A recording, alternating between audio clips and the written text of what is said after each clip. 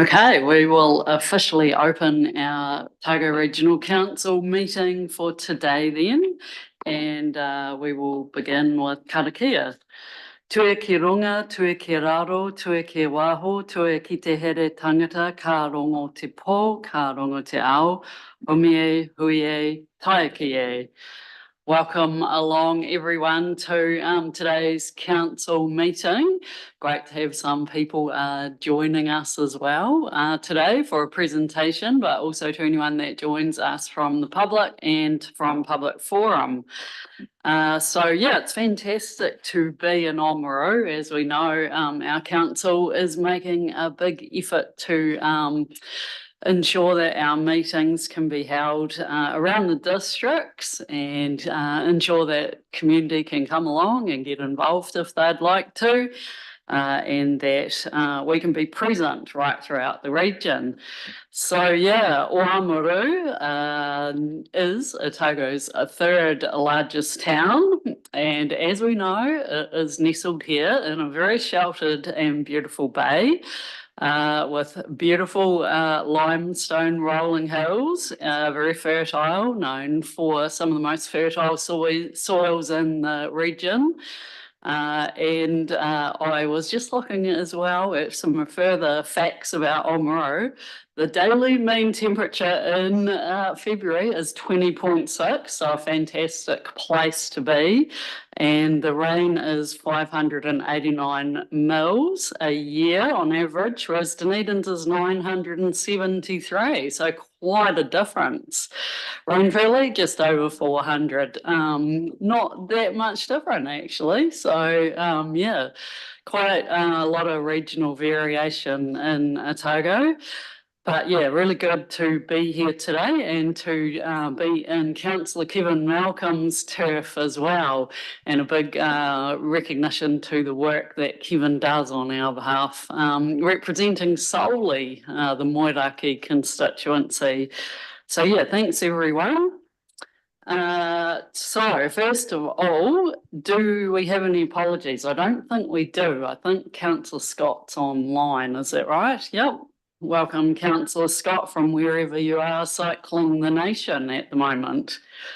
Right, so Public Forum first up, we have Pierre Marasti on behalf of Extinction Rebellion. Welcome, Pierre. Just come forward up here and sit down, and you know the drill of the 5 minutes. Yeah, just remember to turn your mic on. Thanks, Richard. Kia ora koutou katoa. My name is Pierre Marasti, and I am speaking on behalf of Extinction Rebellion. I want to start by thanking you for the increase to the Eco Fund this year. The changes needed to act on the crisis we are facing require both focus and funding. This is a step in the right direction.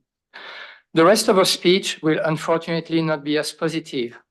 As expected, 2023 was the warmest year on record. And this year, January was the warmest January on record, while the last 12 months were averaging for the first time above the 1.5 degree limit.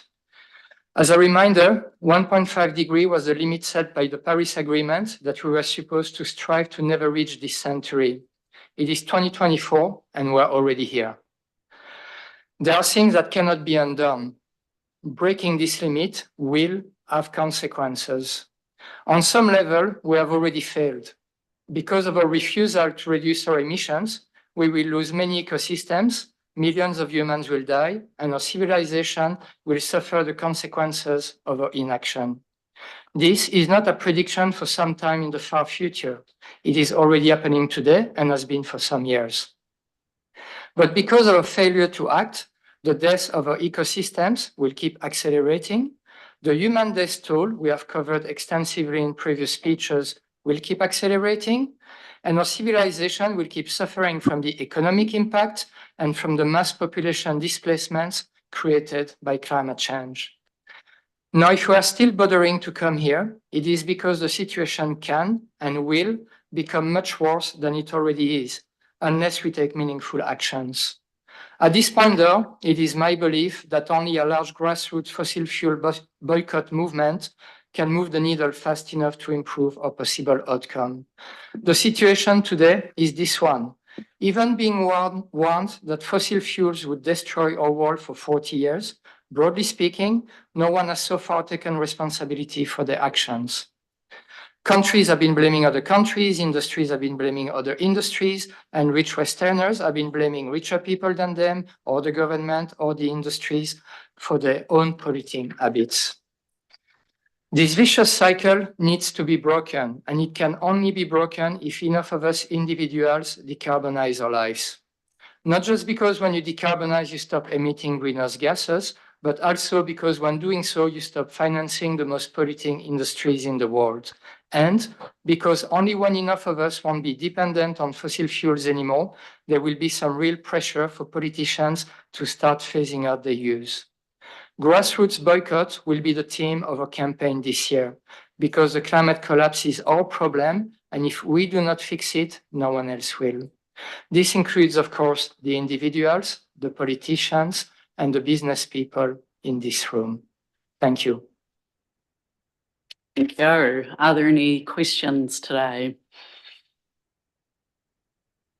Councillor Noon. Thanks, Pierre. You mentioned about the increase in eco fund funding. Yes. No mention of the 11 buses, electric buses that have just been introduced into Dunedin as part of the decarbonisation of the passenger transport fleet over the next 4 or so years. So I just thought you may want to take the opportunity to maybe make a complimentary comment on that, so it's not a question. We definitively fully support the electrification of public transport. We actually have already been mentioning it in previous speeches. I didn't realize it just happened though, so it's definitely something to celebrate. Thank you. Kia ora. Thank you, Pierre. Thanks for joining us. I don't think there's any further questions today. Thank you. Okay, we're on to confirmation of agenda. So we do need to just deal with a couple of matters here. So just want to move that the following reports be accepted as late items, as staff required more time to prepare due to changing information at a government level. The reports cannot be delayed until a subsequent meeting, as they contribute time-sensitive inputs into the Land and Water Regional Plan and long-term plan processes. So they are 8.2, timing of notification of the proposed Land and Water Regional Plan, and 8.7, Dunedin Public Transport Investment Proposal.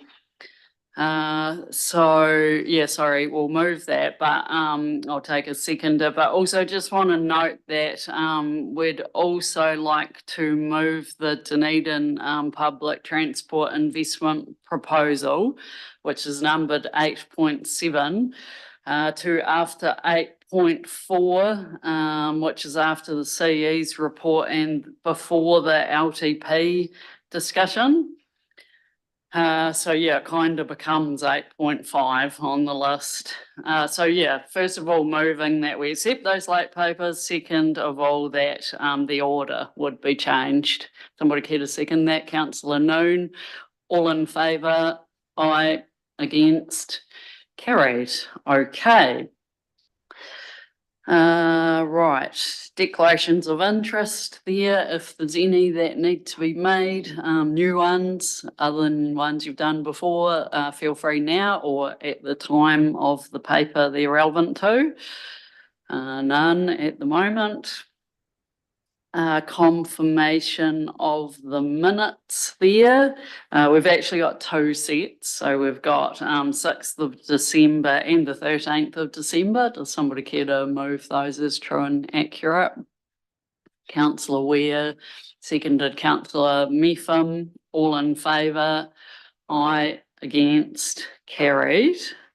Okay, actions here from the resolutions. I'll just quickly grab that table.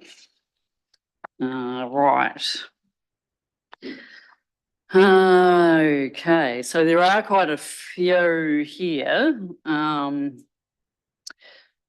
first one would probably be around the council mark, and Chief Executive will execute an agreement with Council Mark to do an independent assessment, and that might get underway in February.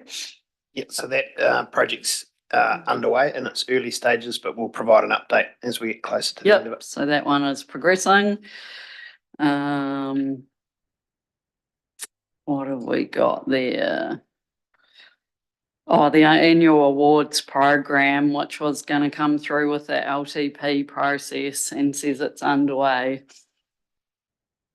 So the team will be preparing a paper based on the previous direction that'll be included in the final meeting to sign off next year's long-term plan, using that previous direction. The next one's on the, thanks Richard, free off-peak public transport, but I'm thinking that the Dunedin paper today is kind of around that one as well. So we haven't got us any specific progress on that one. But yeah, we have got a paper related to it. The next one is commence an internal audit program and might commence early 2024. Yeah, so that's still work in progress, reporting through Audit and Risk Committee. Yep. Next one is done, I believe. Yeah, then we get all the way down to the one about wilding conifers. Not sure if that's been switched in diligent, but the action taken was in the action required box. But yeah, Lloyd, Richard and I did have a chat with Minister of Biosecurity and took the opportunity to speak about the wilding conifer issue in Otago and importance of that national program funding, particularly in Otago. With the level of vulnerability that we have, that's much higher than anywhere else. So we did do that. We can easily be following up with other actions though, but that's the first one that we have taken.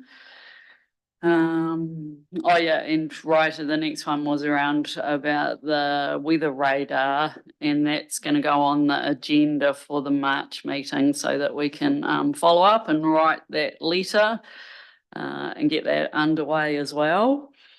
And the next one is wildfire hazard in Otago, which will be discussed at the March meeting of Civil Defence as well.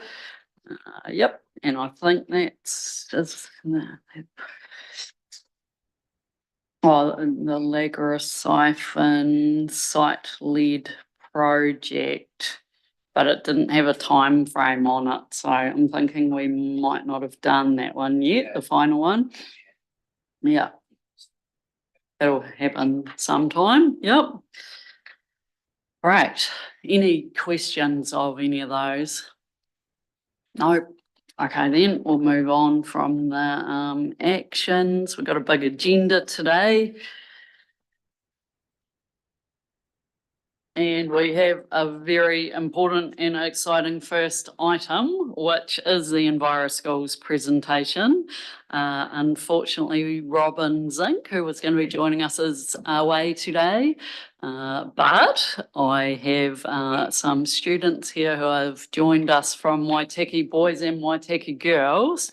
And rudely, I don't know what your names are, so I'm going to need to ask you to introduce yourselves.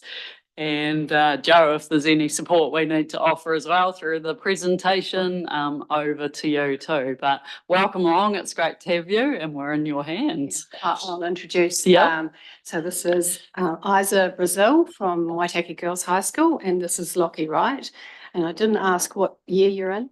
I'm year 13. Year And I'm year 12. Year 13, year 12. So yeah, take it away, guys. We should have a presentation up there now.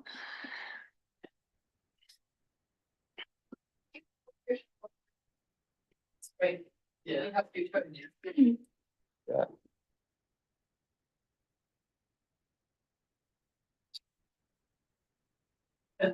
Cool. So as you can see up there, start with a quote that we don't inherit the planet, we're borrowing it from future generations. I'm sure most of you have heard that before, but it's just reminding us that whatever state we leave the planet in, future generations are going to have to deal with it. So get started.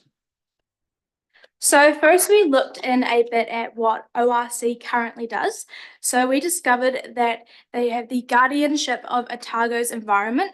ORC sets policies, monitors the environment, and responds to incidents, ensuring the protection of our water, land, and air. They have leadership in environmental initiatives. ORC takes the lead in pest management, minimises risks from natural hazards, and supports community groups for environmental enhancement. Finally, community wellbeing focus. Beyond environmental concerns, ORC promotes the economic, social, cultural, and environmental wellbeing of Otago while addressing regional challenges like climate change. Cool. So, and then we thought we'd tell you guys a bit about what we do, and more specifically what we've done at Waitaki Boys as part of our Enviro Club. So, over the past couple of years, I've been in the Enviro Club for 3 years now. We've done 2 quite large projects. The first was our school creek, which when I got to school was pretty stagnant and kind of just there. And since that, after quite a few working bees, a lot of, faffing about, we've cleared it. It now flows through the school. It's been cushioned by the local iwi, and we have native bush planted on its banks, thanks in part to a grant from you guys, which we greatly appreciate. And so that's been a big thing. At the end of last year, we finished that. And then more recently, our school has started using school government lunches, which are great. And a big issue we identified with that was there was a lot of waste, as you can imagine, with 400 boys and leftover lunches and whatnot. So we started composting most of the food. We have a zone at the back of the school that our construction boys built, and we have a roster of Enviro students and teachers that take all the stuff there and compost most of our food waste, which is quite a big step. And then we're still working on that as the packaging. The only place we can recycle that is in North Island, which is not really viable. So we're looking into that, and hopefully in future we'll be able to find a way to manage that as well. But and next we're going to talk about how we think you guys can help and what we'd like to see in the future. Just the next slide, sorry. So we want to see more action on key issues such as water quality, biodiversity. We want to enhance the biodiversity in Otago, which can be done by better communication to the community on the regulations for our region, and more promotion on the opportunities for community-led projects that will help protect, promote, or enhance Otago's environment, which would lead to greater participation. And the final thing is climate change. Communication to the youth on how to be proactive against climate change is key. The youth of today, us, are the people that are inheriting the earth. The change starts with them. And how could this happen? Local government, which is you guys, we want better rules for water quality so our great-grandchildren can swim safely in our rivers, and we want more support for riparian planting and making our rivers and natural areas thrive with healthy life. And us, we want to be listened to when we march against climate change. We want more support for less emissions, more support for zero waste initiatives, and we want to make an effort to cooperate with businesses to help improve their waste and sustainability policies. So last year in Kakinui, the 2 Enviro clubs at Waitaki Girls and Waitaki Boys High School had an Enviro Schools Hui, where we wrote down a list of our values. So commitment. We aim to all be committed and put our all into our club. And the values of Waitaki Girls High School is respect. We want to respect who has been there before in the past. Responsibility, take responsibility for our own actions, and resilience. This is going to be a long, long fight, so we need to really stick to it. And passion. Passion is what drives us, and we're using our passion to fuel our ideas. Teamwork. Teamwork is something that is so, so important in our clubs. And we've had lots of people who haven't been too committed. So we've found that a small group of people who are committed and show up is better than a large group who don't help at all. And student voice. As I said before, the youth are the people that are making the change. We are the ones who are inheriting the earth, so student voice in our clubs are just as valued as adults. And finally, unique thinking. No idea is a bad idea, and all ideas are appreciated and heard. Why EnviroSchools is so important to me.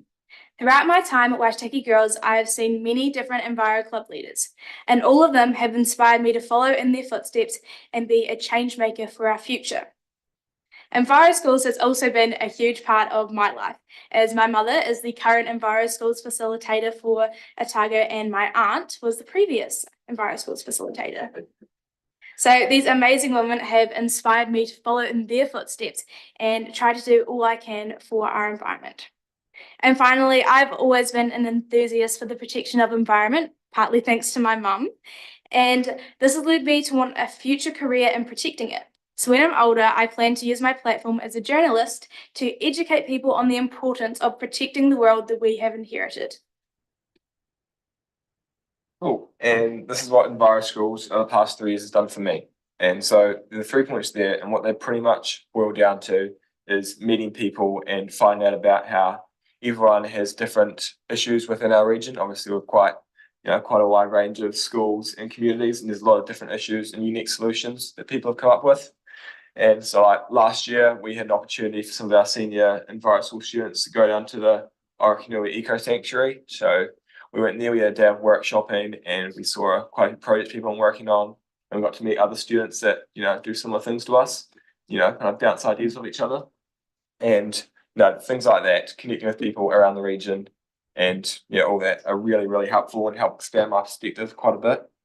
And then, like I was talking about before, with the projects we've been doing in school, I think a lot of our other students seeing those things happening and seeing them being driven by fellow students is really empowering.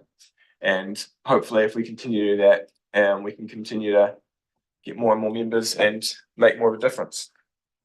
But yeah, next we have our activities for the rest of the year, or the start of this year rather.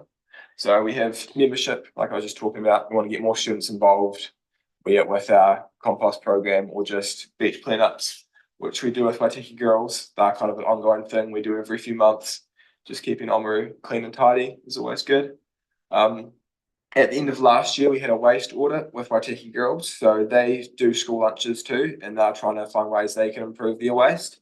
So we did an audit and got an idea of the kind of stuff that's coming through, and hopefully using that data, we'll be able to come up with our own solution or a unique solution to them and reduce our waste. At our school, our environmental prefect, who couldn't make it today, he's looking into paper recycling from all our classes, as that's one of the main things that we as a school produce a lot of. So ideally in the next few months we'll be able to come up with some solution to minimize that. And then finally, and I think most excitingly, we have our community initiatives. So at the top there, you'll see Repair Cafes, which those of you who don't know, it's a group that goes around the country and they set up repair cafes, and people can come in with broken household items and they'll fix them up. And it's pretty much trying to inspire a culture of repair and, holding on to things as opposed to just chucking them out. And I think that's really important. And so our Enviro clubs are hopefully going to help run that in Oamaru in the next few months.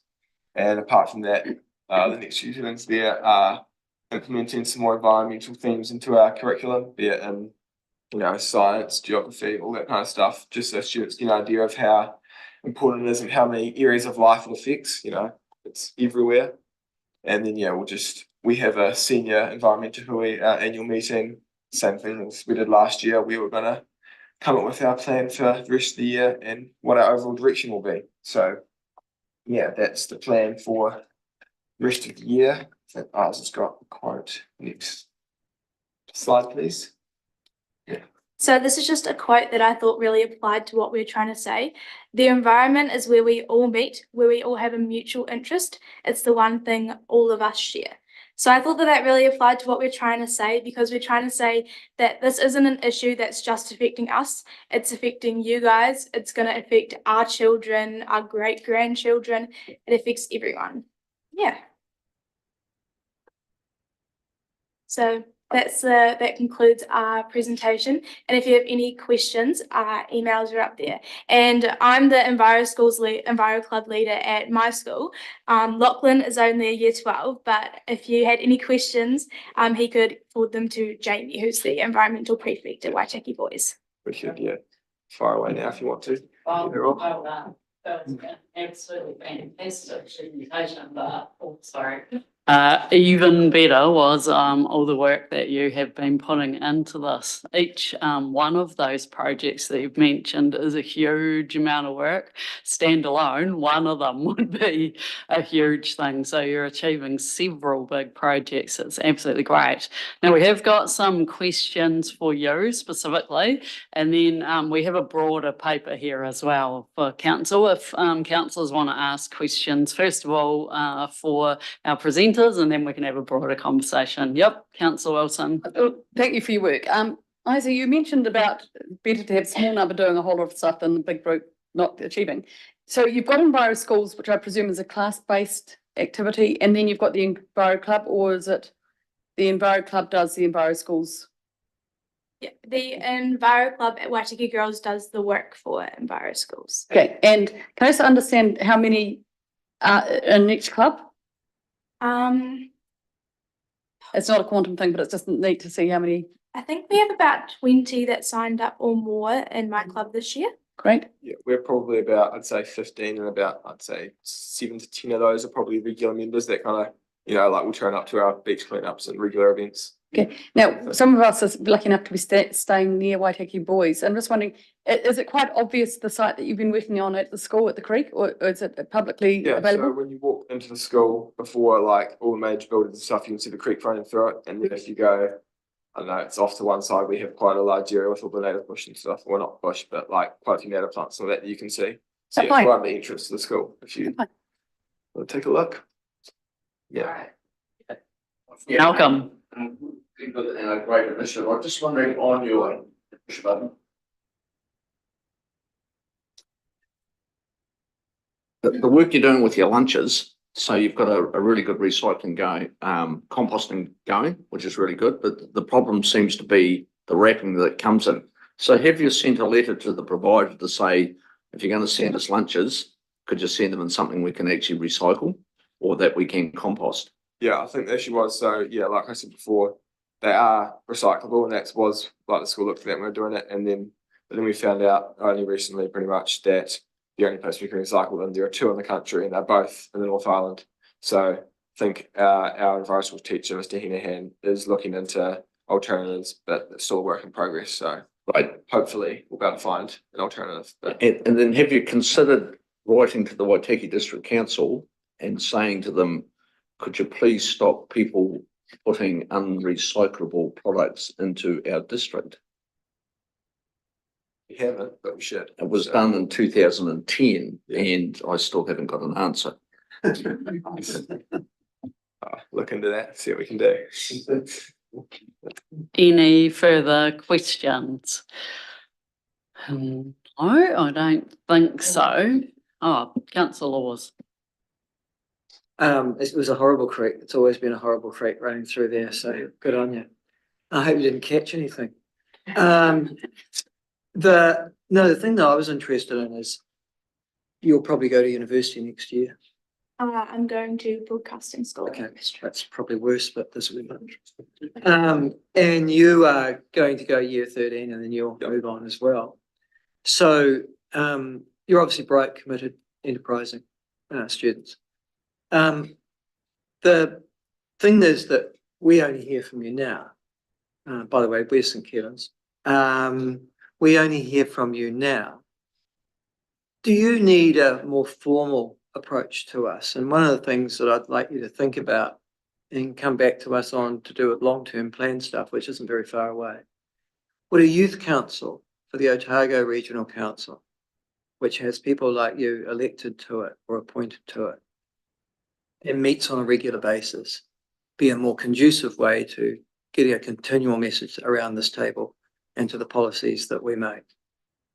I think that there is, so I'm on the Waitaki Youth Council, and I think there's obviously quite a bit of overlap between members of like enviro clubs and things like that, and people who want to be youth counsellors. So I think, yeah, it would be a really good way to get, yeah, like you said, a recurring message that kind of gets, it's always on your mind kind of thing. So it would bring good, yeah, perspective from youth, I suppose, because you're right, we only really have things like this once every year or two, or, you know, a few times a year. So yeah, having that, keeping it fresh in people's minds, I think would be a good place to get some real, yeah, solid kind of plans as opposed to our more broad things that we can only cover in these. So yeah, that would be quite good, I think. All right, and I guess the other thing is that you continually have a voice coming through, so eventually, like, a lot of the energy might come from both of you. At least you've got an institution, which you can put the next group of leaders into. Exactly. Yeah, okay, thank you. Thank you. Thank you for the work that you have been doing, but also for the messages that you had for us today as well that you'd like us to think about. And yeah, we'll reflect on Councillor Law's suggestion, which we have been thinking about as well, and your response to that. Yeah, it's been really, really good. You presented really clearly, and yeah, involvement from you going forward would be a big gift to our council. So yeah, thank you. Okay, anything on the, yeah, sorry, Joe, not sure how you want to go now. We've got whether you'd like to stay with us for a bit longer. We're going to discuss the rest of the paper. And yeah, we'll go if there's any further questions. Oh, okay, sure. Okay, thanks, Richard. Great. We're over to Joe then to do a couple of slides then on the broader paper. Thank you. Well, it's my pleasure here today to fill in for Dr. Robin Zink, who's currently unwell and actually I believe is watching us on YouTube at the moment. So I'm very pleased that she could make it for that. Yeah, I actually can't just get the slideshow going. So if anyone else could help. Enable edit. Okay, we'll do. Bear with. And then slideshow is this one here. Just and then from beginning. This one here? Yeah.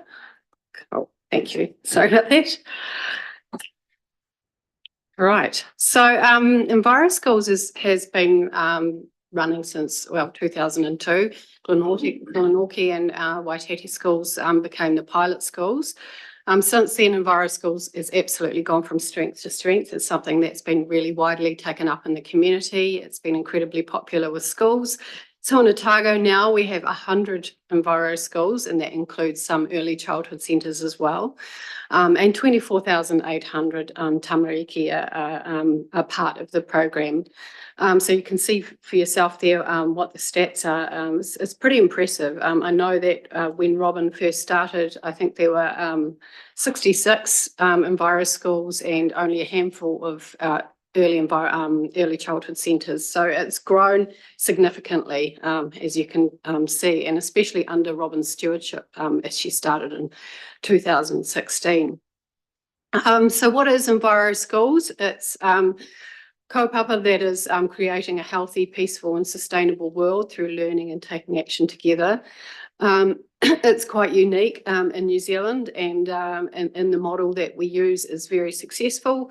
It starts with our coordinator, which is Robin, running the facilitators' networks, and they're also their networking needs, their professional development needs, and and also just to keep them linked together so that they can join as a cohesive group to establish the program into schools alongside teachers. So there's a lot of learning. There's a lot of hui meetings, gatherings to keep that connection together from an otherwise disparate group around the region. So the ORC is really integral in that, and the role is really important to keep those linkages together. So what does Enviro Schools actually do in the schools? It supports young people such as our students here today, to be change makers in their schools and in their communities. And as we can see from the photos here, there's a variety of environmental functions that they perform, and going from waste management through to growing their food, through to learning about ecology and all sorts of other things. And of course, that's key in the community as well, and fosters those community relationships. So there's thousands of innovative projects happen throughout New Zealand for Enviro Schools as a whole, because it is a national program, as we know. There's 1,577 Enviro Schools throughout New Zealand, so it's a very active network. And the way the structure works is that sort of begins with a national hub that's based in Hamilton. That's Tuamata, which is the funding agency, which is in turn funded by the Ministry for the Environment. They've got a funding agreement in place until 30 June 2026. And then we have our regional coordinators, mostly employed by regional councils and unitary authorities. And obviously, you know, we are one of those. And then the next layer is our facilitators who work throughout New Zealand at schools, and working in schools to launch programs and facilitate programs alongside teachers. Hence, we have a lot of teacher hui and also facilitator hui as well throughout the region to keep that the wheels running smoothly, so to speak. So ORC's outcomes are very much tied to Enviro Schools outcomes. You can see the synergies quite easily. So it's enhancing the environment. These projects such as saving Wall Creek, propagating and planting native trees, and all sorts of other activities that students do. Also, climate change is a key area, and obviously as the years have gone on, climate change has become increasingly important to Enviro Schools and to the ORC. So you can see the synergies there too, and supporting teachers to talk to students and teach about the changing climate, and most of all giving students and teachers and families actually a sense of empowerment that they can actually do something to change the situation in the face of increasingly, I suppose, negative and concerning media around what is happening on the planet. So it's a really vital thing, and I think that's probably why you guys are so attracted to it, because it's you probably feel as though you can do something, and it empowers you. So that's really good. And also creating resilient communities. That's what ORC is all about, and it's also what Enviro Schools is all about. There's an example at the moment in Ramfurly, where Ramfurly School has been helping out with Ramfurly Hospital project with the creek there, with Creek Health, and that's been a lovely tie-in with the community, and the community I know really appreciates that as well. So it's the school interacting with the community and facilitators interacting with the school, and on it goes, and it just creates this great network of great mahi that's going on. So, sorry, I just gone out of this, and enhancing the environment, as we all know. So I've got all that, hang on, just going backwards. Okay, so transport as well is really important. We know we've just electrified are in the process of doing that for our own Dunedin fleet, and so sustainable mode of transport is really important as well, and how ORC, how Enviro Schools can contribute to that is also really important. So there are students doing traffic surveys and travel plans that schools are being encouraged to come to Enviro Schools hui by bus, and also working out how many trees they need to plant to offset their emissions. And of course, connecting communities, the example that I gave just before. So the difference that Enviro School makes is that, as we've heard today, students taking pride in their actions, and Enviro Schools gives schools a mandate to focus on sustainability as well, and so parents can talk about the changes in their homes, and that there can be support for students to shape their life choices, which is clearly happening. So thank you for listening to this presentation from Robin. I hopefully did it justice. She's been an incredible coordinator for this function for ORC. I'm not sure if many of you know, but she's actually leaving us in a week's time. She's heading off to other things, to exciting stage of her life.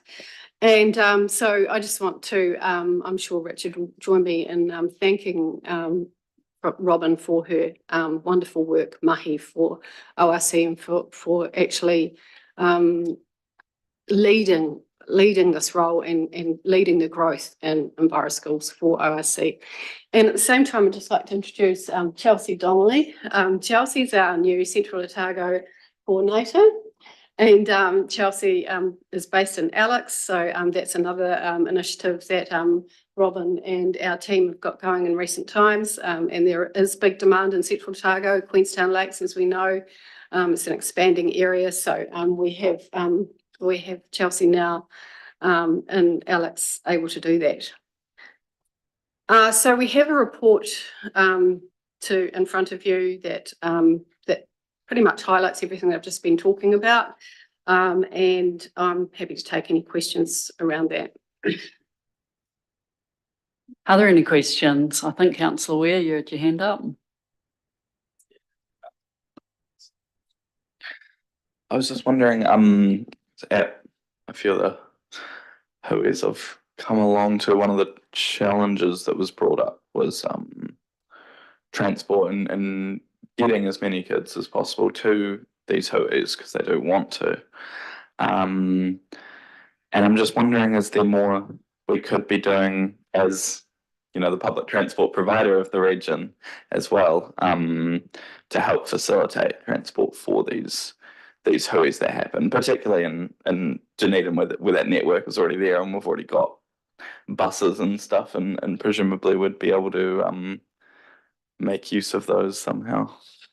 So I'll take that one. Yeah. Jokes, we have had that question raised before. So obviously as a council, you could choose any number of ways to support Enviro Schools. There would be a cost because the buses are contracted services and they would cost in the same way that it would cost another event to make the most of that transport service, where there's opportunities to connect through existing public transport networks and make the most of low fares for children. That's obviously less of a cost, but certainly those are the sort of things that would come back through the facilitators to Chelsea and Robin and the team that we could consider.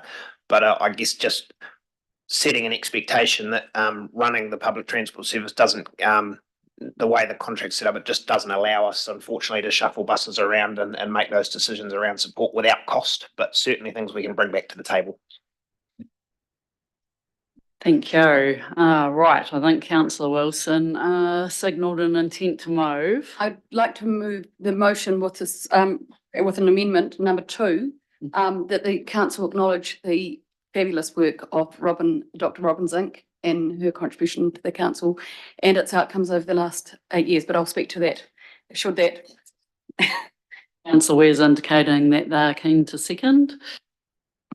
If you'd like to speak to that now. In 2016, I happened to be a councillor on the Dunedin City Council and they were taking the lead. And any council that has a positive project wants to keep those projects. And regrettably, there was a decision made that ORC would take over coordination, and Dr. Zink became that coordinator and took it away from a good news story away from the DCC. And so some of us had to come to the ORC in order to still have some good news. And in that, it's substantial. And in that time, there's been a substantial increase in the schools and the early childhood centres taking part. But it's actually much more a success story. And in the usual manner, Dr. Zink hasn't really given herself or the team full credit in her report about the difference Enviro Schools makes to the Otago community in her report. That is a heading, but it doesn't quite say how far it's gone. And A, it's a positive story. B, it's collaboration between TAs, Otago Regional Council, and the Ministry for the Environment. And that doesn't happen that smoothly anywhere else, I think. And it's about the change it's made and how quickly. We talked this morning about value for money. I think we contribute a substantially small amount to this budget item, but get a heck of a lot out of it. And it's action on the ground immediately, as we've heard. Thank you, Lockie and Isa, today. But equally, and that doesn't come by chance, it comes from fantastic coordination, brilliant facilitators, and a will to do the right thing. But I also want to, the other part of that is not only value for money, but actually getting things done and having, Andrew talked this morning about the long time it takes to have an environmental effect. EnviroSchools has had a very substantial effect immediately on every community where it's out in the schools. My only regret in the time, and I know Dr. Zink will have heard this a number of times, is that it's not in every school that wants it. And that's up to the TAs to help fund that. And I know that there are other schools desperately wanting to have the resource that some schools have had for the whole duration. And that is our fault, not yours. But it's her contribution and the whole team's contribution has been amazing. So just want to acknowledge that and say many, many thanks and best wishes. Thank you, Councillor Wilson. Anyone else want to speak? Yep, Councillor No.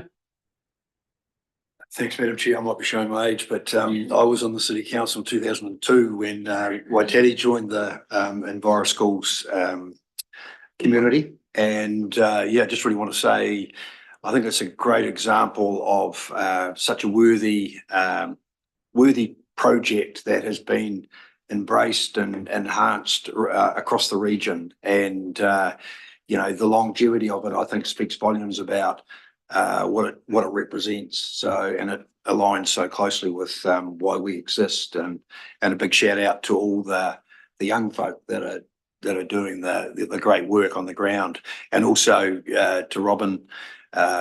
She's one of those people I don't think anyone could fall out with. She's just a great communicator and a great person and very good at her job. So thank you.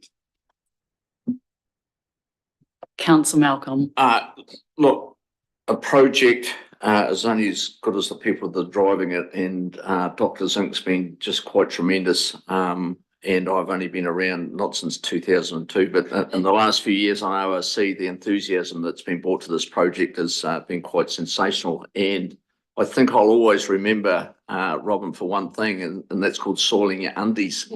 And while she might not want that tag, I think what an amazing concept to bring an environmental process into life. So, and I often use that with concepts of when we're talking about soil and things happening in the ground to different people, and it really resonates, and it's a very simple way, and it's been a great learning lesson. So well done, Robin, and thanks very much.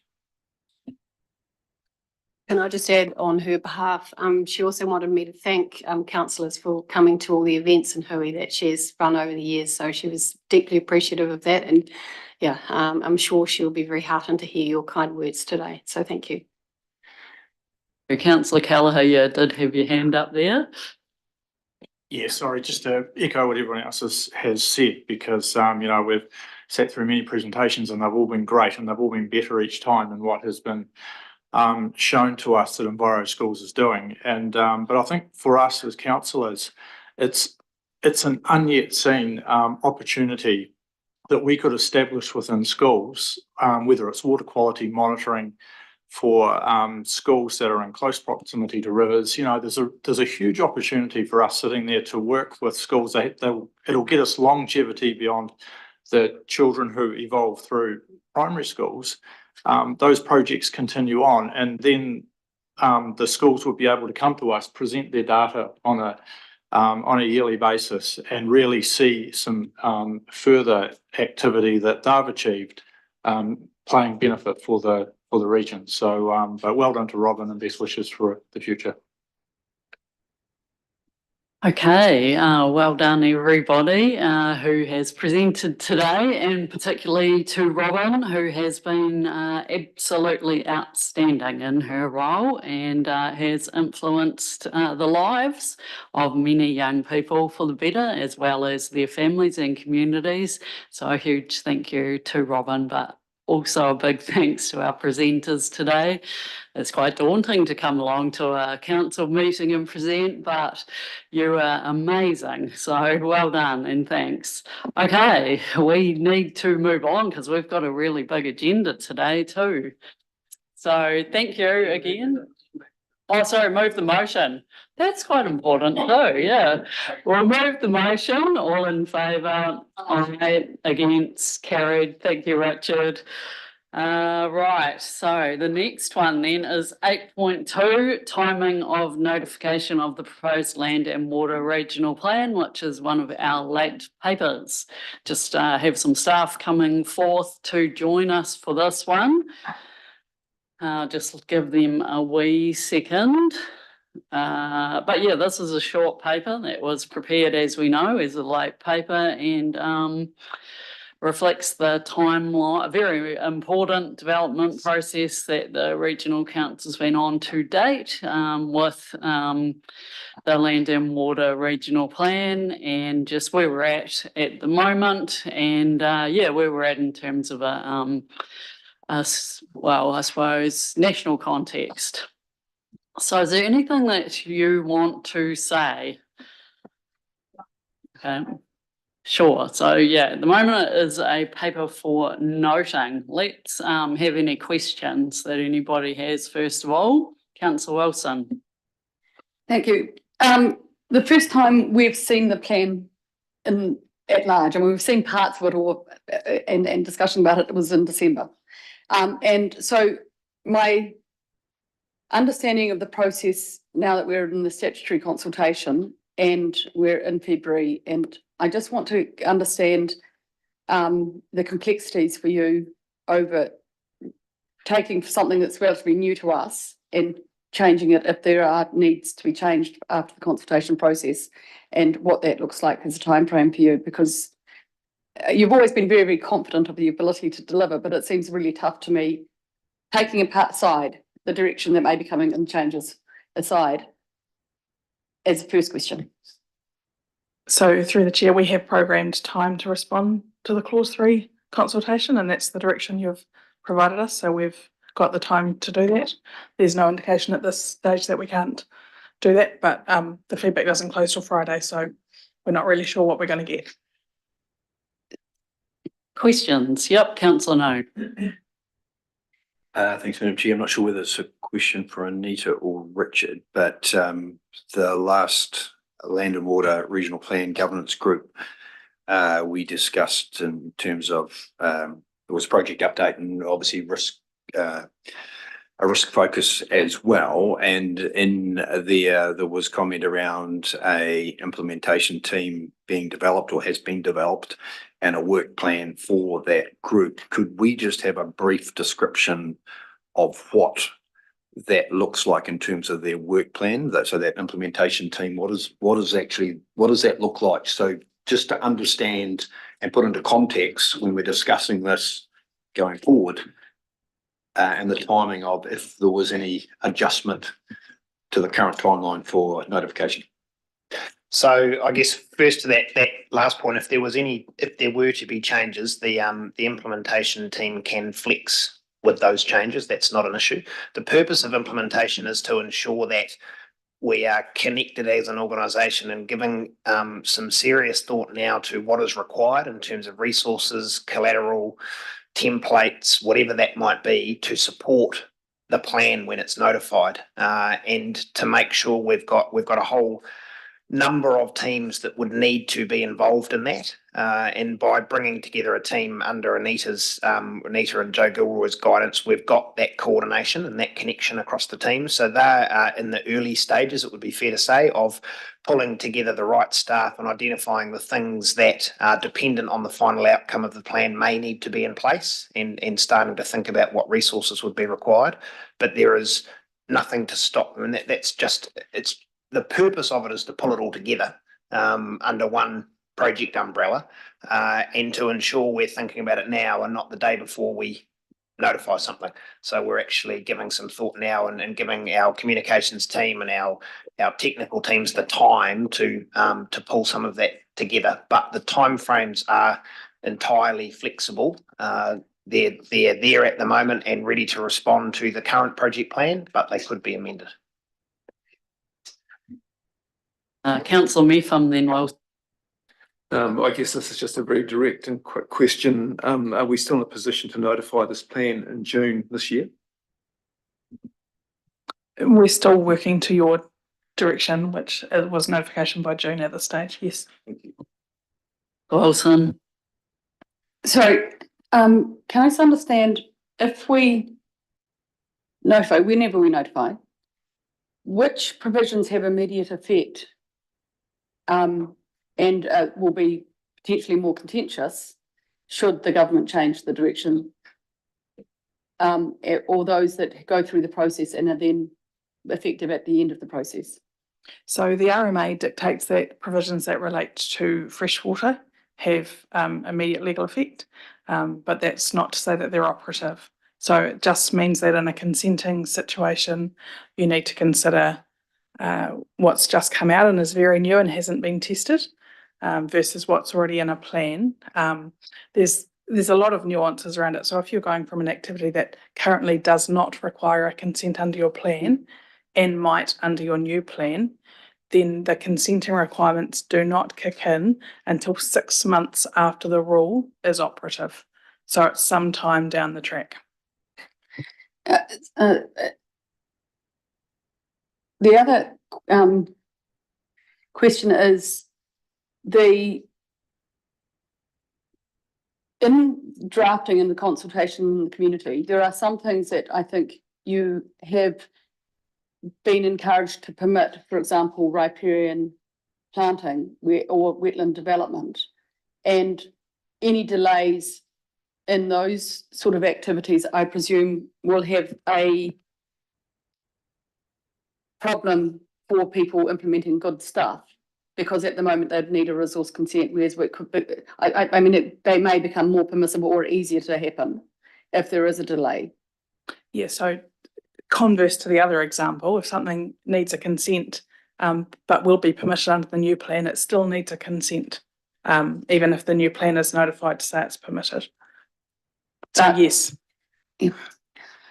So Kate, the answer to your question is yes, there through the consultation process and even feedback from around the table, there are a number of things our current plan requires consent for that could be seen as projects that provide a benefit to the environment. And that the direction from around the table was that we should be more permissive for those type of activities, wetland development, riparian planting, some of those things which we currently fund out of the consent fund that you set up. Those will still operate under existing rules until such time as we get through this process. So a subsequent question, I don't want to dominate, I'm happy to come back. Have you got other questions? You just finish off, yeah. Well, I'll finish this line. And so, look, thought as it was previously pulling a plan apart for freshwater and non-freshwater parts, and God forbid we don't want to go back there again, but are there parts of this plan that could be more enabling and give a better, in your mind, and I just can't get into detail too much, that there may be parts of the plan that are easier and simpler to put into a part plan and pull out as being just no-brainers that everyone would want, whereas some of the more contentious things, should they be considered contentious, can come in later. I'm just checking if that is possible. We haven't done that analysis yet, but the reality is that almost everything's contentious, even if you don't think it is. So I don't think it's quite that straightforward, but we haven't done that analysis. We could try. Councillor Callaghan. Thank you. So the plan's notified on the 30th of June. And then what that enters is the formal consultation process. That's correct, isn't it? So then following that, then so our stakeholders, our community are all formally preparing their submissions to the plan. And between now and then and maybe beyond, we've been told that there is more information, there is changes at a higher level again that will be provided to us. So if in part how would that affect our plan as it's formally in that process and it's leading towards what will be hearings and what will be potentially court beyond? How would we deal with those either minor or large changes through that very formal part of the process? Yeah, so through the chair, the benefit of the plan going through the freshwater planning process is that the hearings panel, if the plan was in that process, could make those changes without ORC needing to do anything. They have the ability to do that through the process, minor or major. Callagher, you got Can I more? follow that Yep. though? It's just but wouldn't what the community are submitting on have needed to see what they're submitting on prior to, but the commissioners might be able to make those changes, but then all those that have inputted to their issues, their concerns, are they then having to live with the commissioners making a change? Or would it then turn around and come back for those people to resubmit again? So it wouldn't come back for resubmission. It just depends on the timing. So the freshwater commissioners can make changes outside of scope of submissions. They have to make a decision in accordance with the law as when the plan's notified.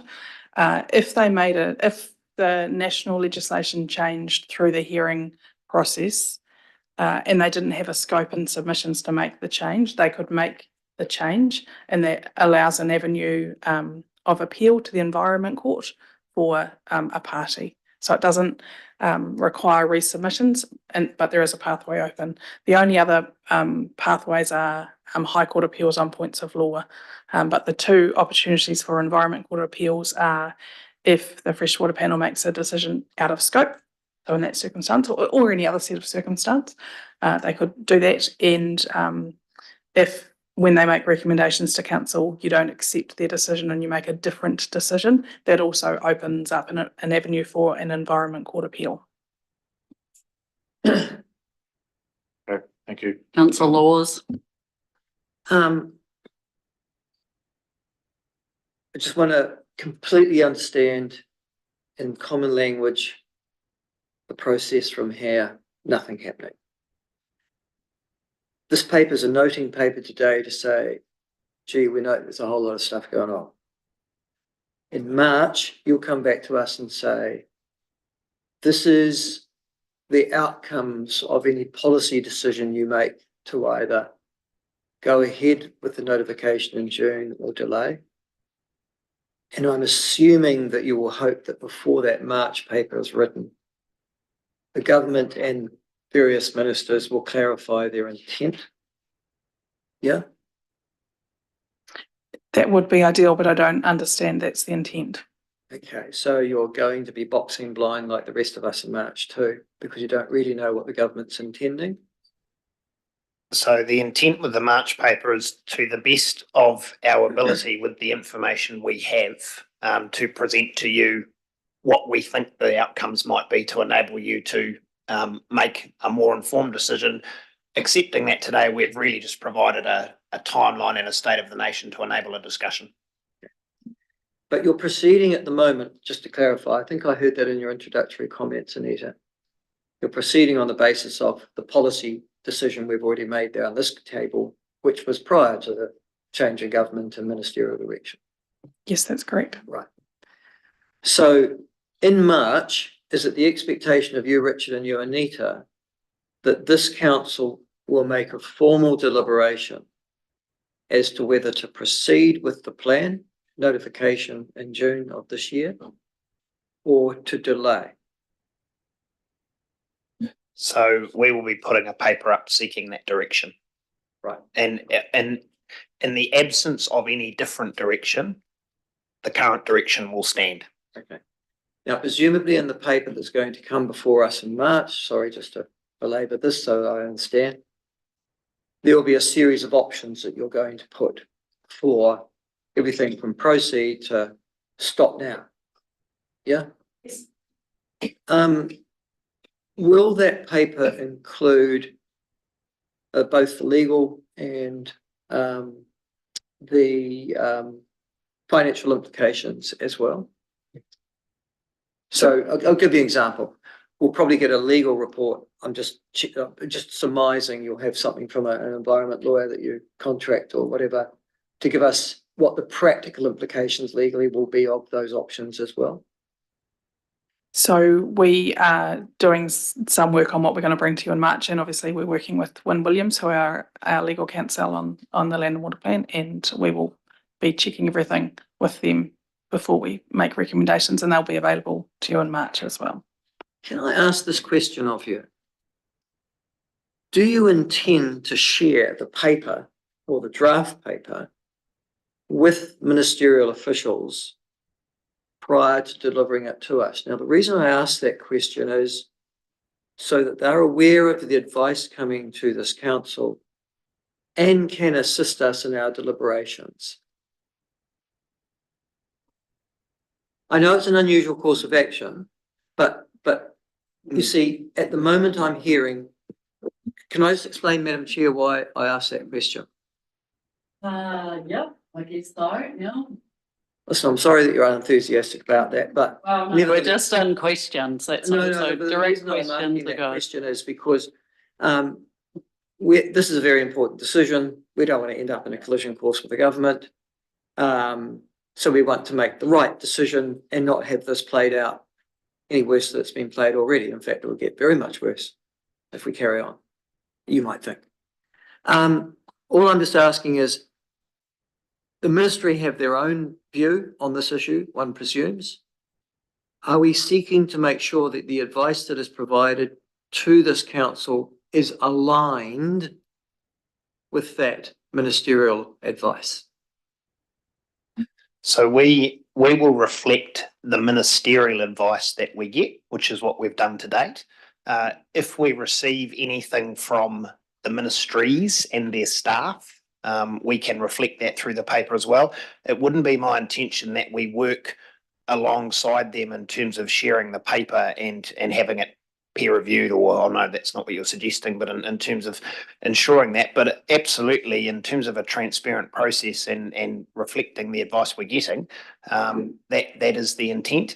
The other thing is we do have to respect the process that we are currently in, which is where your question about the legal advice also comes in.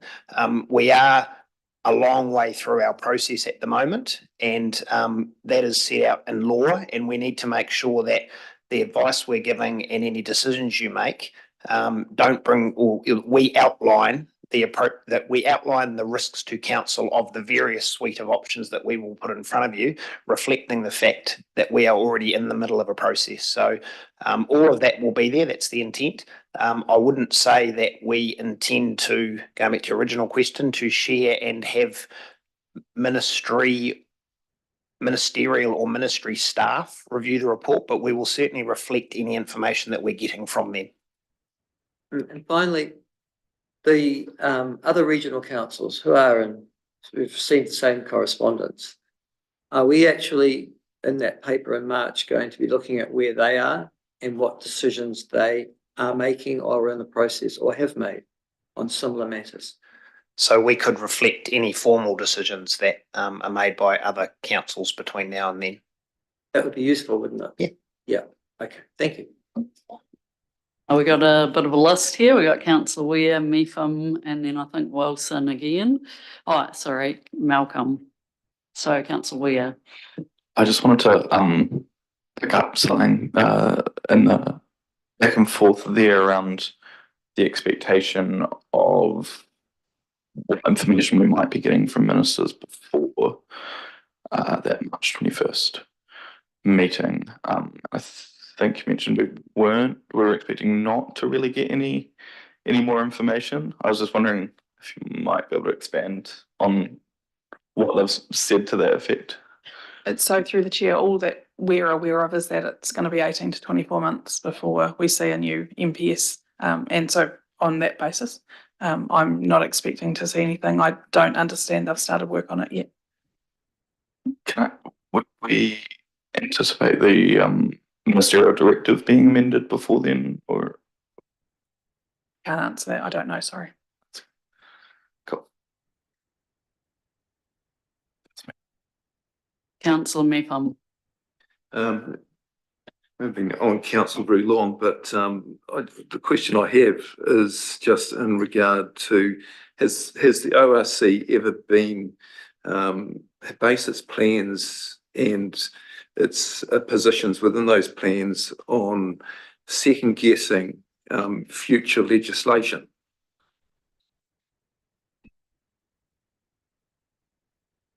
Sorry, I can't answer that That's question. questions for, but yeah. I think what the answer to that is that legally, a plan has to be based on the current. What we've got is a direction, very clearly from ministers, but a plan must speak to the legislation in play at the moment. Councillor Malcolm.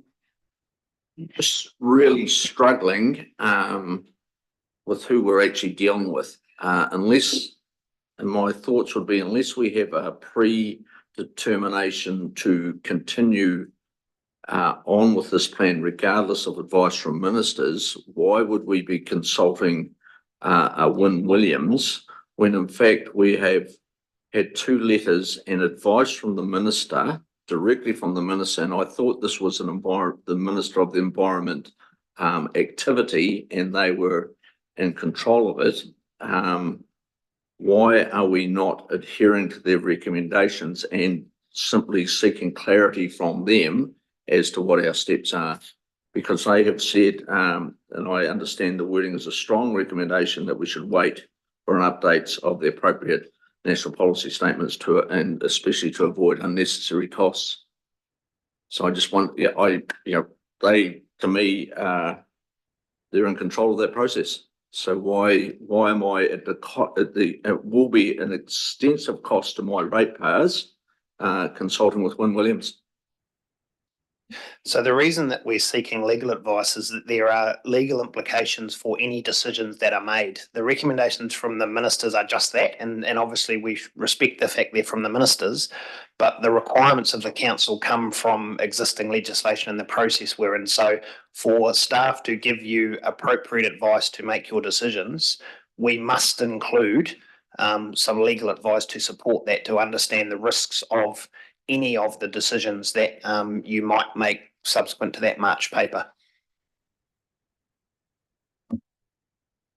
Also, ministers did reflect on some of the, I guess, anomalies in Otago to do with water allocation, and some of the that will certainly require some work, whatever shape or form that is. And also reflected that we do have current law, but so there's a strong recommendation, but recognise the position that we're in with current law as well. Well, oh, sorry, Councillor Malcolm, have you finished your questions? Yep. Councillor Wilson. Sorry, just 2 questions, and they are related, but it's slightly different. Have we any update on the RPS, please? The RPS decisions are imminent. We are optimistic that you'll see them. So in March, you'll either see the RPS decisions or a request for an extension from the minister, because the decisions need to be adopted by the end of March. Okay. It's odd that you just use those words, extension.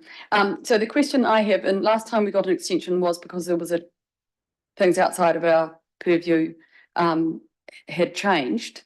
And getting an RPS is one reason we may consider an extension. The actions that we could take today or in March is that we could ask for an extension of the minister, or can the minister decide herself to that? Do we know that situation yet, to grant an extension without an application? So based on the meeting we attended in Wellington, the minister has requested advice from their officials about the process they would need to go through to amend the current timeframe directive. We haven't had any the time frame.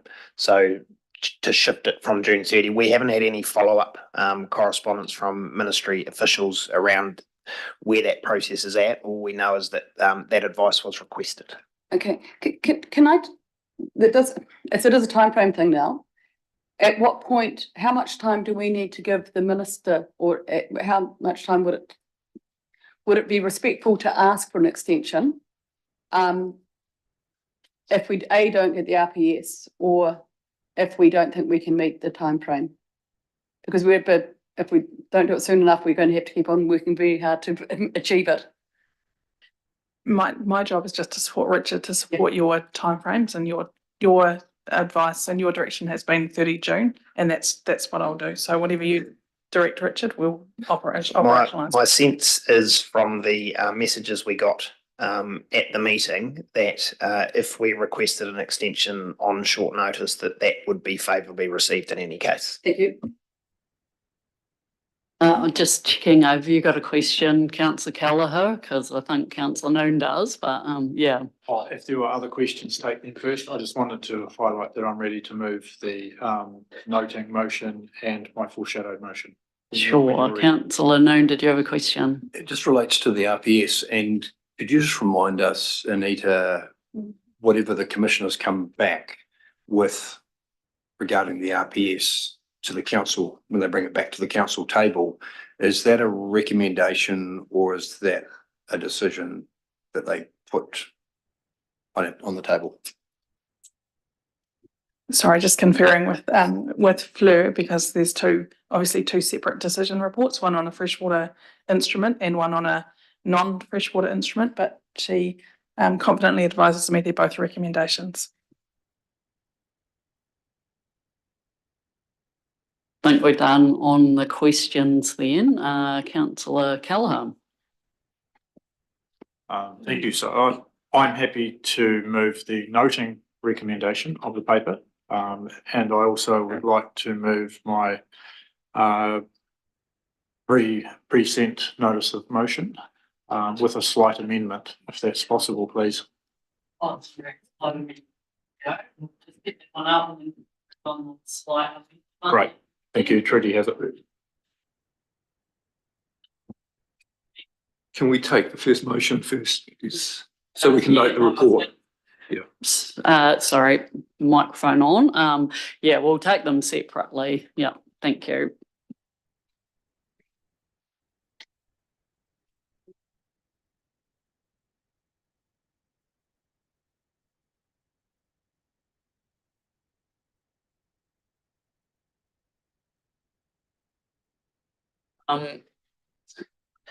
Yeah, some people are asking me, should we just take the first one first while we're getting that up, which we could do.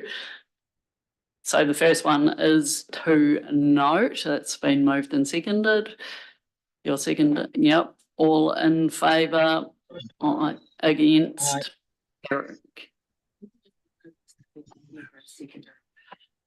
Councillor Murphy seconded it, that second one. But did you second the next one? There we go. We're just going to clarify what the second one actually is though as well. So we'll just do that before you might want to second it. So it's been foreshadowed and sent around everyone. The amendment is in the second sentence. It's the first sort of 10 words, which says That's exactly what we want to do. I'll try not to be offended by that.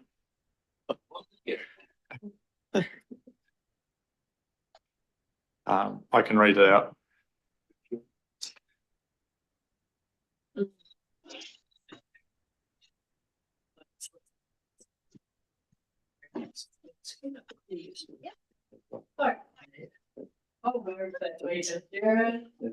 Second 5 minutes thanks. We got it sorted in 5 minutes. Back to the council calendar to read that. Thank you, somebody second. Yeah, council.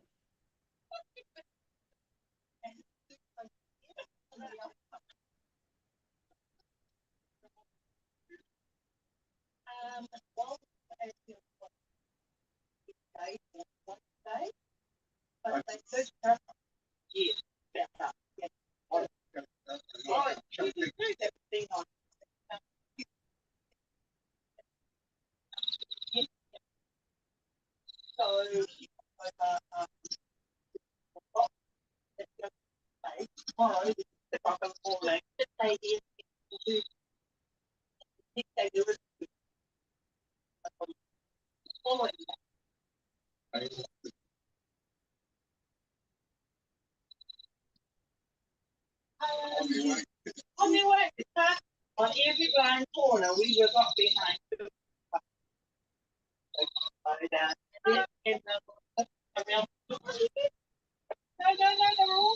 I think they were really good. So I think they know how to take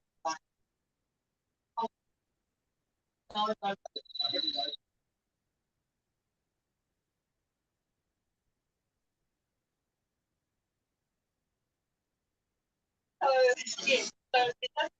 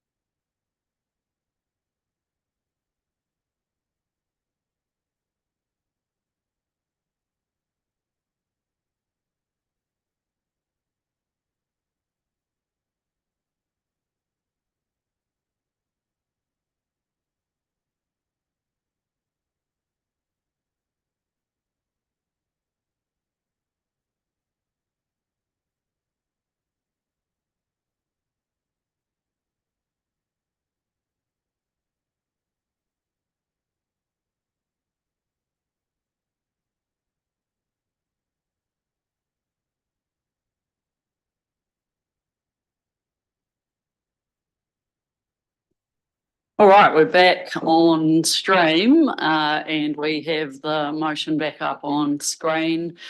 Thank you, everyone that sorted that problem out for us. So, yeah, Councillor Kelleher, do you want to talk us through what you're thinking here and any changes? The only change to what I've emailed is in the second sentence, I've added that during this time, ORC will formally request the Minister's approval to extend the 30th of June 2024 plan notification deadline. Yeah, everyone's had a chance to read that. That's fairly straightforward change. So, yep, thanks, Councillor Kelleher. Sorry, just double checking then, Councillor Malcolm, were you keen to second that? Yep, okay then. Councillor Kelleher, do you want to speak now? Yes, if that's okay. Thank you. Yep, sure. So look, the motion does really stand for itself, but I'd just like to say that my motion is an outcome of some very clear messages from the new government. Following the election, regional councils were all told their deadlines to update their plans were extended to 2027. This was not because their deadlines under the previous government were too restrictive. This was because the government had clearly signalled it intends to make changes to the direction the previous government was heading. We received a very clear letter that timelines were extended and work on our plan should halt and await the government's new direction. The government doesn't want our ratepayers, our stakeholders and our staff to put to effort, time and expense when what they will be engaging with will change. To me, this is the absolutely right thing to do. For far too long, this council has disregarded the efforts and costs associated with our constituents engaging with us. Last Monday, our Chair, Deputy Chair, CEO and staff met with the key ministers and were told in no uncertain terms to halt on this plan. I was nervous that behind closed doors a message may have been given that our council and community wanted this plan to proceed ASAP. And of course, if that was given, it's very far from the truth in both aspects. Joseph Mooney, MP for Otago and Southland, has posted on his Facebook page the ODT article following that meeting and has re-emphasised the comments from Minister for the Environment, Penny Simmons, that we gave a very clear message that there would be changes and that it would be unwise to spend ratepayers' money on a plan that may change substantially within the next 18 months. Minister Chris Bishop, so this is Joseph's posting, reiterated the government's intentions to replacing and rebalancing the MPSFM, and this applies to all regional councils with a new deadline of December 2027. This most certainly includes Otago, and it means ORC can then help develop the replacement MPSFM rather than implementing the old one. And I think that's a really strong point to make. So these messages were very clearly made to our delegation last Monday, and for our paper today to not be including a motion setting in place the minister's requests, to me is beyond comprehension.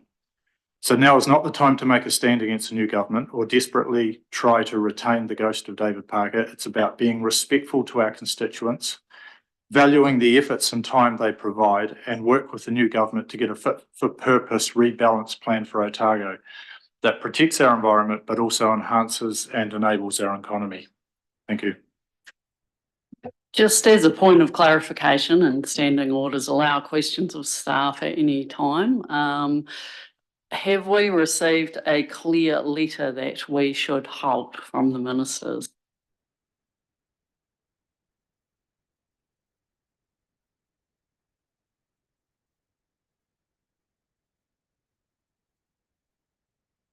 Councillor Sunball. Thank you. And this is an important discussion we're having today. Look, I will be opposing that second motion that has been added there. And the reasons is that my starting point here is that our responsibility is to be looking after the environment. And so I'm not talking any stand against the government. That doesn't apply in this case. It's about what can we do best to look after the environment, as that's our responsibility. And I believe that we have done a great deal of work on this plan, and there's a process to continue it through. And any delay to putting that plan in place leads to the possibility, in fact, the likelihood of continued pollution and a delay in the improvement to fresh water quality across Otago. I will, of course, be very open to receiving new information and new perspectives on things. And in the next steps to this paper, it talks about more information coming in March. And I'm very happy to receive that information and listen to those perspectives there and see at that point about making that decision. But at this point, I'm not able to support any delay to the notification. Thank you. Are we in question time or? We are not in question time. However, we can ask a point of clarification of staff in debate. We're in debate, exactly. Thanks. Anyone else in debate? Councillor Wilson. In many ways, I wish I were moving, but I'm not going to, so it's not a procedural motion to lay this on the table. I have some sympathy where the mover is putting this motion. However, I think it's slightly premature. What I don't want to signal to those very wonderful stakeholders who have time and time again turned up to meetings on consultation as they finish their statutory consultation, not to complete their submissions. And that, with all respect, is what this motion would do. And many of them have put hours into it already. I think the plan is at a point of crossroads. And from what I've seen, is it a perfect plan? It will never be the perfect plan. Does it need a lot of work? I do still think it needs a lot of work, and I'm sure that will be assisted by the contributions of those statutory parties who are submitting. I think it also needs some more hands-on approach of some of the councillors to make sure that some of the issues that are inherent in it are understood better. I am loath to, I think it's going to be too much pressure on the staff to get the best plan we can to get it out by the 30th of June, but I think it's premature to make that call yet. And I would wish that we get a paper in March that not only looks at the dates and the timeframes that are needed after that statutory consultation has finished, and hopefully the RPS decision is out, so that we're in a much better place to put an end date as well as a extension date in there. And that's why I won't be voting for this. I have absolute respect for the intent that it's given. If this were to be discussed again in March, when we have the RPS, when we have that consultation, and we respectfully have time to consider that consultation, then I think we're in a better place to do that. Having said that, I think it's important that we absolutely acknowledge that we have heard from the Minister, and we look forward to her having her 100 days to get things sorted and for her to set the process in place for us, which should also be done by the time we meet on the 20th of March. Thank you. Thank you. Councillor Metham, we've also got Scott with their hand up. I also respect this motion, and I respect Gary for bringing it on behalf of the people who support him. But once again, I won't be supporting it. Gary, you mentioned the ratepayers and that in the constitutions, however that word is. Today we've already had Enviro schools, and we've also had a community survey that's come back to us, and the community survey said the top recommendation was a continuing focus on water quality. That's what I'm hearing coming through from the community. We've also had the Enviro schools here today with their programs around managing or bringing back clean water at the Waitaki School and various other places. And we hear there's 100 Enviro schools, 24,000 students involved. In all sincerity, I can't support this motion. This is holding up something that has been planned and worked on for 4 to 5 years. It has cost us millions of dollars to get this far. We have got no reason to delay it. I will be voting against this motion. Councillor Scott. Cool. Can you hear me there, Gretchen? We can hear you really well. Yeah, perfect. Yeah, cool. I also will be opposing this motion. I concur with the comments of Alan and Kate and Tim. For me, the focus, the next step is in particular the staff report, 20th of March. I look forward to that. And also, I understand there's another motion in the background that notes the extension and the notification, notes the changes to the freshwater NPS, and notes the wrapping up of clause 3 consultation in the RPS. And to me, at this point, is the most appropriate step. Thank you. And I would ask that vote be by division. Thanks, councillor Noon.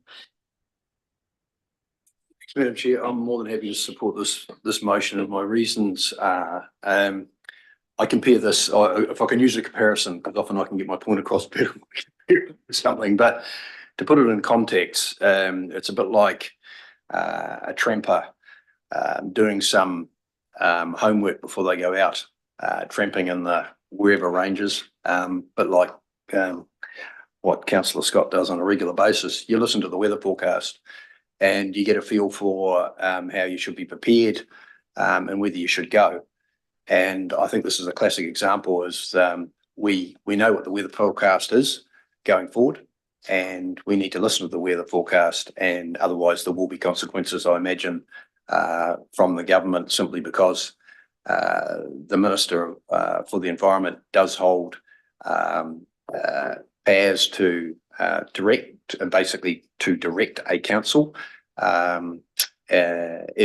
and we've already had that experience in relatively recent times, and in fact last term. So that's my first reason. Second reason is, on the agenda today, we're dealing with a resolution from the RPS, partly operative RPS, I think it is. It's the one that sits behind the one that's currently about to come back to us to the table. But anyway, you will probably all recall the challenge we had from Macrae's gold mine and also Port Otago. And the Port Otago challenge ended up at the very highest court in the land, or second highest court in the land, I should say, the Supreme Court. And as that staff report alludes to, that process was lengthy and costly. And I see the same process evolving if we were to box ahead with the proposed timeframe for notification for the Land and Water Plan, 30 June 2024. I can see us ending up with a costly, lengthy legal process. When that notification occurs, you will have some rules coming into effect, and as Anita alluded to before, land and water and those sorts of things come into effect immediately for consenting. But remember, those challenges that come through submissions, which may be supportive, they may be against, but they take a number of years to resolve, maybe 2, maybe plus. And then Anita also alluded to those rules, when they become operative, they don't essentially become effective for 6 months after that period. So we have got a time lag regardless of what we do. So from my perspective, we're better to focus on a fit for purpose, robust, defendable plan that will cost less in the long run, will be better for our community because it will be more refined, more aligned. It'll be better for the environment, and it will be the best way forward. Thank you. You're wanting to debate. Oh, sorry, Councillor Forbes, I missed you.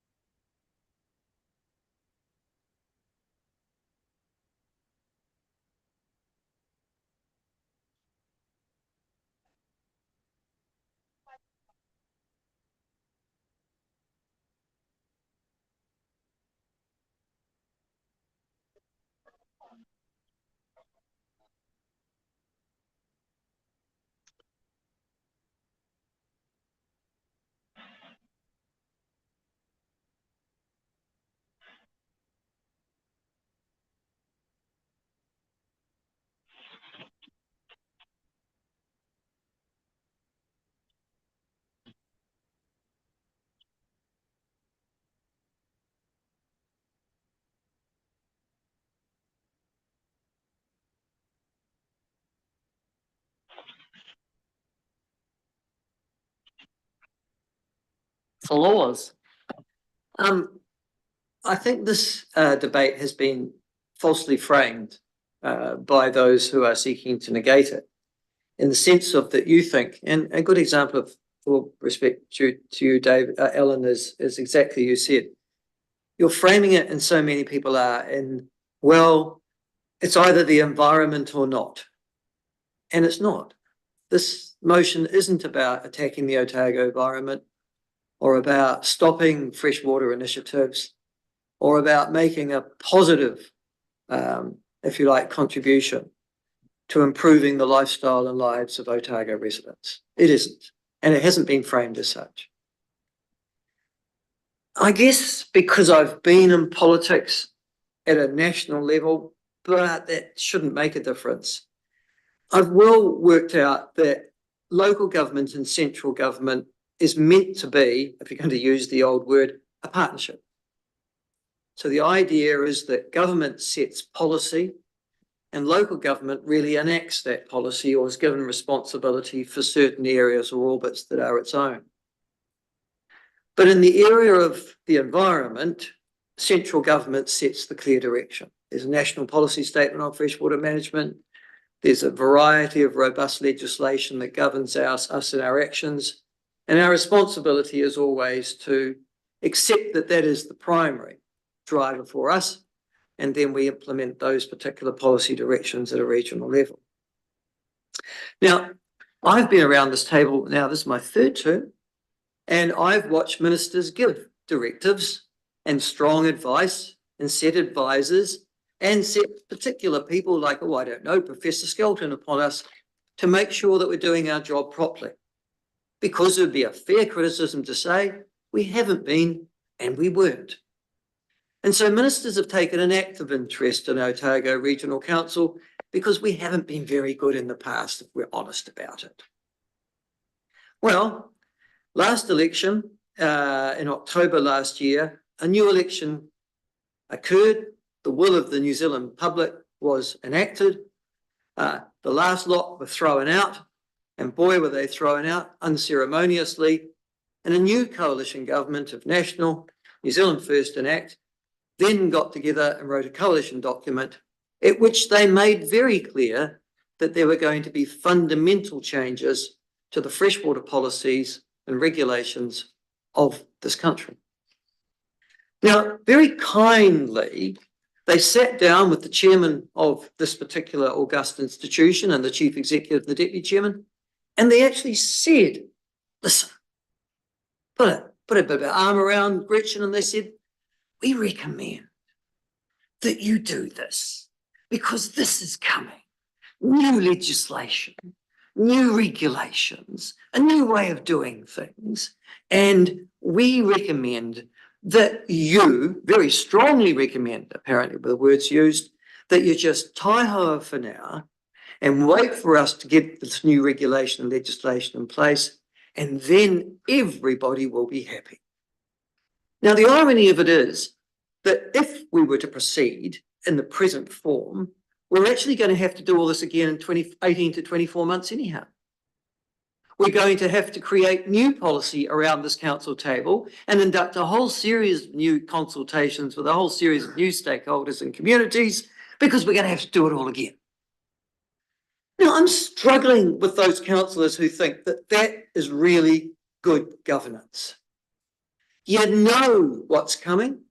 You've been told categorically, but let's plough ahead anyhow. All right? And let's suggest falsely that the environment at Otago is at risk if we don't. I think the Otago Regional Council is getting itself into playing a very dangerous game of chicken with this new government. And I don't believe that any of the councillors that have opposed this motion will be changing their minds at the next election either. This is just a delay tactic from those individuals to cast the same no vote next month, when that council paper arrives. You want to carry on going that? I'm going to warn you now, publicly and around this governance table, you will invite commissioners into this council, and they'll deserve to be here, because you refuse to accept the consequences of last year's election and the very strong ministerial guidance that you have been provided. And this council will deserve not to exist because it have decided that in the game of chicken, it still wants to play. For that reason, this motion makes complete and total political sense.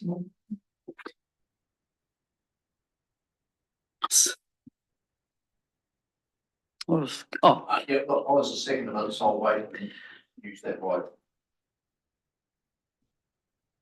okay, yep. Well, Councillor McCall, I think just the mover gets to write a reply.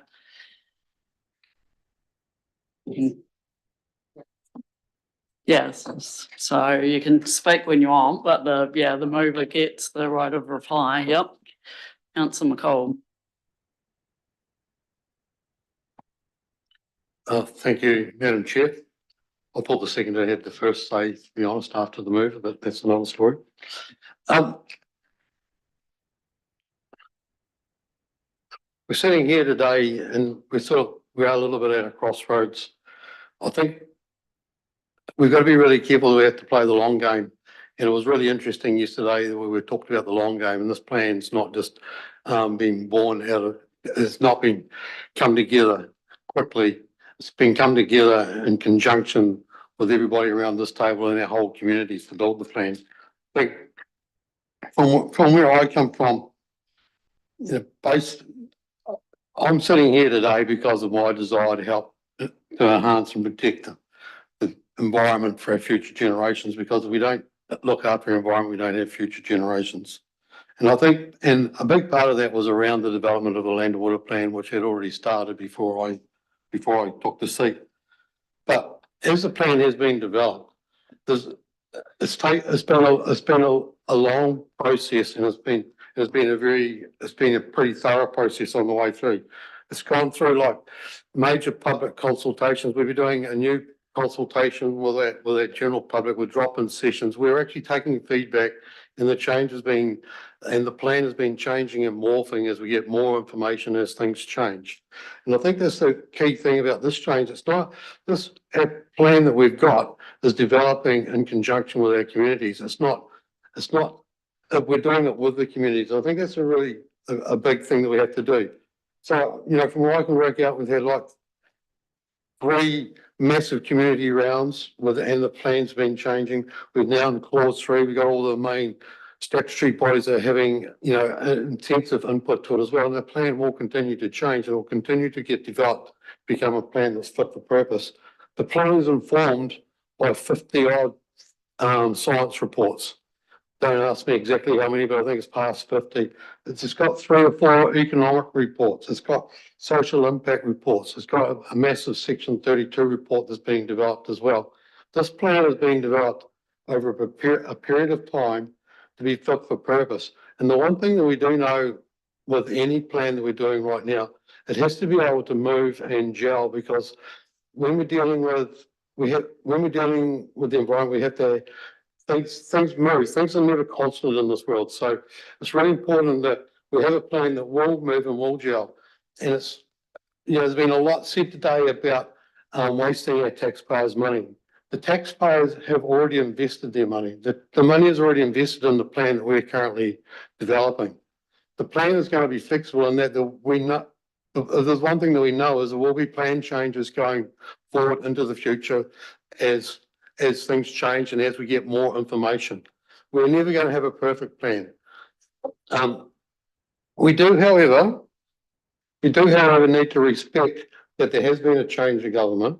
We also need to respect that there's been that may create a change of thinking. We also need to make sure that we have that what plan we do have is a plan that people will buy into, fit for purpose, because the people will buy into, because it's their plan. It's actually not our plan. It's not us forging ahead with a plan. It's actually the people's plan. And if we have a plan that we develop with the people buy into to improve and enhance the environment, everybody is going to be the winner. And we can't go on an open-ended delay system, because at the end of the day,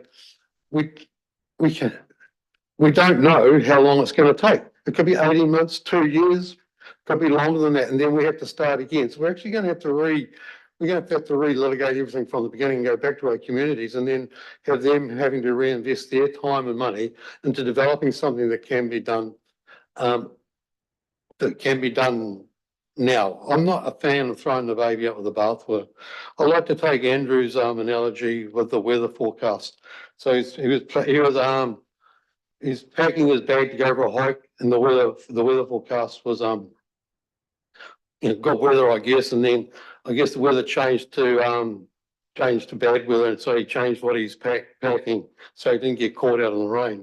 We're in the envious position that we actually are still packing our bag. We're not actually out there yet, so we still got time where we can move and work out what we actually need and what we don't need, and what's the best way to go to protect ourselves, or not to protect ourselves, but to move forward in a way that's going to be the best for our communities. And that's for the communities across all of Otago. So I do respect I do understand why the motion is in front of us, but I do believe that we actually need to actually not be reactive. We actually need to sit back, get all the information that we actually need, so that we can actually make some good governance decisions around to where to next for our plan. We just don't want to pull the plug before we know where the water's going, until we actually know what the weather is going to be when we start off in our hike. So I'll be fighting against it. Thank you. Thanks, Councillor Malcolm. Councillor Weir, did you speak? Did you want to speak? No, Councillor Malcolm. We've heard from the Minister. There's a statement from Councillor Wilson. We've heard from the Minister, but we clearly haven't listened. The Minister has said halt. The Minister has said tide ho and understand what they are about to do. It's been clearly spelled out right through an election campaign, right at the very start of their term, that there is change afoot. On page 49, we're talking from a paper earlier today from our public, where what is it? That's a fact.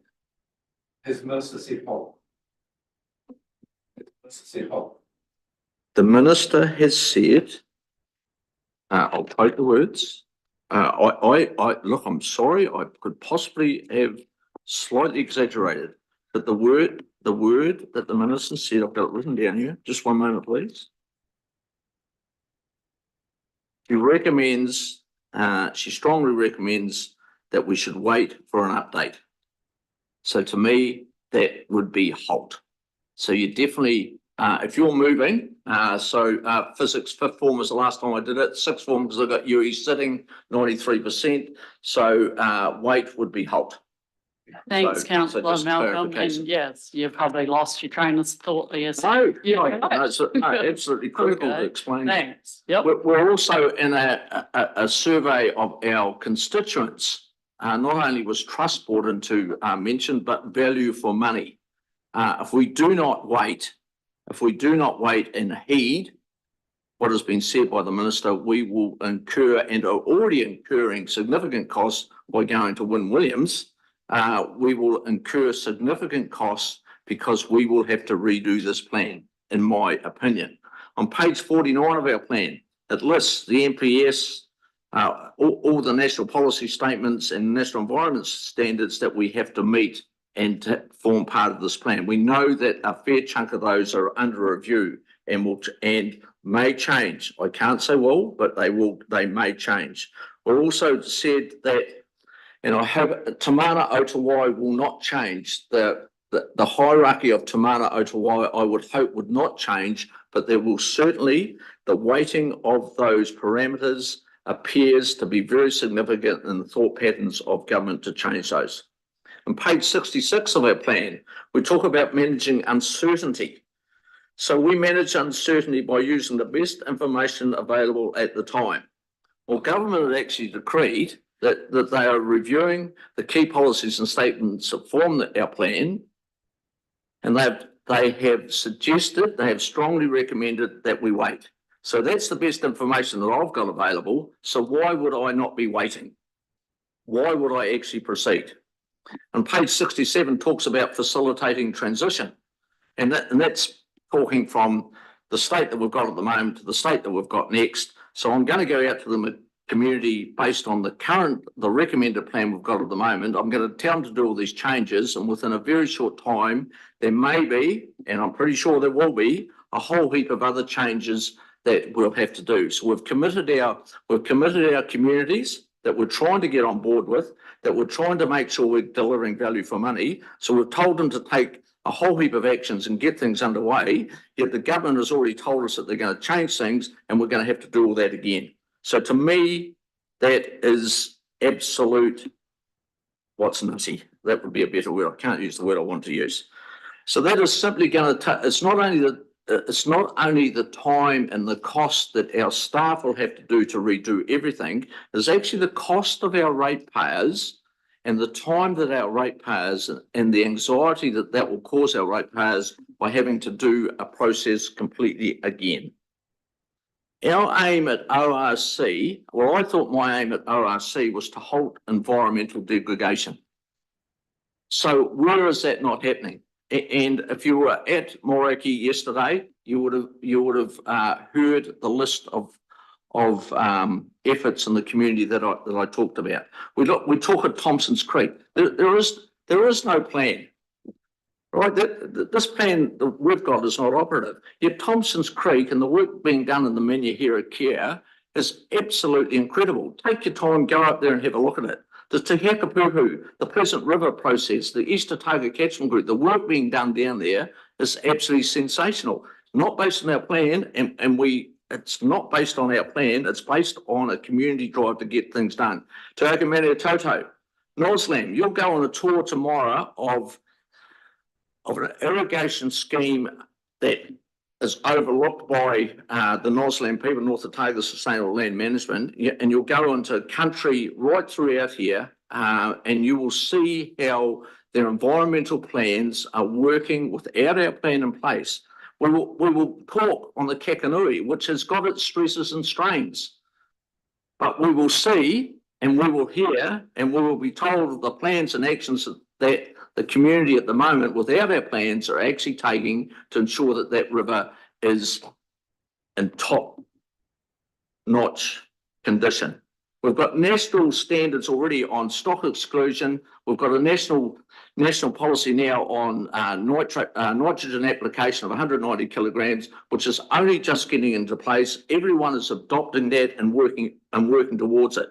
So tell me where degradation, by us pausing at the moment, where will these actions stop? They won't stop because the community wants it fixed. They will wait for our plan. They will wait for the direction that we've been giving. So I'm simply saying support that motion, send a letter to the minister and tell the minister that we want the time to wait until they have given us the new direction. So I am not committing more pain and more money and grabbing more money out of my ratepayers' pocket.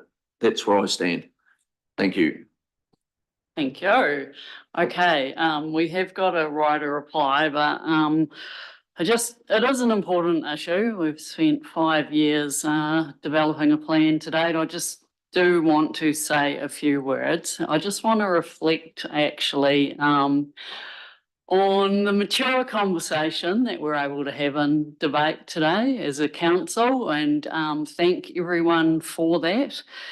I do not see us as a split council at this point. We all want good water. We all recognise that we have really good people in Otago too who are making a difference. Nobody wants to waste money either.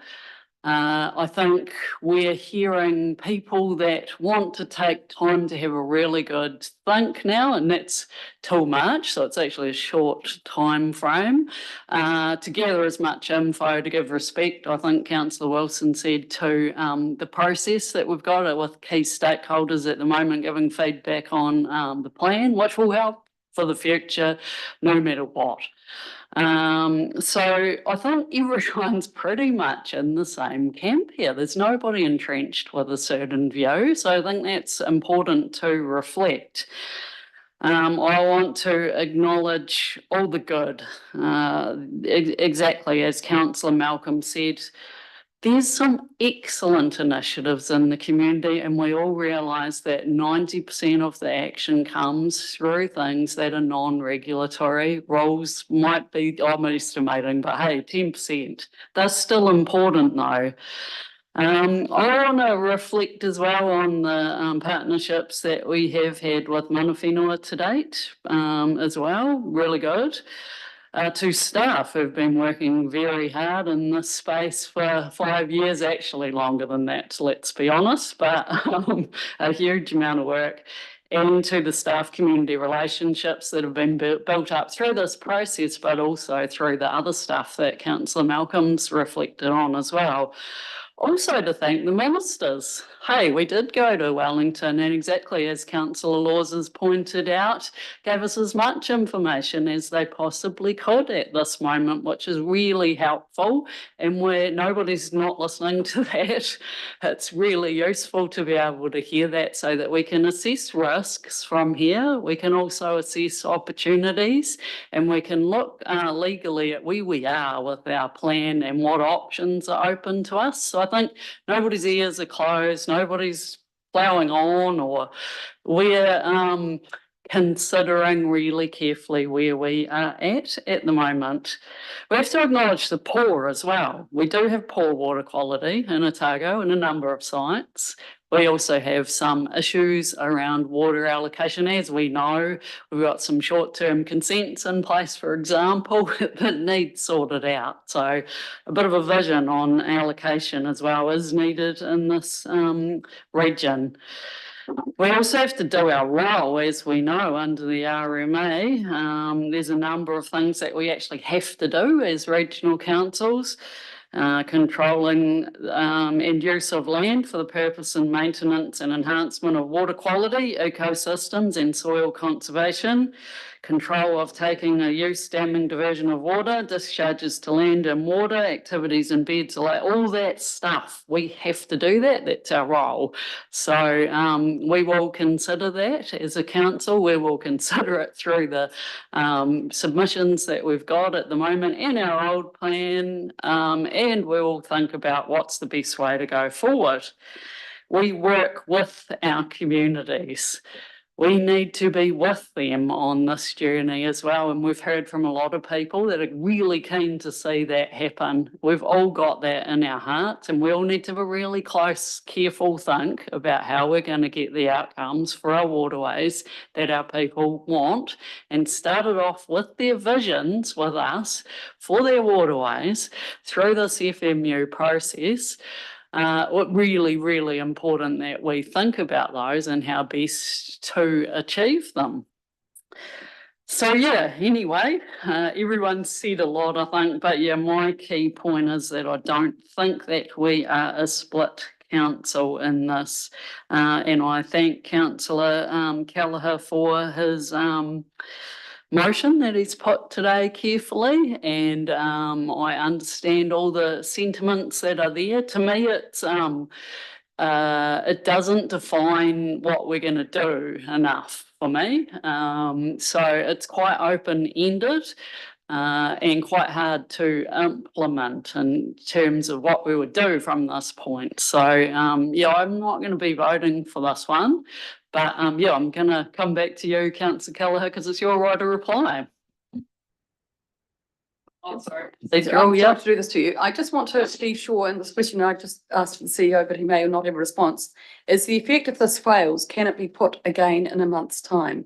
Because there are some standing orders that don't allow council to consider the same item or similar item It may be that we've got more information in a month's time, but I just want Oh, the right. mover to be very aware of that, if that is. Thanks, sorry. Do we know We're that just straight having a away? look at that at the No, moment. So by the time Gary, if he stretches this out. Otherwise, we can adjourn if you like. Yeah. Because it may be the only other thing he can do as a right of reply is to withdraw the motion in the meantime, but I don't know. Thanks, councillor Wilson. You're right, councillor Kelleher.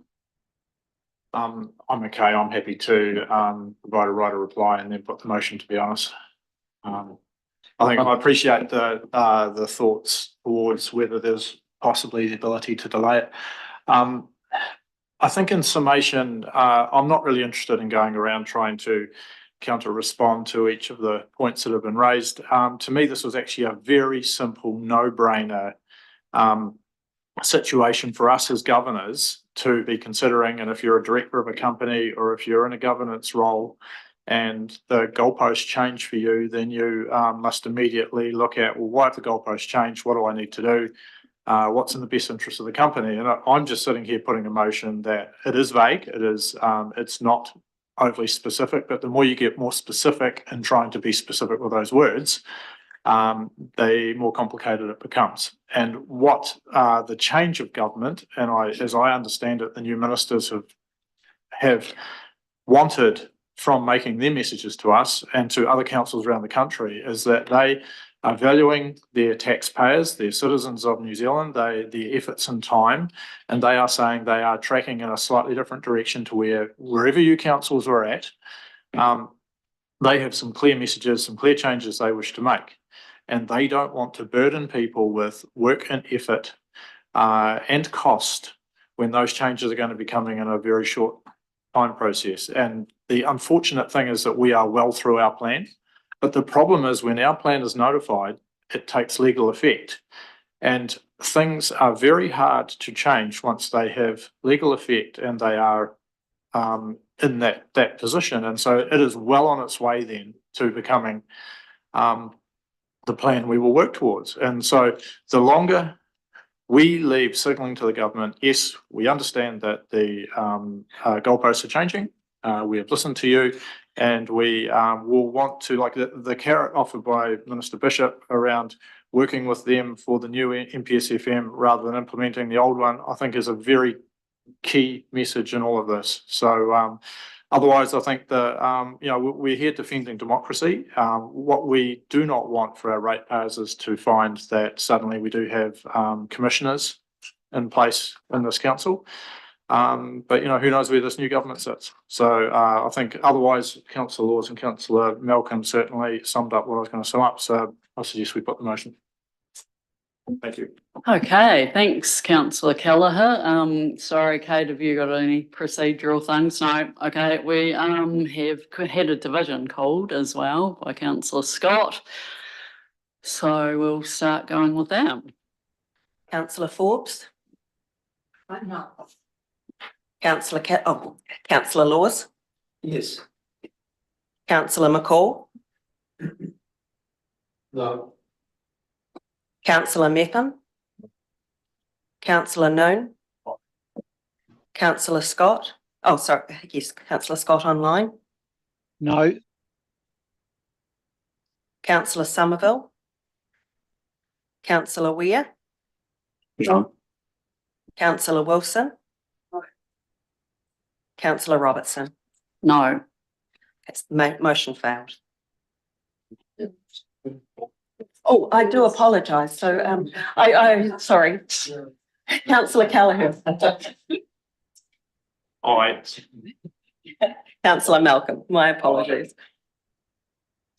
Councillor Metham. I'd just like to subject my notice of motion that I put in the case of this motion failing. So an alternative motion, I think. That's right. Yeah. Yep. I'm happy to second that motion. Oh, sorry. Yeah, councillor Laws. Yep. Sorry, we talked over the top of you, Trudy, reporting back what it was. Yep. Lost the Sorry, rate. it was motion. Yep. Councillor Metham, in your hands then on an alternative motion. yeah, it'd be really good if we could get it up on the screen, actually. Absolutely.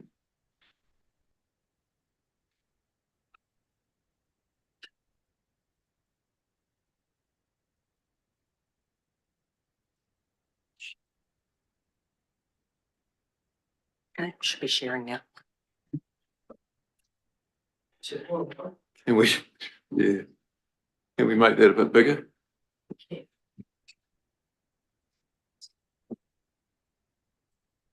Okay, now I hope you have seen this. I did flick it around last night into the day. But there's four aspects to this motion, and a lot of them are noting a lot of the discussion that we've had today. But these 4 points are establishing a process for us to follow. Yes, we do note the Minister's intention to extend the notification date for the Otago Freshwater Plan.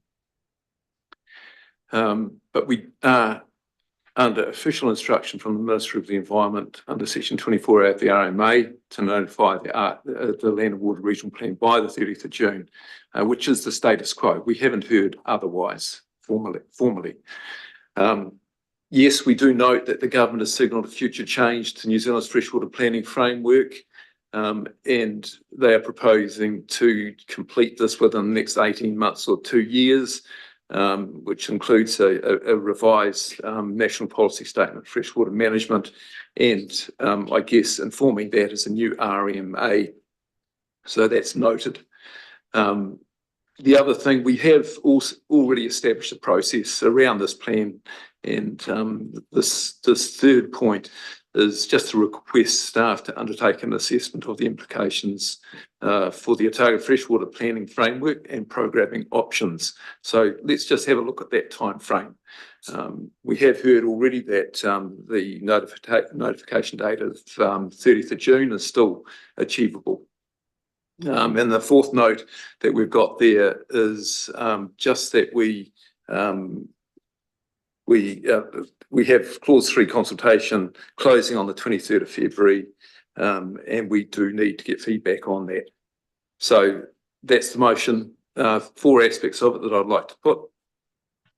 And I think it might have been seconded by some voice. Brian?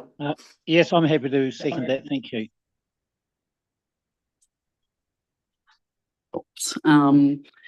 We might take these separately when we come to it, but as the mover of them, you get to speak to them now, Councillor Mepham, if you want to. We did have a lot of debate before as well, though, noting that. So, yep. Yeah, good point. We do need questions.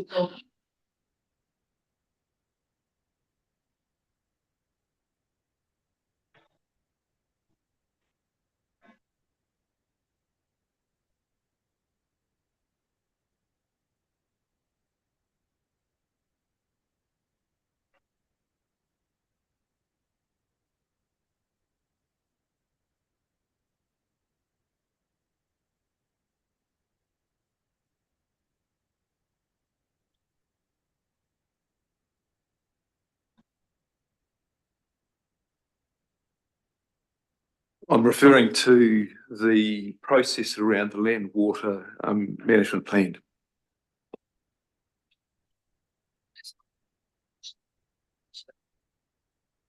How would you like to revise it? Have you got a? So it is of its related to motion 2, is it? It's a separate motion. Can I, Mike, just from a staff perspective, commenting on those? So the way I read that is that the implications for Otago's freshwater, so our existing planning framework, including the current land and water regional plan. So I see motion 3 effectively as the report that we discussed earlier, we would be bringing to you in March.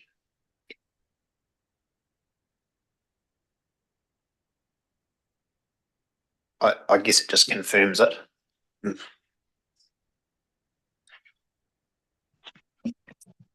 It's following the process that we're undertaking already, basically. Councillor Wilson, you got a question? Based on a question I think the mover actually put, have we been told the intention to extend the notification for Otago's freshwater to the 31st of December 2027? Because I thought that we hadn't received that yet. And the second question is to the CEO, do any of these motions actually assist in the report that has undertaken in the paper to provide on the 20th of March? So I would, first question, if it was to me, we have received an intention, not in writing, but verbally there has been. To that date? Yes, that was the message that was given in the meeting, was that it would align with the date that's been provided to other councils. Okay. Yep, so that is my understanding. In terms of, does this provide anything in terms of what we would be doing for the March meeting? It really just confirms that process and sets out the expectations, but it wouldn't necessarily change the approach we had indicated as part of the paper. But it does confirm that.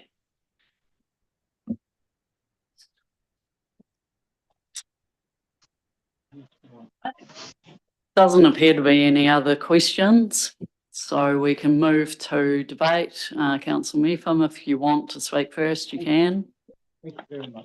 Okay, I hope you got it sorted. Look, once again, I'm just saying this is establishing a process for us to deal with the situation we find ourselves in at the moment. We have got recommendations coming our way from the government. We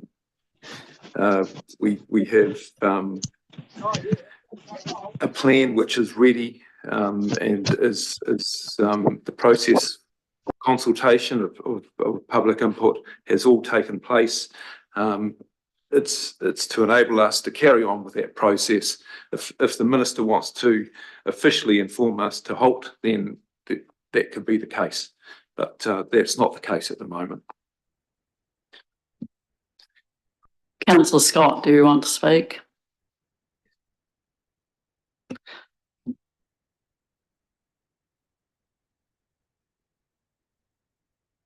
Councillor Laws. I might be on mute, so we'll double check that. Councillor Scott, we're Don't let him find the button. double checking if you want to speak. If you do, you're muted.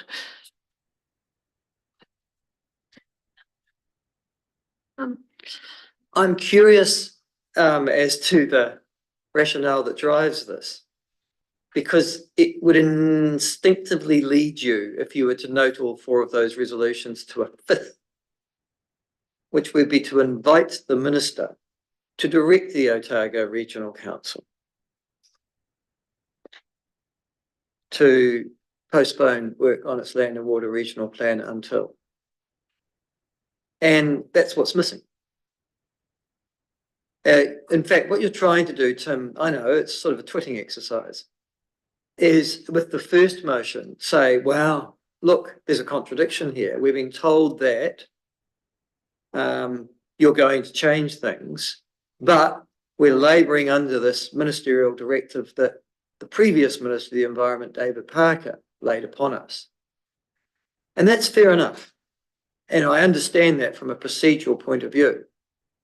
But then why wouldn't you invite the minister to direct or to put aside the previous ministerial directive so that we could be clarified once and for all and save ourselves all this time, bother, and all the staff time, including the legal things that we're going to do? Why wouldn't we do that? Seriously, wouldn't that be the sane thing to do? To write to Penny Simmons, the Minister for the Environment, and say, listen, we've got this problem. Tim's noted it in motion 1. Can you please direct us? And then it's all over. Sorry, a point of clarification perhaps to staff at this point, because and it's a legal matter, so you're allowed to say no to the answer to knowing the answer to this, but for a minister for the environment to direct a council not to to be able to use the current laws. So the minister's powers are in relation to a council exercising its functions under the Act, under section 24A and 25 A and B. So the minister can direct you to enforce and comply with the RMA. Councillor Malcolm. Extensions of time have been given by the former minister upon our request. So I see what Councillor Laws is suggesting and what the previous motion suggested is no different. So simply we are requesting the minister to extend the time. So Sorry, just on point of clarification, that is different from directing you to take that amount of time. You can take anything up to that amount of time. Yeah. Can I just clarify with you, Madam Chair? A minister can rescind their directive. He mentioned that that was possible as a bit more of a process, but yeah, it is possible. That's why I'm just saying, I'm just asking the mover, wouldn't that, listen, if the problem here is around this table, let's not get divided on this, then let's move forward. I'm just seeking some sort of consensus here. If the problem is that we need this clarified and not all of us are clarified, can't we just seek the minister to do so by formal resolution, please? You're asking the mover whether they would consider another motion added to theirs? Yep. Michael, I think it's implied. I mean, if the minister wants to intervene, then they can. But that's not part of the motion, obviously. It's for the mover to consider it, and he has, so yep. Order, thanks. Anyone else who wants to debate this then? Councillor Wilson. So I think this is moot. All these matters are already going to be covered in the report. I don't like the wording of one, because I think it isn't clear. What I find is frustrating is that matter 4 seems to not be noted before 3, and there is some pedantry to that, because the report on the 20th of March hopefully will reflect the submissions that come on the 23rd and should be all part of the same report, shouldn't be a separate matter. But I have confidence that this is already covered with where the CEO has said is going to be in the report and was tabled in the report today, which we've already noted. The one thing that I would have added, and the failure that has happened to date, is our governance and involvement in the plan and actually ensuring and supporting staff with the process. And that is again not fixed in this. If there were to be a motion, it would be about how can we support the staff better at a governance level to facilitate them delivering a plan that is workable and is nuanced to what the minister and other ministers have directed. So this fails to do all of those things. It's not that I'm not being spiteful or anything. I just think that it doesn't actually add to anything, and we're actually wasting time when we've got some other matters that have to be dealt with of quite substance today. So I'll move that it gets to be put. Good, yeah. Councillor Sullivan, she's moved that it will be put. Do you need a seconder? Yeah. I'll second that. Okay, Councillor Scott is seconding that. Oh. Yeah, true. I'll second that. Councillor Ware is seconding that. I'll put it. All in favour? Okay.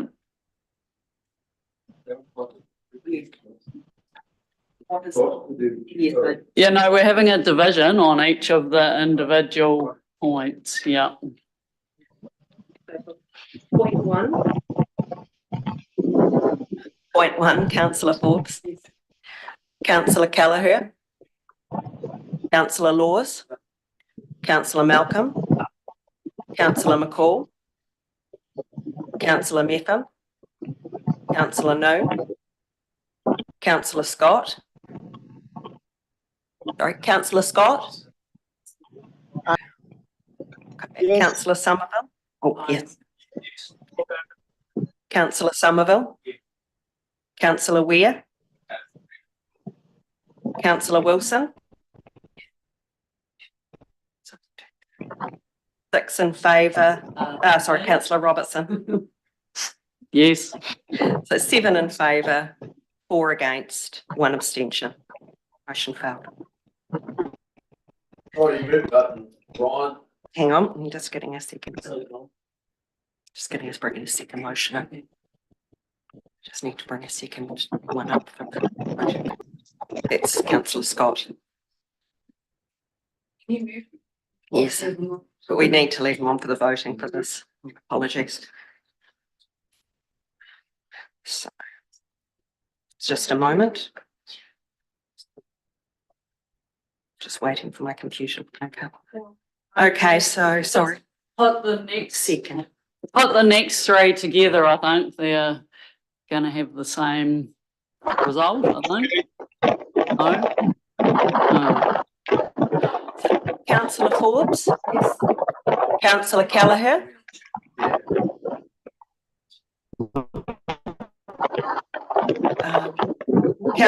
Councillor Scott. Yes. No, Please ask them to stop. What the session. Councillor Lewis. No. Councillor Malcolm. No. Councillor McCall. Councillor Metham.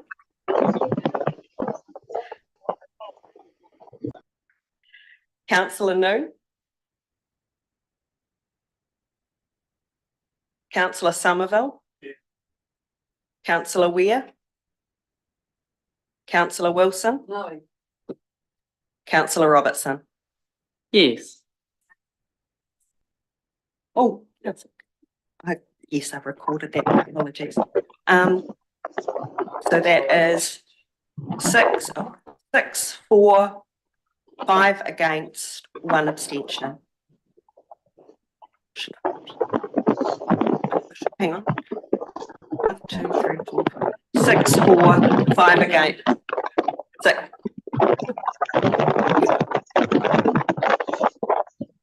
6, 5, 1 abstention.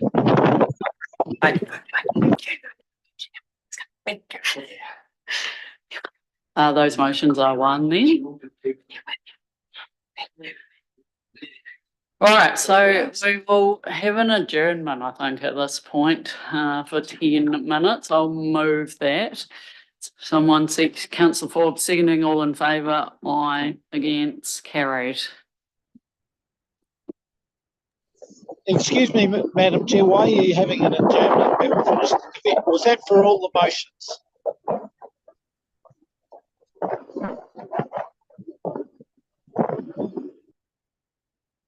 So, Brian, we took all three of those last ones together. You may not have heard that. That's fine, thank you. Yep, good, you're done, thanks.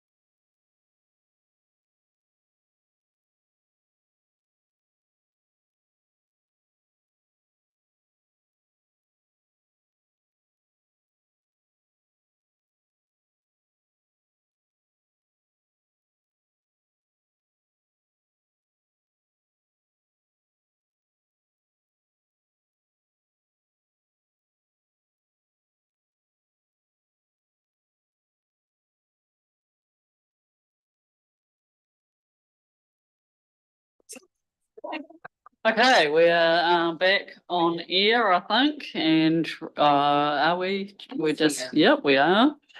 And thank you very much, Ainsley, for everything you've done, setting us up. And I'm just let everyone know that later on we've got an absolute max deadline of 6 p.m. here. Everyone else leaves at 5. And when we leave, preferably before 6, Ainsley will be here to escort us all together off the premises. So yeah, it's a bit of a thing to get out between 5 and 6. Yep. Okay.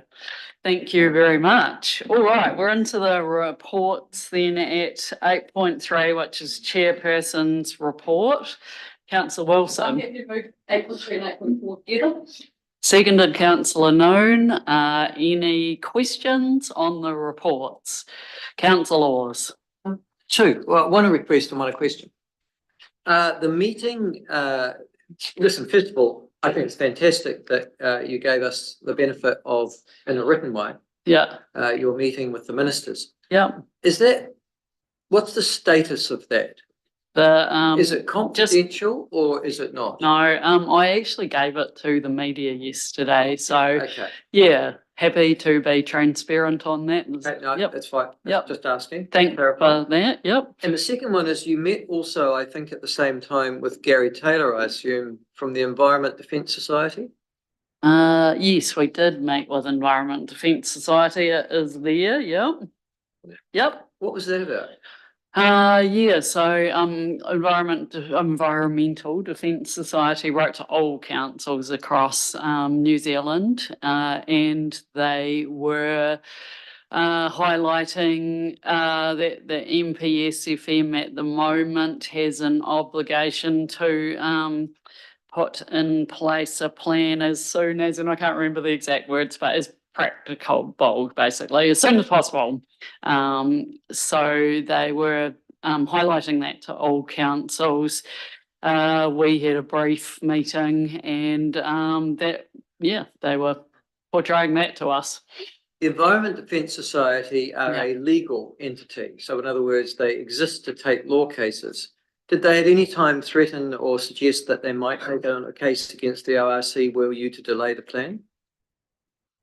Okay. Yeah. I can't remember that, no. All right. Okay. Thank you.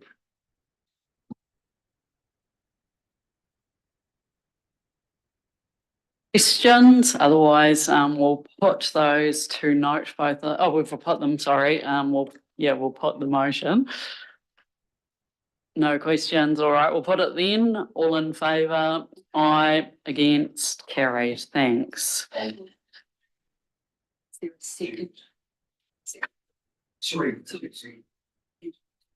Kate did them both together. Yeah. Thanks, Andrew. Anyway. So now we are doing the change of order, and it will be the Dunedin buses paper. So just I'm highlighting that to the staff to come forth.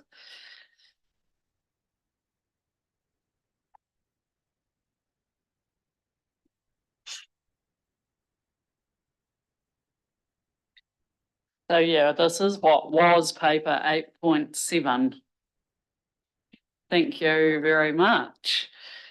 So yeah, we've got the paper and we've read it. Is there anything that you wanted to bring to our attention as part of this?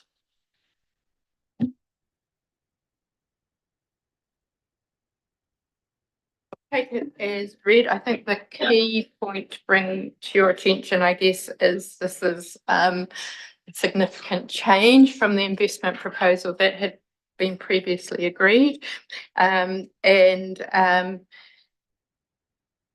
The officer's recommendations are that we still proceed with an investment of 3 packages, being the option B, option C, and option D, noting that D is would start later in the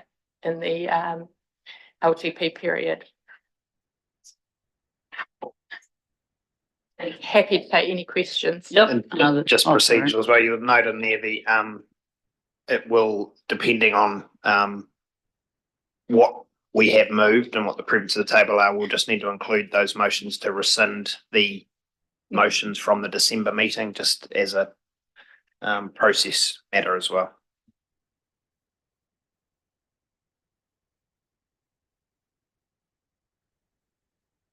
Thanks. Sorry, I was just reading that again. The CM 23-259, what that actually refers to. Okay. Yep. Okay. Questions?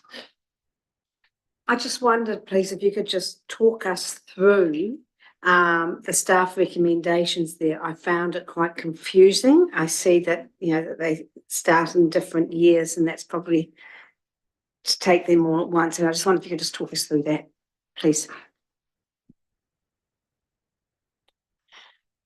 So the recommendations are built around, I guess, the highest efficiency, if you like, lowest cost investments that we could make early in the LTP. Because this is being guided by the fares and frequency business case, but it is, if you like, quite a bit of unteasing of the business case. We are proposing to do further work to, we would need to do enough work to put all of those in place for the first year anyway. And then we've sort of, I guess, scaled the investments for packages that would be fundable as low cost, low risk interventions. So they, I guess it's the best bang for your buck with packages that have, in the first instance, the first one is a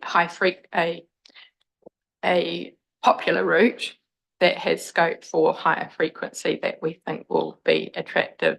And then the other one is for more coverage. Yeah, so the first of the options is service hour increases, which is very much pointed to in the business case, and the second one is probably the pair of routes in our current network where the service level is furthest below the standards under the existing plans and under the business case.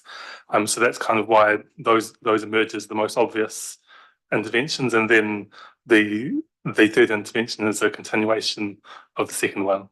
Yeah, that's correct. Sorry. And also that first one, just to note, we're achieving, I guess, a more systematic coverage and frequency, but we've had to optimize. So there will be some reductions in some of the frequencies, or possibly consolidation of the service spans for some. That's why we have to do a little bit more prep work. But as noted in the report, it's scalable. So we could start, with I guess, what are the most inconsistent or irregular routes, and then we could scale it up later through the LTP. Yeah, so that's an $800,000 proposal, and we could come up with a halfway or just find a cutoff if there's an investment barrier on that proposal, which makes it quite a useful one to weigh up against the other ones.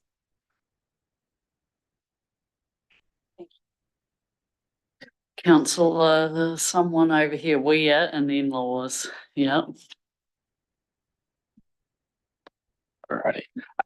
I was just wondering if you'd be able to expand on paragraph 11 a bit as to what Otago NZTA has told us, and sort of, because we heard that the reason they gave was they wouldn't support blanket frequency increases, and I'm just wondering if there was any detail around their criteria for what they will and won't fund or co-fund. Yeah, so there's no detail in terms of, I guess, what they will and won't fund. It comes back to, and that's why we're putting in this time to do the first year and more analysis, because you can't unpack a significant business case comprehensively in a couple of weeks.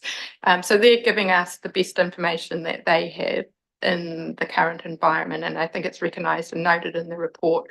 We don't have the new government policy statement, so there is, and everyone is doing a little bit of shadow boxing around firstly what that's going to say, and I think the clearest indications that we've got and that they've given us and that we can understand is that the national-led coalition government will invest in roads, primarily maintenance, and I think speed management for safety, and they'll invest in public transport where it provides for access to housing or new housing, supporting new housing development, and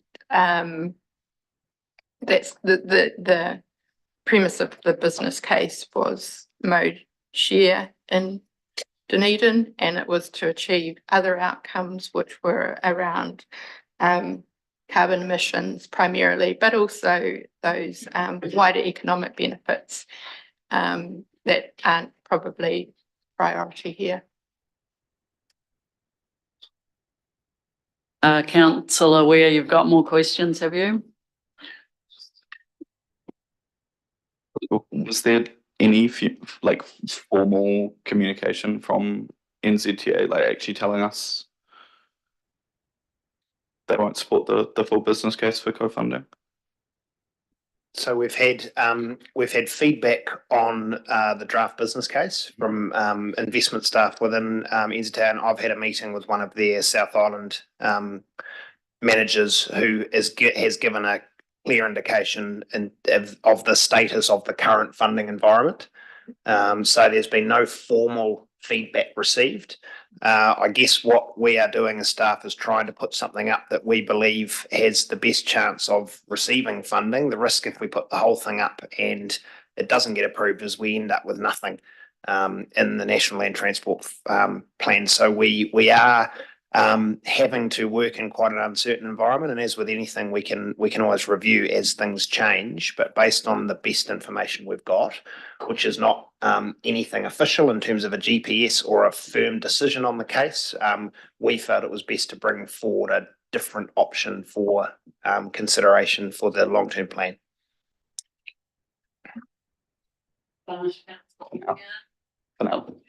Councillor Laws. I do note the irony, given the discussion on the last item we had around this table. I mean, for Pete's sake.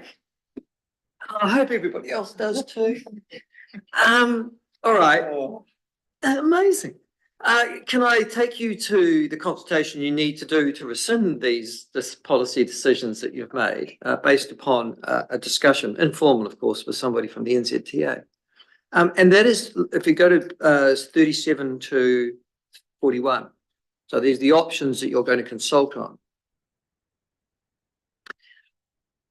I just want to get some clarification on this.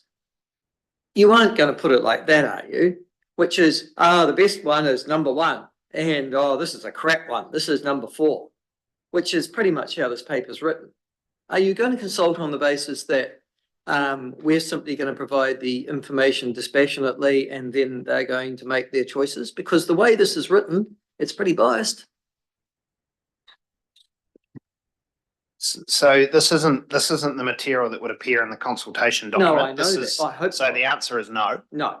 Yeah. So do I need to expand? It's an impartial. There is going to be an impartial consultation. We will have a preferred option that this table votes on to include in our consultation document, but then it will be drafted in a way that is different to what appears in a council paper.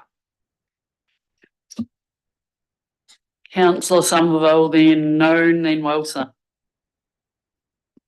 Thanks. I'm just looking at the option, the Mosgiel option. Where are we? Option E. And I'm just wondering if you could outline, I'm not quite sure who that is to, what would be the disadvantages of including that in the long-term plan consultation? And I know, Richard, you said, if we have a package, if it's too big a package, it might get nowhere.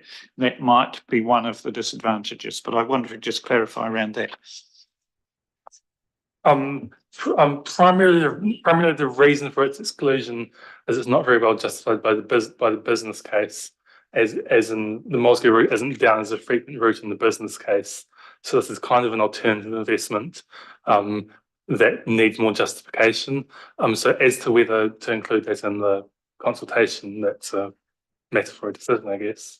Right. So in terms of it would need more justification, is that more justification to our constituents or to Waka Kotahi as the funder? Waka Kotahi, because the business case, the first three options we can say in the business case, we can pull this out of the business case. Option 4 is a interesting thing that the business case doesn't really address, because those Moscow changes are very new. We don't really have good data supporting whether that kind of investment is worthwhile. And Councillor Noon. Thanks, Madam Chair. Because we're going to move on to the next item, the LTP, will we get the information on the recalibration of the numbers for the Dunedin Transport targeted rates, the average? We'll get that then. Yes, Nick's calculated those. Thank you. Councillor Wilson. The question has actually been answered. Thank you, Councillor Simval. I'm happy to move when you're ready. Along the. I had Councillor Weir's hand up before you were, but he has asked a question already. But yeah, we'll get a seconder in a minute. I was just wondering if it would be at all practical to send the business case in full to the ministry and just say, can you fund as much as you're willing? Is that at all practical? Please. No, that is not practical. And I mean, there is a slight distinction, and maybe it's just a Chinese wall, but NZTA is a government department, and it has its processes and its policies for making decisions. And in theory, the board makes the decision and the minister doesn't. That is why we're waiting on the government policy statement to understand the government priorities, and then for the board to make its decisions within that context.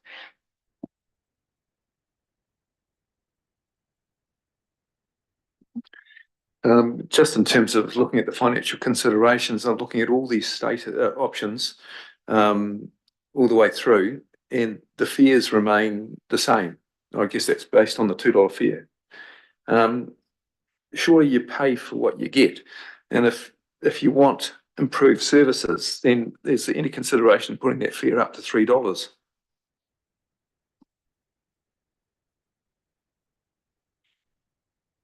No. No, so the direction we've had in all the previous conversations has been to retain the current fare structure, and the recommendation that came through the business case was actually to reduce them. And council it wasn't a clear. There was a difference of opinion, but the where we landed was to retain the current fare structure, which is seeing significant improvements in patronage, but not to pursue going any higher. Councillor Malcolm. Look, I'm really happy with your recommendation 1, 2 and 2A, and thanks for the work that you put in. But I suppose my question is around a bit along the lines of Councillor Law's, in that we are taking this out as a recommendation or options to our community, yet at our $2 fare level, the increase in patronage is absolutely minimal. And I wonder if and I understand that this has been a rushed process, but should we not have some, if you look at our increases in Queenstown patronage and Dunedin patronage up 22% in that last thing based on pre-COVID stuff. So to me, that seems a very poor business case for me to be spending additional money on services if in fact we're not going to improve that level of patronage. But we'll just say it's, I don't know, is that what we honestly think as a transport group that we're going to get in the way of increased patronage, or are we just put that number there because we haven't had time to investigate it further? So Lorraine and Jack, but what we've tried to do is assess the changes that would have the greatest chance of a positive impact on patronage, and select those for targeted investment, as opposed to the December recommendation, which was almost wholesale investment right across the network. So I think what Jack and the team have done is looked for the changes to the current timetable that will make the greatest difference, but manage them within a much greatly reduced cost envelope. So then further to that, I just wonder if we need to show in our costing part is that I'm of the understanding that the costing also includes the cost, and that includes the repayment of the deficit that we currently have.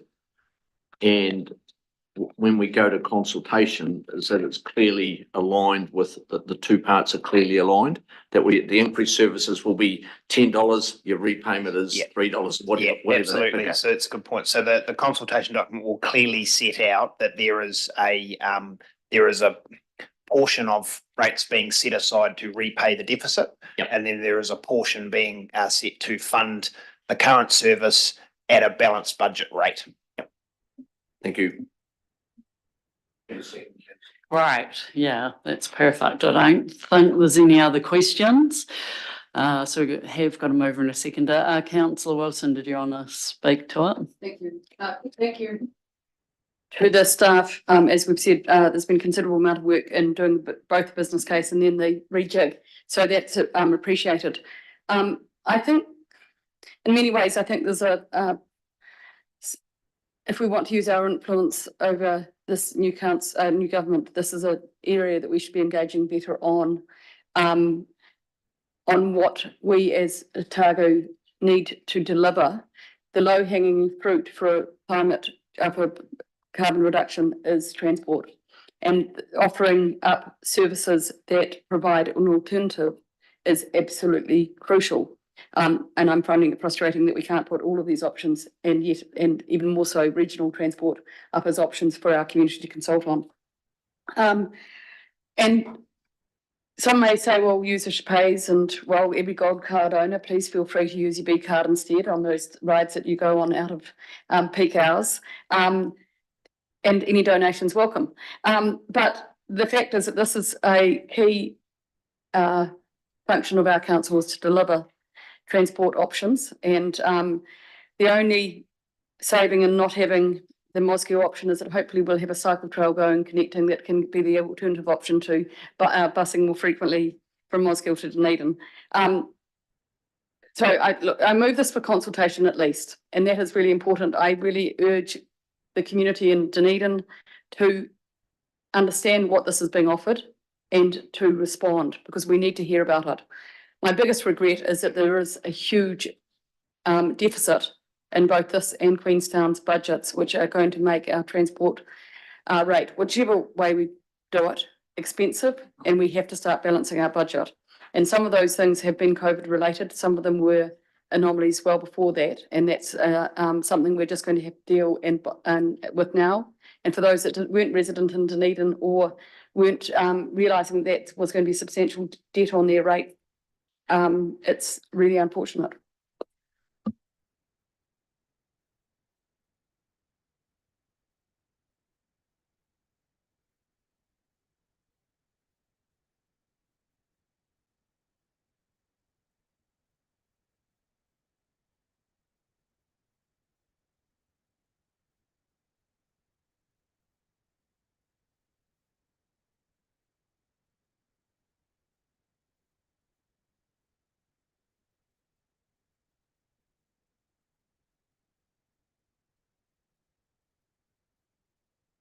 Do you want to speak now, Kevin, as well? Yeah. Thanks for the work done, and let's get the buses on point and rolling. Good one. Now, who else had their hands up? Councillor Somerville, no, and then Weir. Right. Thank you. Look, I'm happy to support that with those recommendations. It is very disappointing, the information we've had from Waka Kotahi, that their future plans will restrict our ambitions when it comes to advancing the cause of public transport, and of course the effects that will have on making our urban areas more livable and on emissions reductions. However, it looks as though at the moment this is the best we can do, and it's good to see that the paper explains that these can be seen as steps and we can take further steps in the future, and I look forward to that being not far away. Thank you. Councillor Noon. Thanks, Madam Chair. This to me takes the providing the feedback as positive, and we make the decision further down the track that this becomes our policy going forward. But to increase the convenience and reliability of the passenger transport service within Dunedin through higher efficiencies and lower cost, I think this is the best bang for our bucks at this time. So I look forward to what the general public have got to say. That's Weir.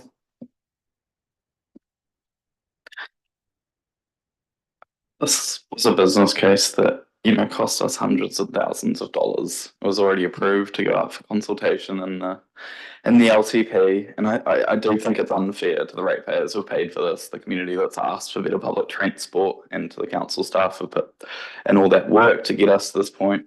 Not to mention the weakening of local decision making, or the ability for us to, make these decisions in this space. And I also do think we need to be really transparent to the public about what's happening here, because if I'm a member of the public, who's been really excited for all the bus improvements that have been proposed in the public eye, and then I see them gutted like this without any real explanation, I'm going to be pretty upset, unless we're able to, explain exactly what's happened here. And yet, I feel compelled to support these recommendations in this motion, because what other choice do we have to get better public transport in Dunedin? I think the staff have done a fantastic job of identifying those key morsels of the original business case that we can aim for to start with, and where we can go from there to build that up again. And so, but with a little drop of optimism left in the tank, I will be supporting these recommendations. Kia ora. Anyone else want to speak? Councillor Callaghan. Oh, very briefly for me, I'll reluctantly again support it, maybe for different reasons to the previous speaker. We have to have a public transport system, and we have to have NZTA funding with it. And if we don't support it, then we seriously jeopardise that. So we have to have something moving forward. But I, as one councillor, are really struggling with the low level of fares, the low return that comes from the actual people sitting on our buses. I'm very open, very keen to see the service as best as it possibly can. But as a business, it's a shocker. So anyway, that's all. Thank you. Anyone else? Okay, well, I wanted to say a big thanks to Lorraine and your team, particularly you as well, because it's been a massive challenge, to be able to crystal ball gaze what pruning back from our business case looks like, and to achieve efficiencies with a much more limited budget with that crystal ball gazing is definitely magical what you've managed to achieve. Difficult situation. Really appreciate your work. Right, we've got a mover and a seconder. I will put it all in favour. Aye. Against. Carried. Thank you. Thank you very much. Right. Then on to 8.8. 8.8, oh gosh, sorry, I put it in the wrong place. Yep. No, we're not. We put it as, yeah, thank you. We're on to 8.5, which is an important paper, long-term plan 24 to 34. Mike Rosler and Nick Donnelly joining us. And Hillary, perhaps.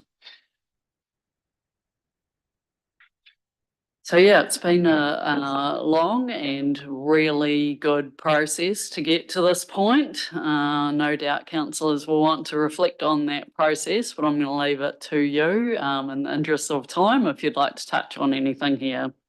Yeah, thank you, Madam Chair. Look, yeah, I'll just give a few quick contextual sort of points flying over the paper and what it's doing. Look, page 52, purpose and executive summary, really sections 1 to 5 there give you the sense of the importance of and purpose of this paper. Look, in a nutshell, as Madam Chair has pointed out, there's a lot of work that's been put in since really the handover from strategic directions, which is around 2 August. And that's when the LTP really fired up. And all of you around the table have put in a huge amount of work in terms of the output that's been coming in front of you and the steer that you've been giving staff, the CE executive, and the project team.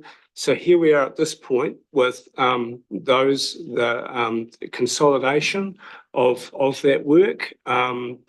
There's obviously a suite of papers in front of you at this meeting. This is one of them. Obviously, you've just heard one, the transport one.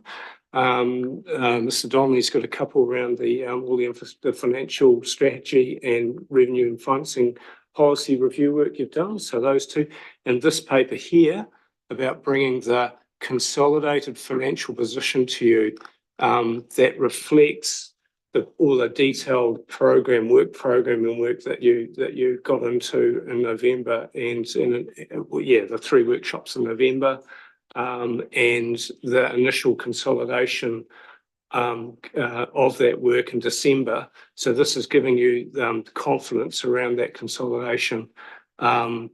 It's importantly, the meeting's giving direction to staff and confidence staff to prepare the final draft LTP for you for your 20 March meeting.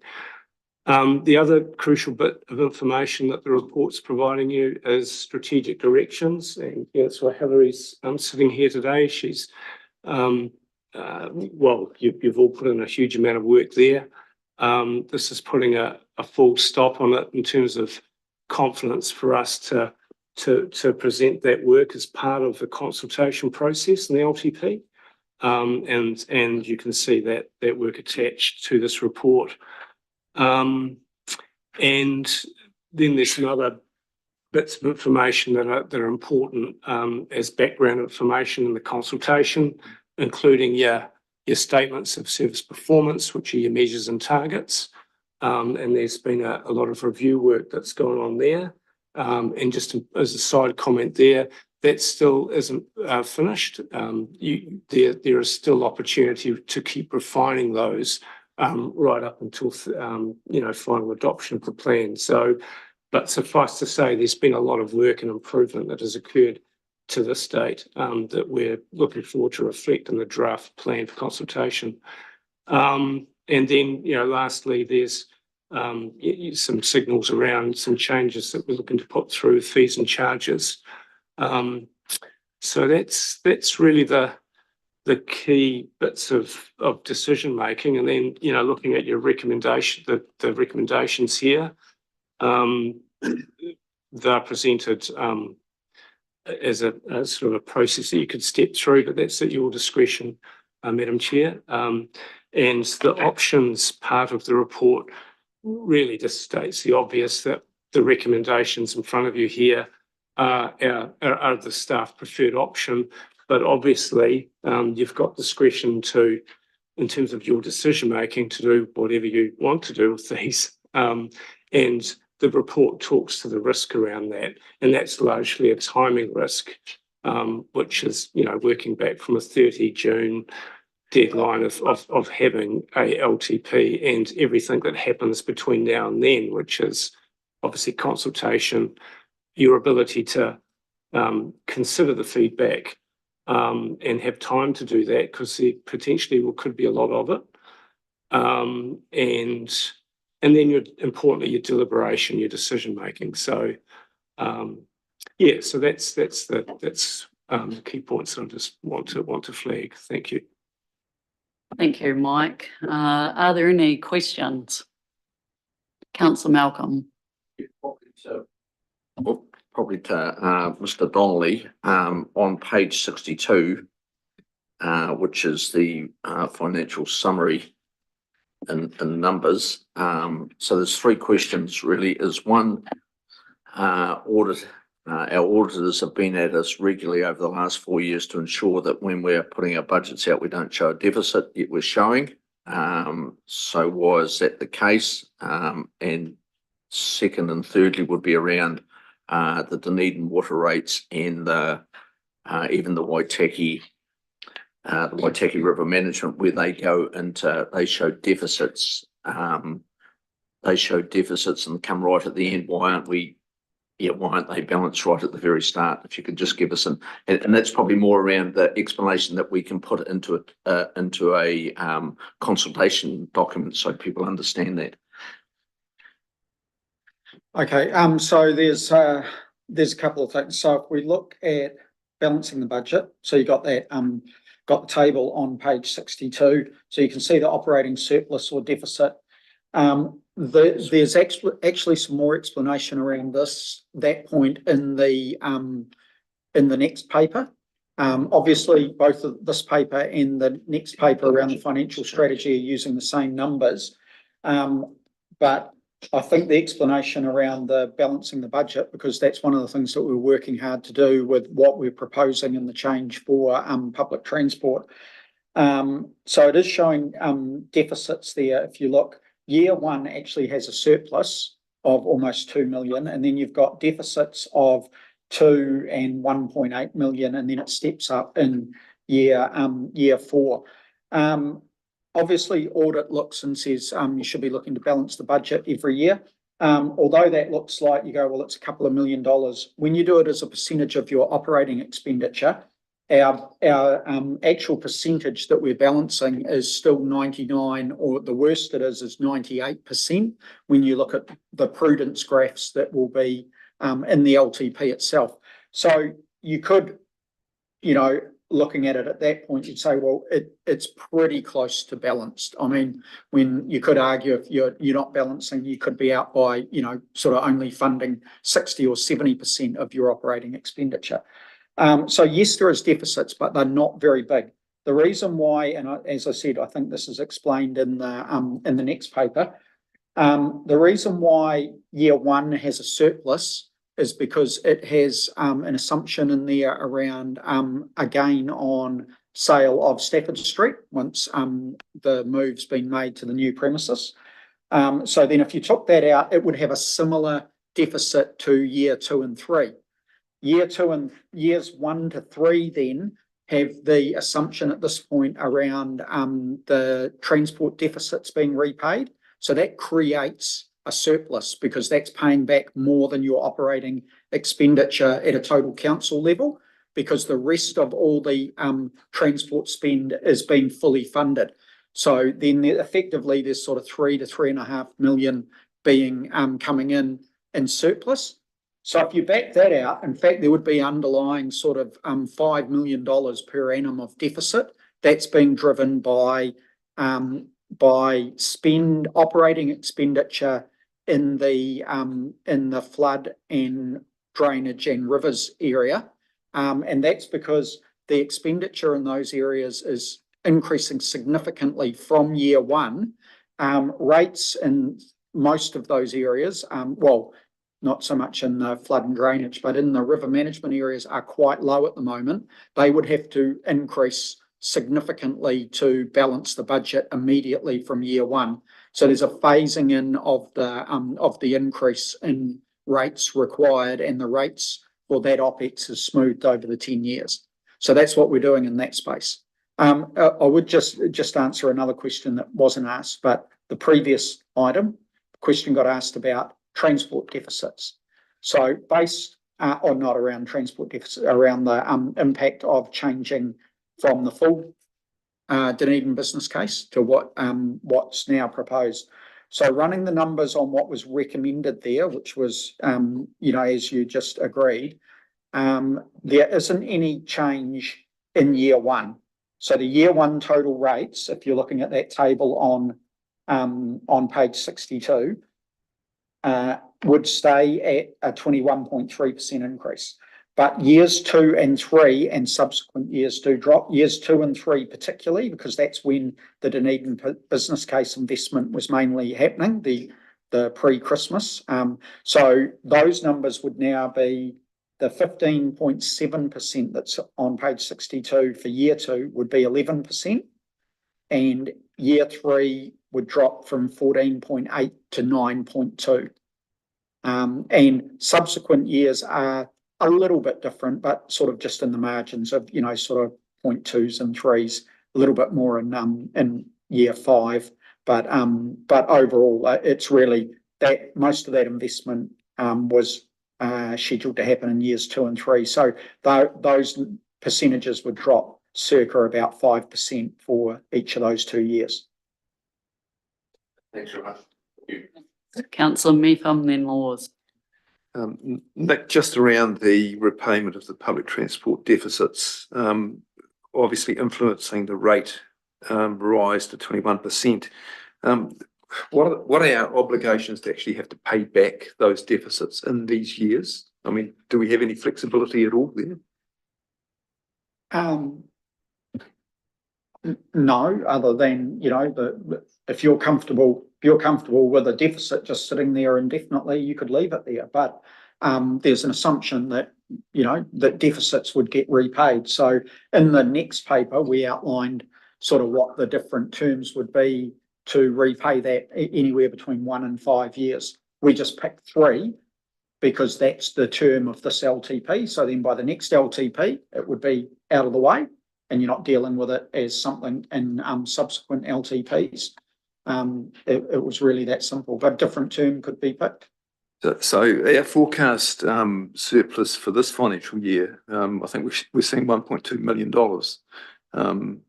That's right, isn't it? Our forecast surplus. Yeah. Can that not be used to repay public transport deficits? So that surplus is at an all of council level. The deficits we're talking about are reserve deficits just for transport. You could choose to do that. You could choose that, or you could choose to transfer reserves or surpluses from elsewhere. But one of the things that council always weighs up is if you take money from, say, a general reserve that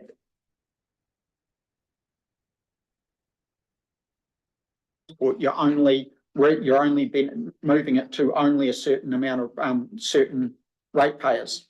So it's whether council wants to or is comfortable doing that. But there's nothing to stop you doing it. So the 21% increase for rate across the region. That's reason. So these increases in rates that are shown here are your average across the total council, and it's averaged across the total region.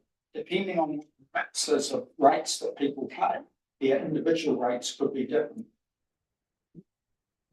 Okay, so it seems to me that with the rate increase, including the repayment of the public transport deficits, that everybody is having to pay for those deficits anyway.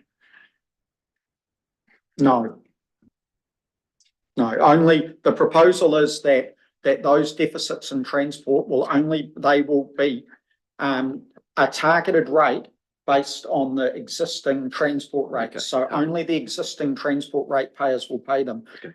The new going forward from year 1, the new transport rate will apply district wide, but they will only be funding the costs going forward, none of the deficit. Okay, so has the council already have we decided that we want to repay this this public transport deficit? Have we? So the direction was given through the previous workshops to this point, and then it's reflected in the financial strategy in the next paper, the only thing that specific direction hasn't been given on is the length of repayment period. And we've put in a proposal that it's within the next LTP period. But that is up for discussion around the table today. But there has been discussion at previous meetings around repaying those deficits so they don't just sit on the books long term. So that's the assumptions that have been placed into the current budgets.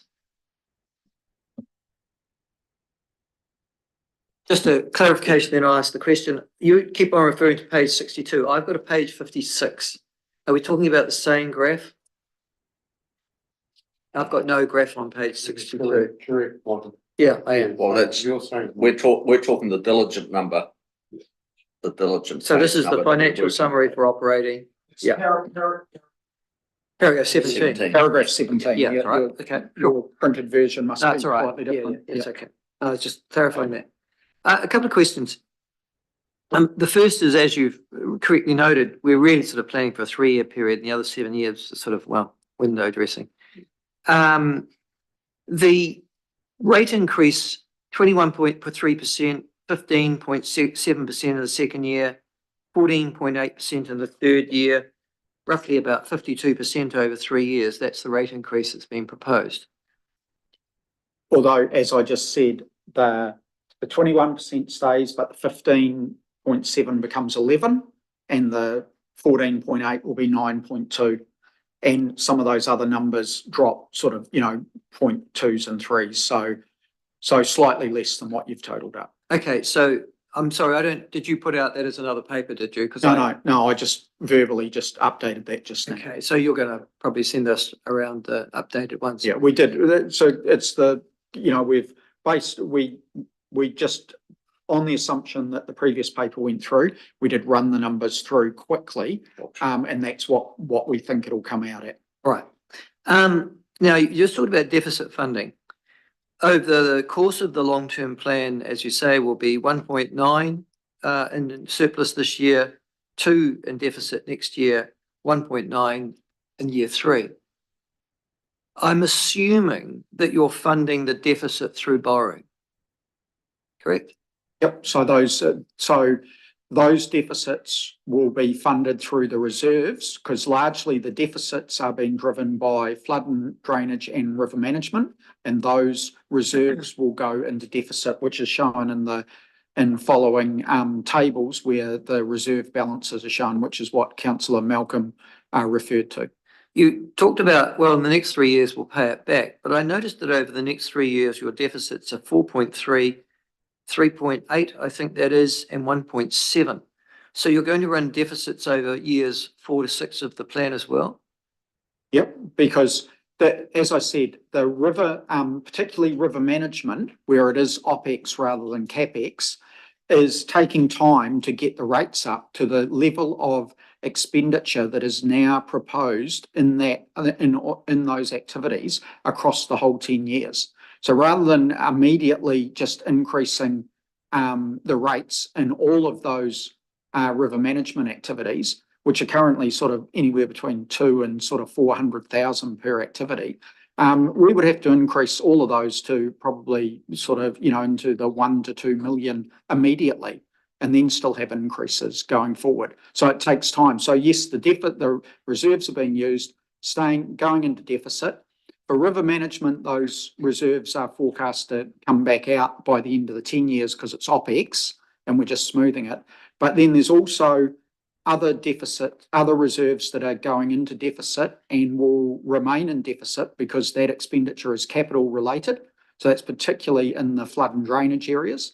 And then we will be funding that through an increase in external debt over the 10 years. So overall, we're forecasting that our external debt will increase by 80 million to just over 100 million over the 10 years.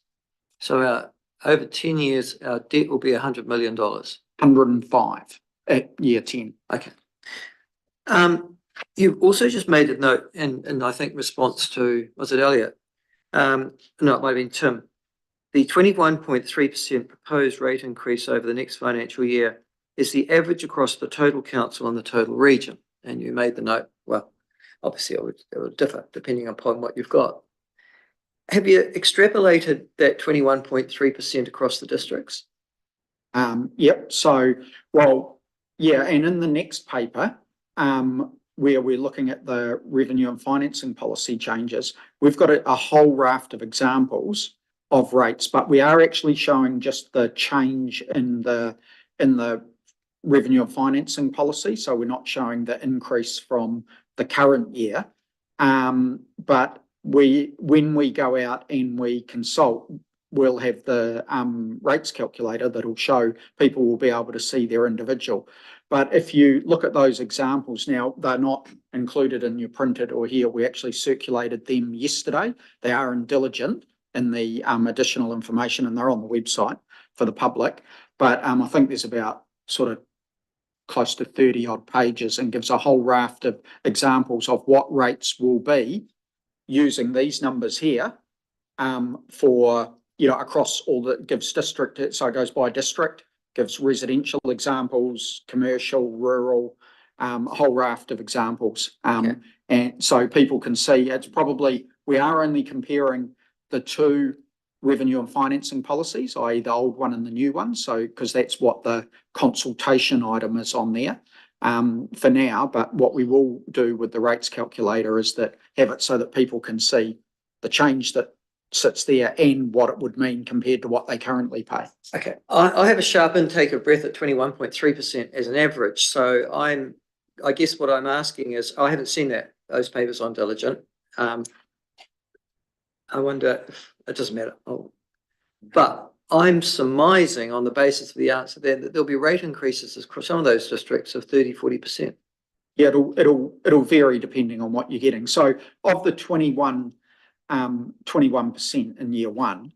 So what we've shown is we took out the PT investment, although it doesn't, you know, the change in the business case doesn't impact year one.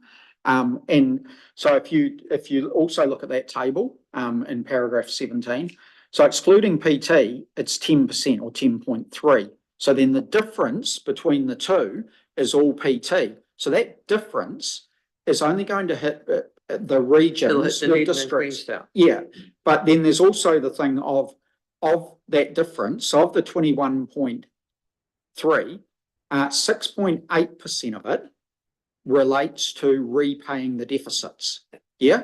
And so then the remaining sort of just over 4% is an increase in your underlying public transport. It's not related to the business case that we just saw. It's actually all the things that have been that have happened in this year that we're in that now have to get funded in year one.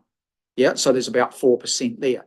So if you strip that out, yeah, if you're sitting outside of those regions, outside of those two districts, yeah, you should be down more in that 10%. But having said that, the revenue and financing policy change is changing how we're funding a whole lot of our activities, and there is a general rate portion of public transport coming in, and we've also sort of made the general rate portion of all the flood and drainage consistent at either 10 or 20% as well. And just remind me again, for Queenstown, for example, you've decided to levy the rate not just upon those who receive the public transport good, but those who don't, i.e. Wanaka. Yeah, so it's going across the whole district. Yeah.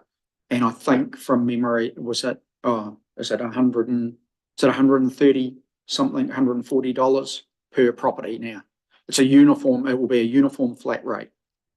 When do we put this out of consultation so I can know that I'm going to be bedeviled by a whole series of people saying, what the hell are you doing? 29 March. Thank you very much. Councillors Weir, Wilson, Mepham, yep, Malcolm, quite clean. My question's been answered.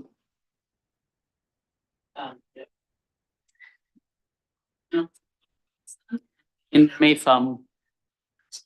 There seem to be some really big items that are almost getting in the way of being able to read this really clearly in the deficit, and Dunedin transport is one of them.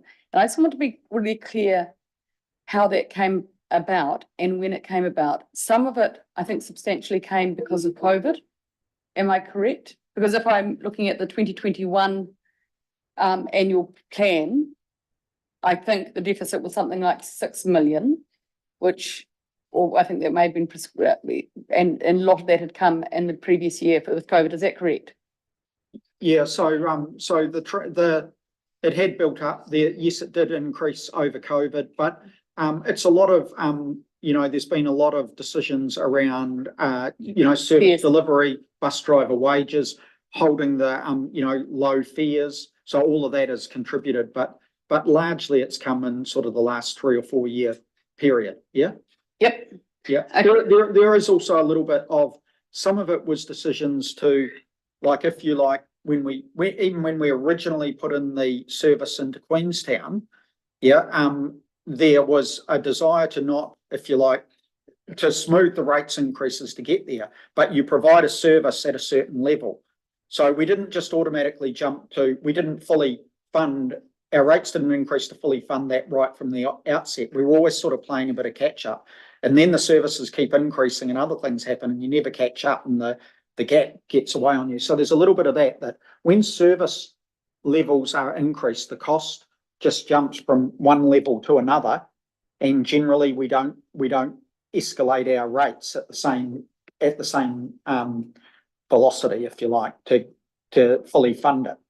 But we are now, going forward, we do want to match and fully fund. So there might be some differences going forward, but they should smooth out very quickly within years. Okay, I think in many ways the bus is more vulnerable, and I'm not quite sure what the quantum is because of COVID, but I would like to earmark that for discussion during the debate.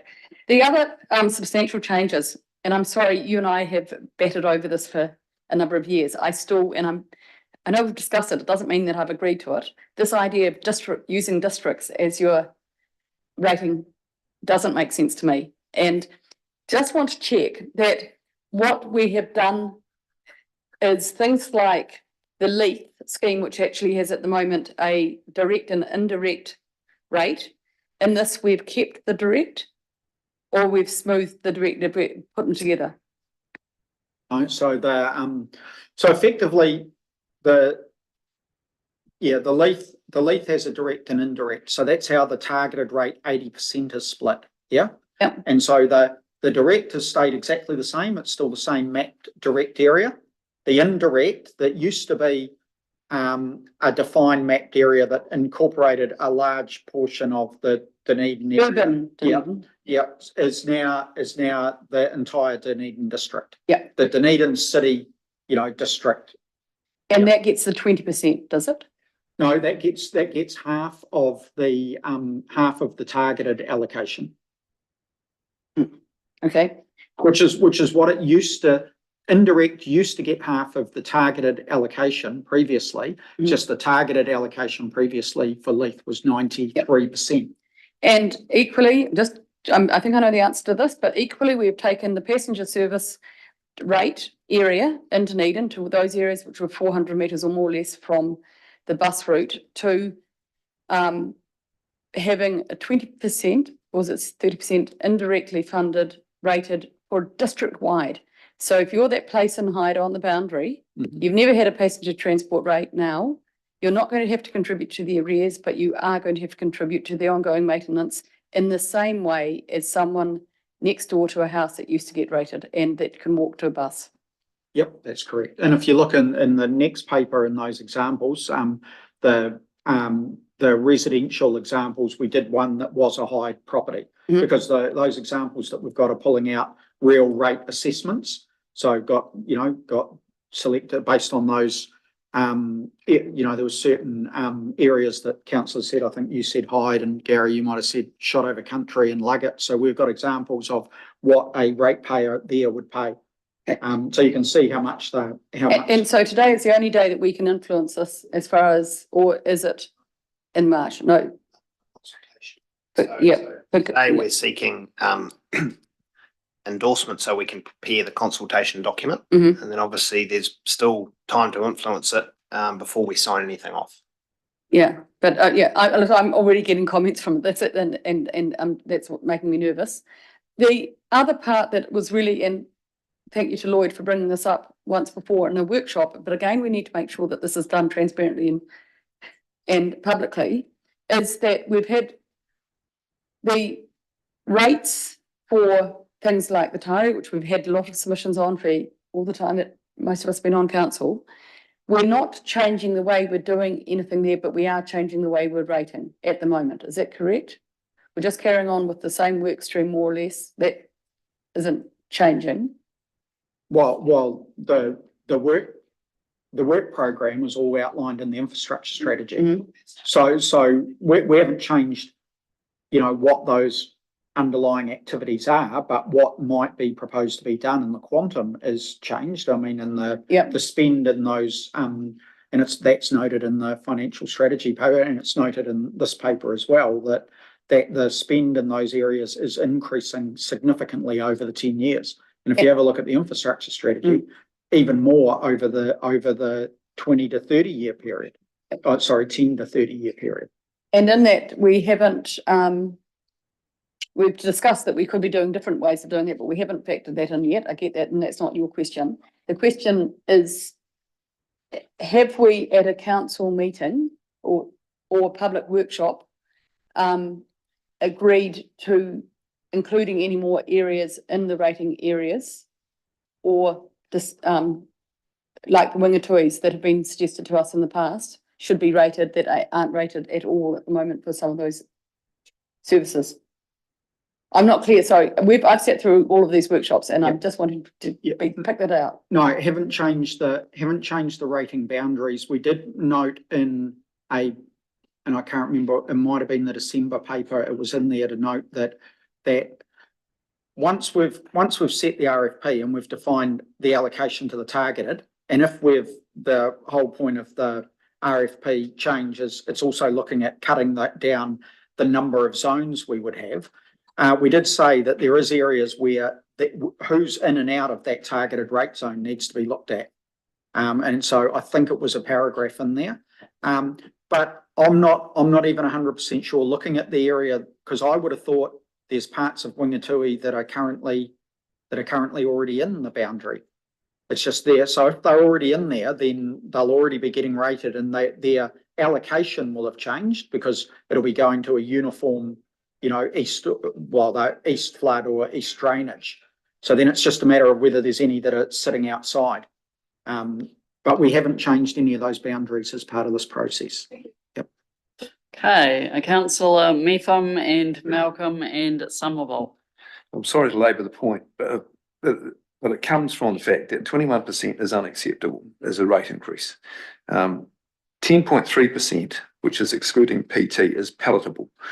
So we've got this PT deficit, which is in the way here. And that is just a question. The repayment of the PT deficit, is that 3 years in this model? So we could make that 5 or 10. Is that correct? Yeah, in the next paper we showed 1 to 5, but if you wanted to pick another, I think that we shouldn't accept 21% as a rate increase. Full stop. And if we can play with moving those repayments of deficits out over a 5-year period or even longer, where can we bring this down? Do we need to signal it in this paper, or do we? So this paper affects the next one. How does that work as well is important. Yep. Okay, I'll leave it there.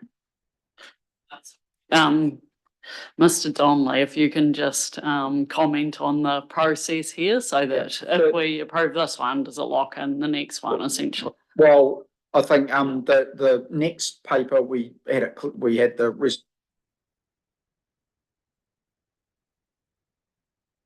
draft financial strategy and draft RFP as they were, but also noted that subject to any decisions that came out of the public transport paper, so they can be factored in. This one probably just needs the same resolution, just added that it would be the estimates and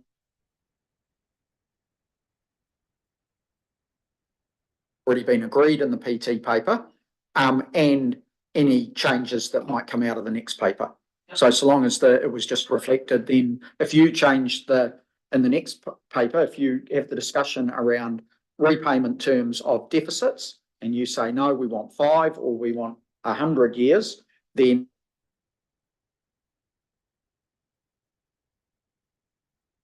for the LTP, subject to what you decide in the next paper, and then we can make those changes. Sorry, we have to add in subject to what we do in the next paper, or no? Already there. Yeah, I thought I saw that before, but you're right, councillor Meffam, that the next paper is the place for the ironing out those options. Thanks. Right, councillor Malcolm, and then Somerville. Right, concur 100% with councillor Meffam, that number is far too high, but we have had plenty of time to discuss that and ask the staff to go back and review things and review work plans and review the lot. And we've come out with a position. There is a question here that's come out with a position that we are set to go to consultation with, right? So unless I can hear from someone that is going to give me a dramatic change in what we have already set in train to date, I would be asking that the chair ask me to move these 9, 10 recommendations to get things underway, because remembering that this is for consultation and we are all squirming at the level of 21, but I think we need to get this out, and then we also need to sit back and honestly say to ourselves, what do we want chopped? And that is the only way we're going to make a huge difference, because our staff will continue to go through with a fine-tooth comb, I hope, and I know they will, but in reality, this is a consultation document that we have to make. If we want it below 21%, we need to make some tough, jolly decisions at the appropriate time. So the question was, are you happy for me to move these 10 at the moment? Yeah, but the next part's Yeah, and just needing to add in that extra one, approving subject to the changes outlined in the motion on paper 8.7, which is what Mr. Donnelly suggested we add as well. Oh, it's not. Yep, but yes, I'd be very happy with it. And sorry, I didn't want to usurp councillor Somerville's position to speak, but I'm happy to move. Yeah, not worried about you. That they need to ask a question before they vote, then I don't think we should cut them off. No. Is there a seconder though for councillor Malcolm when we come to it? Councillor Weir, yep. So the next person then is councillor Somerville, then Callagher. That's all right. I can save mine for next paper. Mm-hmm. Yep, sure. It's a question to Mr. Donnelly. Yeah, sorry, just actually going right back to the start of this discussion, you made a comment regarding carrying our deficits and the fact that we are under a requirement to balance our budgets, and you said it's pretty close. And to me, that sounds like it's pretty legal, or pretty is not a good word here. So when I think about our auditors and audit and risk, are they going to be accepting pretty close? Is that an acceptable position to take forward to our auditors, or is it a position that we're jeopardising or currently at risk around? So the legislation says that, and I can't remember what section it is, might be section 101, says something along the lines of that that council needs to balance its budget unless it resolves that it's prudent to not do so. So in this case, if you have a look, you can, and we've done this before, whenever you have an annual plan or an LTP that doesn't balance the budget, we have a resolution when the LTP itself gets adopted, that council will state that it is prudent not to have a balanced budget. And in this case, based on, we know why it's not balanced, We would state that, and for those reasons, and then legally, you've met the requirements of the Act. The requirement of the Act is to have a balanced budget, but it also gives you an out to, so long as you resolve that, that you believe it's prudent not to. And council can do that. It's up to your discretion as a council not to. But, you know, the other thing is, like I said, what it's trying to make sure is that councils don't decide to spend a whole lot of money, not have a mechanism to fund it, and don't even realise. You know, they're $20 million short, you know, they're only funding 80%, and all of a sudden they had no clue. A council could absolutely choose to do that, but they just have to resolve that they're doing it because it's prudent to do that.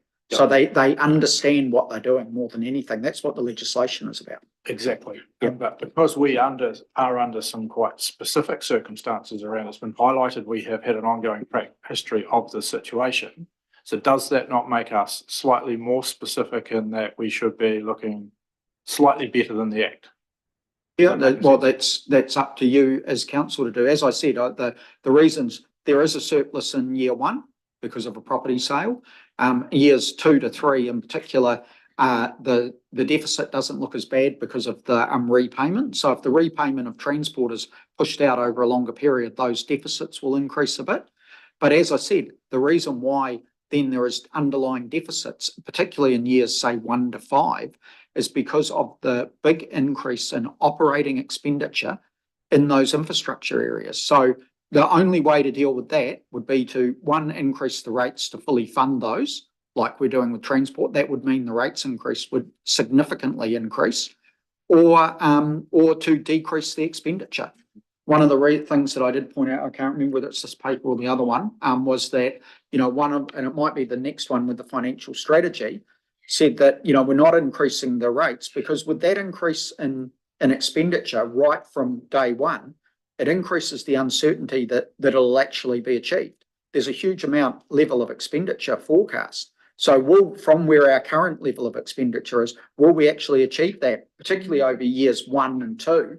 Maybe by year 3 we might be there. So do you want to step in and fully fund a program that if we don't do it, we'll then be overrating? So again, this is where the prudence call for council comes in. So can I just add, Gary, I think that to summarise, the difference between the deficits we've been running previously and the one that we're proposing here is that this is deficits previously have been where year on year we're proposing effectively the same expenditure, usually within transport, and we just never budget to cover it all. Here we're saying there's peaks in expenditure within infrastructure, within flood and drainage, which then fall off down the line. And there are still questions once we get feedback from the community about whether those levels are appropriate, because they are big numbers. But we can answer that once we get feedback. But we are budgeting for a deficit on the understanding that that program does have a lifetime to it in the infrastructure strategy and will correct itself over time. So a slightly different scenario to where we were just saying we can't afford to do it in transport, we won't fund it, and there wasn't really a plan to turn that around. So still, I think it's important the infrastructure strategy goes in and we ask the question of the community around what investment are they seeking within those flood schemes and drainage schemes. But that will need some careful consideration when it comes back, because there are some big numbers in there, both around funding it and ability to deliver it. Okay, mover and seconder recorded there, Trudy. Yep, and we've added in that extra point, yep, which we could display, but I think everyone knows what it is, around noting the motions from the paper around Dunedin Transport. Yep, so are you happy then, Councillor Malcolm? I think you moved that, didn't you? To take them all together. Yep, good one. We'll put that then. Can we speak to it? Yeah. Oh, sorry. Yeah, you're absolutely right. We can. Yep. And we felt like we'd had a lot of discussion already, but you're absolutely right. So, Councillor Malcolm, do you want to speak then? Yep. Councillor Laws, then Forbes. I said Councillor Laws, then Forbes. Yeah, thanks. Yep.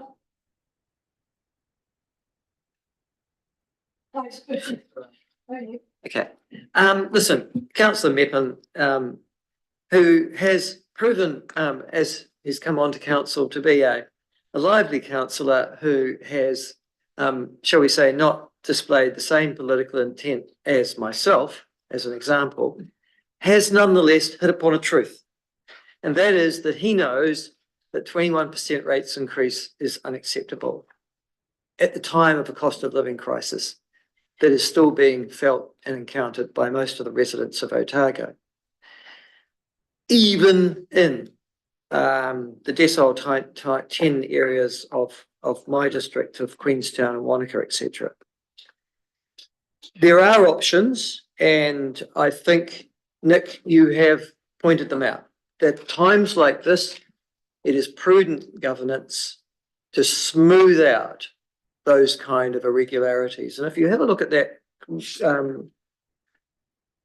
table that we were given, you'll actually see that the rate increases in the second half of this 10-year plan are, well, roughly the rate of inflation, less than 3%. 3 appears an awful lot in those last.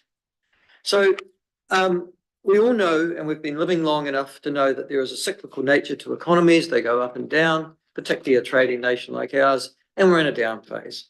And we've got a cost of living crisis and a whole series of things that are combined at the worst of all times to stress our families and our households and our commercial businesses. So I won't be endorsing 21% or this paper, Kevin. And there's a reason for that, and that is because we have a primary duty to our residents and ratepayers who are here. They're going through hard times enough. It does seem odd that the Otago Regional Council will then say, oh, by the way, have a 21% rates increase. And as also Nick's pointed out, that is on average, there will be 35, 40, 45% rate increases for some of our residents in the region. And that is doubly acceptable. So I think much more work needs to be done on that. And I think we need to give a very clear direction to our staff that the smoothing out of the public transport funding is one of those things that we could look at. And I don't see problems with running deficits. I mean, how ironic. But this last government, which was our left Labor government, in actual fact, ran deficits deliberately on the basis of it was facing a crisis. Ditto during the great financial crisis, crisis of 2007, 2008. National government ran deficits. You run deficits when times are bad, and you run surpluses when times are good, and you hope to hell that they even out over that general period. Well, now times are bad. This is a really good time to even that out. Can I just say also, I mean, you could take all 10 if you wanted to in the things, but I certainly won't be voting for the strategic directions document. You know why. I don't need to traverse those arguments. It's all to do with partnership and a whole series of undefined, slightly spooky phrases that are under that. So I can't actually vote in all due conscience for that. And you don't want me to repeat that, but you know why. But so those are the reasons why. You could take all 10. It would take time. It's a lot easier for me to just vote against it. I would have voted for 5 of them.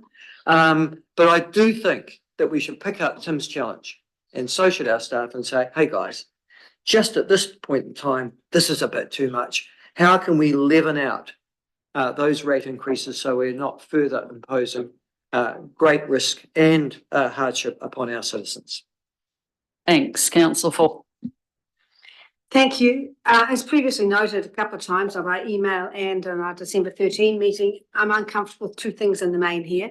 And the first one is that Wanaka people are being asked to pay the same PT rate, and I think we've alluded to this already, Kate, as everyone in Queenstown, even though their access to that system is really limited compared to those people in Queenstown. And also, given that they've been vocal in advocating for their own PT system that we have yet to deliver. That is going to be a hard sell. The second one is the wilding pine rate being incorporated into a more generic biodiversity fund, which is, they're not happy with that, and we can see why without me going into it again. But on the other hand, I understand that we've reached this place of putting those rates in the way that we have, via a financial strategy that we agreed and a strategic directions document. So for this reason, I have to grudgingly accept that we have to go out and consult on that, and I will. But let's brace ourselves for when that drops in Wanaka, especially us three from that area. The strategic directions, I think, gives people an excellent steer on where we as a council have decided we want to go, the direction of travel. Thank you, staff, for that. It really has informed things, and I think people are going to buy into that. And I can see that direction of travel already influencing us today as we made decisions around the land and water plan, and then on the Dunedin transport business case. Those, I think, very much have been informed by our strategic directions, and that's great. It also informs yet another large rate rise. We're heading in a direction, and one that I think is well supported by communities. And I agree with you, Tim. It's a terrible cost, but I don't think it's necessarily unacceptable. We've seen in another paper that we've seen earlier today around community satisfaction. This is what people want us to do, but it costs, and we need to demonstrate that we make sure that every dollar counts, particularly around PT, which forms a huge part of this rate rise. And there's interesting things to discuss that we don't have time to go into today around where those costs fall. I get that, but it's a massive amount, but 21%, but it represents the work that we've agreed that needs to be done. I really don't agree with smoothing. I think that seriously tripped us up 4 or 5 years ago, and I'm for getting on with what we need to do and rating for it now, unless it has proven benefits to future generations. Then we can have intergenerational debt. We never accept that times are good as a country. I've never ever heard anybody say, oh, times are great, let's invest in a bit more infrastructure over here and a bit more bus over here or a bit more something over here. We don't do that. That is not our natural place. And so, and I don't believe in nasty financial surprises for the next council, the next generation. So given all of that, sorry about the lecture, but I haven't spoken today because those are the things that I really wanted to get across. And so there it is. And I hope for that reason, I'll support this going out to community consultation as it is. Thank you. Thanks, Councillor Forbes. Okay, there's no one. Oh, Councillor Wilson. Yeah, I know it is important, and yeah, we do want to have debate on it. I'm really nervous. We started this conversation. I've said that I was nervous that we were trying to do too much in 1 year, and that there were some things that we should be considering a better consultation with in year 2 or 3. We've done almost everything in 1 year, and that's part of the process of the long-term plan, which makes it really awkward building it. I think we should have got the and it's odd that we're getting this report first, because I think the next report is the one that gives the guidance to the principals that we should have dealt with first, but that's fine. I didn't set the agenda. While we've talked about transparency and we've talked about, I think there's an E word that's not affordability, something, or fairness, we haven't talked about affordability, and I think that is underpinned in one of the it's a value that is underpinned in fairness and in one of the other terms of transparency, but it hasn't come through here. This is a really hard paper for anyone to pick up and understand, as is the next paper, and I don't think we've done a great job. We've all sat through, most of us sat through this stuff, and we've enjoyed it in sections, but we haven't really got that full picture. And some of the decisions that have been assumed that we've made weren't voted on. They were a direction, but we didn't have the nuts and bolts. And so, but we're here. Look, we're here, and I'm not beating staff up for that, because it's a process. It's really difficult. It's really hard. There are fundamental principles though which shouldn't be, and I'm just amazed with some of the questions of suggesting that the deficits aren't paid for by the current people. Some of them are 4 or 5 year old deficits, and we're saying people in another 5 years have to pay potentially for something they've never had a benefit for, just fraught. I'd be more willing to say, look, there's probably $2-3 million of that deficit in transport that comes from COVID-related costs. Just say, suck it up, all of us, pay for it over Port Otago, out of Port Otago special dividend, and get rid of that, because that is a COVID response. But the rest of it is a benefit that those communities received, and they knew that they were being rated for. I think there's cleverer ways we can do that, but don't put on for 5, 6, 10 years that cost, which is absolutely a debt now. Some of the affordability, I think we haven't reined in enough costs on infrastructure and understood well what those work programs are with all respect. I don't think we've had great comms with our communities. I know that's something that will happen through the long-term plan. Again, I think we could have done that better. But it hasn't been a perfect world. We've been changing CEOs, we've been changing and having a whole lot of other stuff that we're having to deal with at the same time. I think something called land and water plan, which has taken us away from consulting on some other stuff that we should have consulted on. They're easy things to say and not particularly helpful for the staff, but I think we need to take the community having a better understanding of why this may look like a bit of a shock to them. Do I think 21.3% average is okay? No. But far worse underlying that is some really big rates rises, much greater than 21.3%. And averages are just a poor excuse for not telling a proper story. And we haven't told the proper story, what underlies behind that, because some of those rates are going to be really big. I don't think we've ironed out some of the issues with the transfer of why we've put 2 or 3 rates together. I think it's the right thing to do in some cases. But indirect rating for things like the Leith flood scheme, I think we haven't told that story well enough or embedded that in public meetings well enough. So I think some of the stuff we should be paring back, having a better discussion in another year where it's not so urgent. And other stuff we need to front better. But I don't, it's easy to criticise, but it's just such a big thing we're trying to do. So we have to consult. There's no point me trying to change that now. I think we haven't taken the most of having catchments groups and rating for catchments. We keep on being picky and choosing TAs that we really use in any other rating system. So I don't understand why we've gone for that. We can do better. But maybe we'll just have to leave it for the community to tell us how to. Councillor Somerville, did you have your hand up before? No, it's Councillor. Thank you. I'll be brief. Look, a huge effort's been put in by the staff. And I feel quite sorry for the staff in a way because all of this work is done. We all want everything. We want it all done as soon as possible. We'll criticise if it's not done. But then we don't want to pay for it. And so the staff are caught in a catch-22 situation, but we've been through some massive rates increases and we've taken our community with us and they've accepted it. And here we are again with another massive rates increase. And I do wonder whether there's almost a step missing in this process where we have these papers and then we have the situation where we all balk and say, we don't like this number. And we go, I don't agree with Councillor Malcolm in that we should then say to the Chief Executive, we want that item reduced. I believe there's a step missing where we say to the Chief Executive, we must have some savings again to get a number to that point.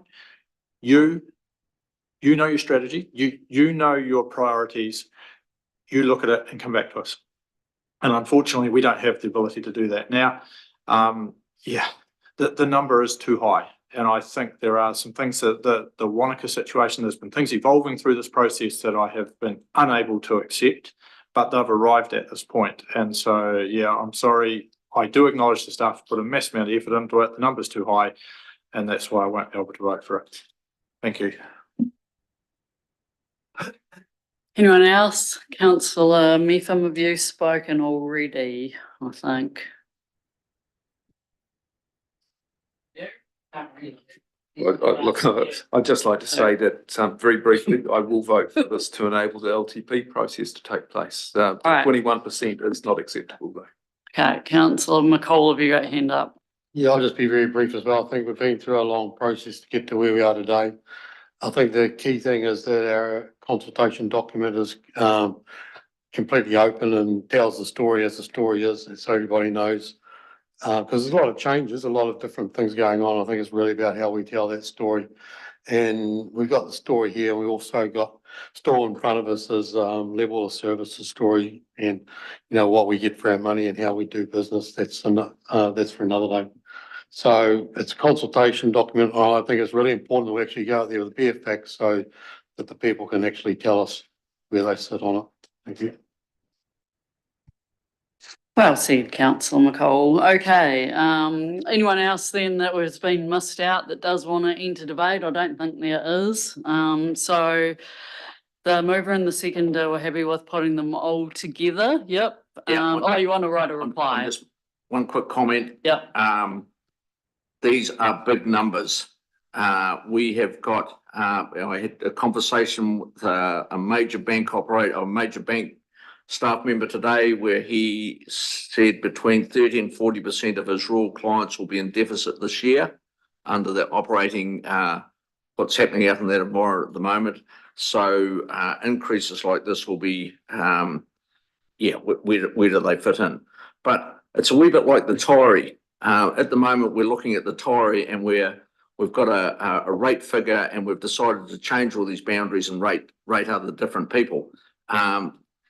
That does not change the quantum of the sum or the work that's getting done.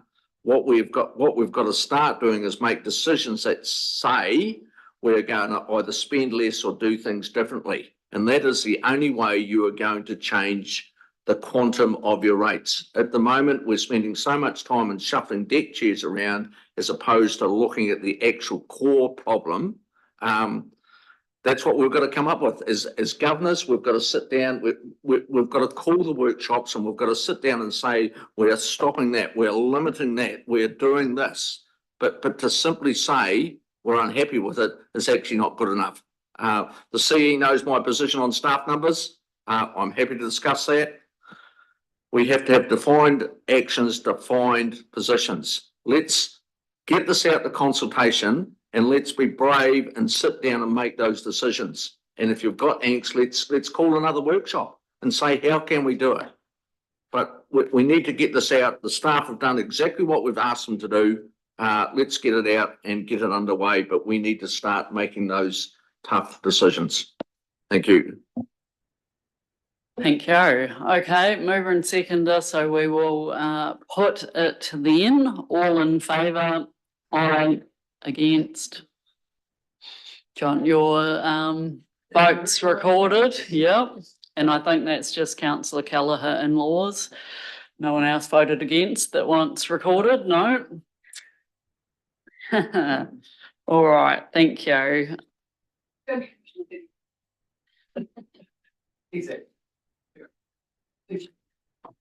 Draft financial strategy and revenue and financing policy. Now, this one is quite involved and we're all conscious of time, but in saying that, there's some really, really important recommendations there. We'll give you a chance to introduce this in a second, but I think how we'll handle is we're going to have to go through them one by one and we're going to have to see if there's any discussion or questions or debate on each one of them. So if you can be really conscious of time when if you really need to ask a question at this point, they're important. So I recognise that as well. So anyway, that's how we're going to handle it unless someone's got a better idea. Okay, so Nick and Mike, is there anything else that we need to touch on here?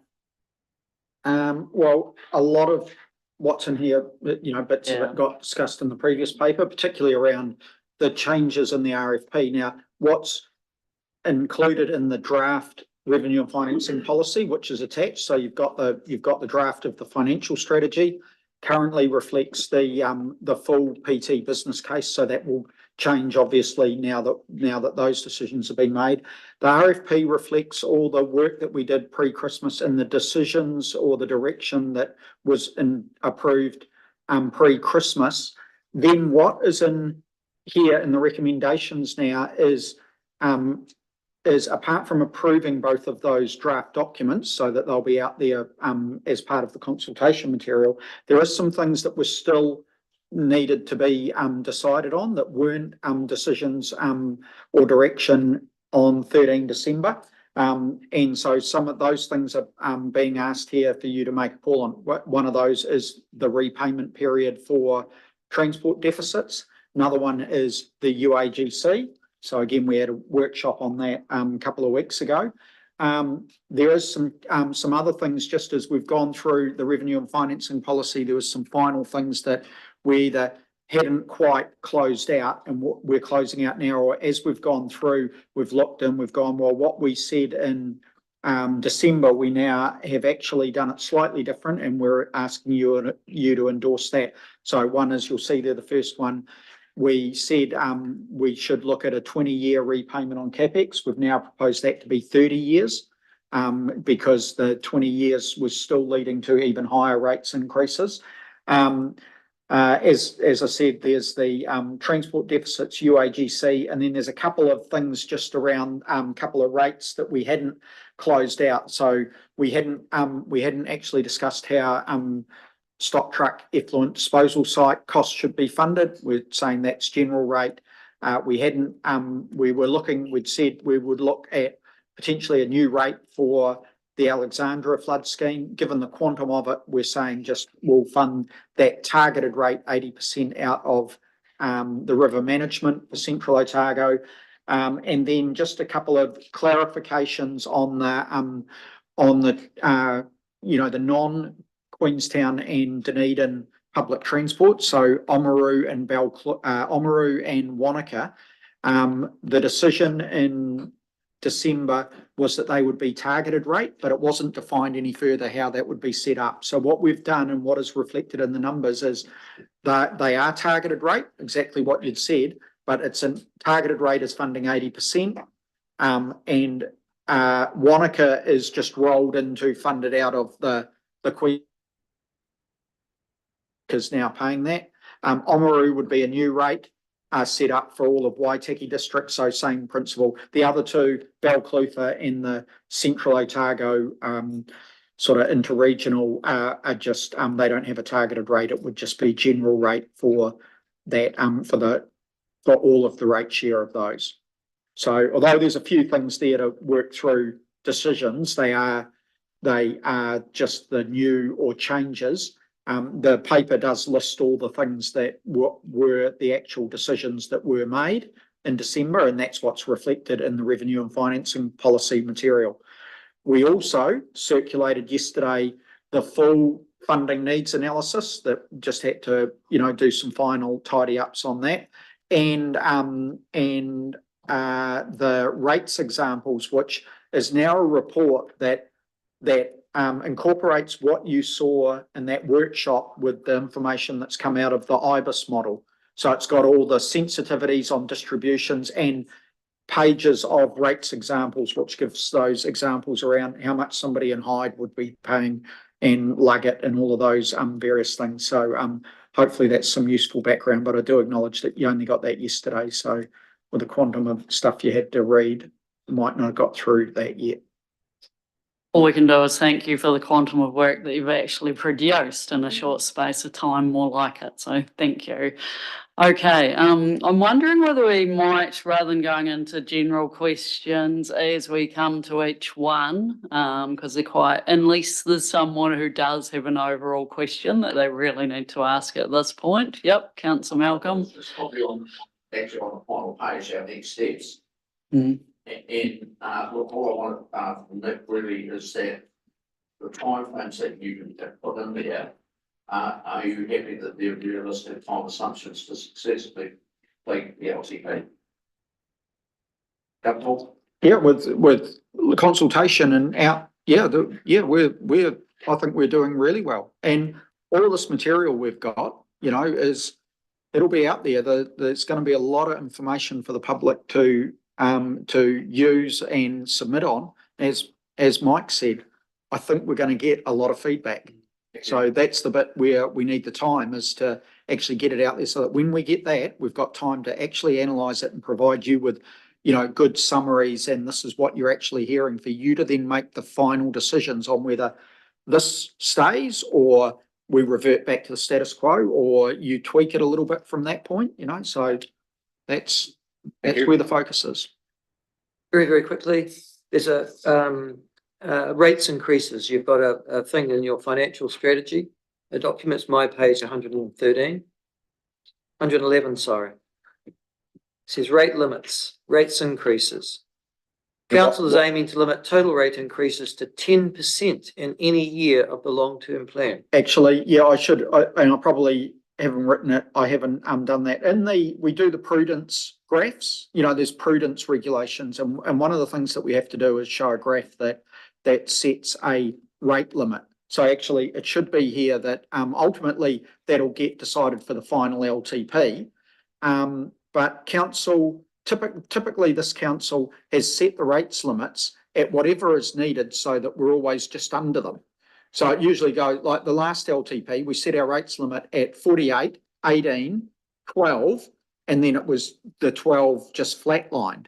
Whereas this time, based on the discussions that we've had in workshops, I thought what I was hearing from council seems to have a view that you don't want to see double digit rate increases. So I put a flat line 10%, and then I've showed, well, as you saw for those first 3 years, we're actually above that.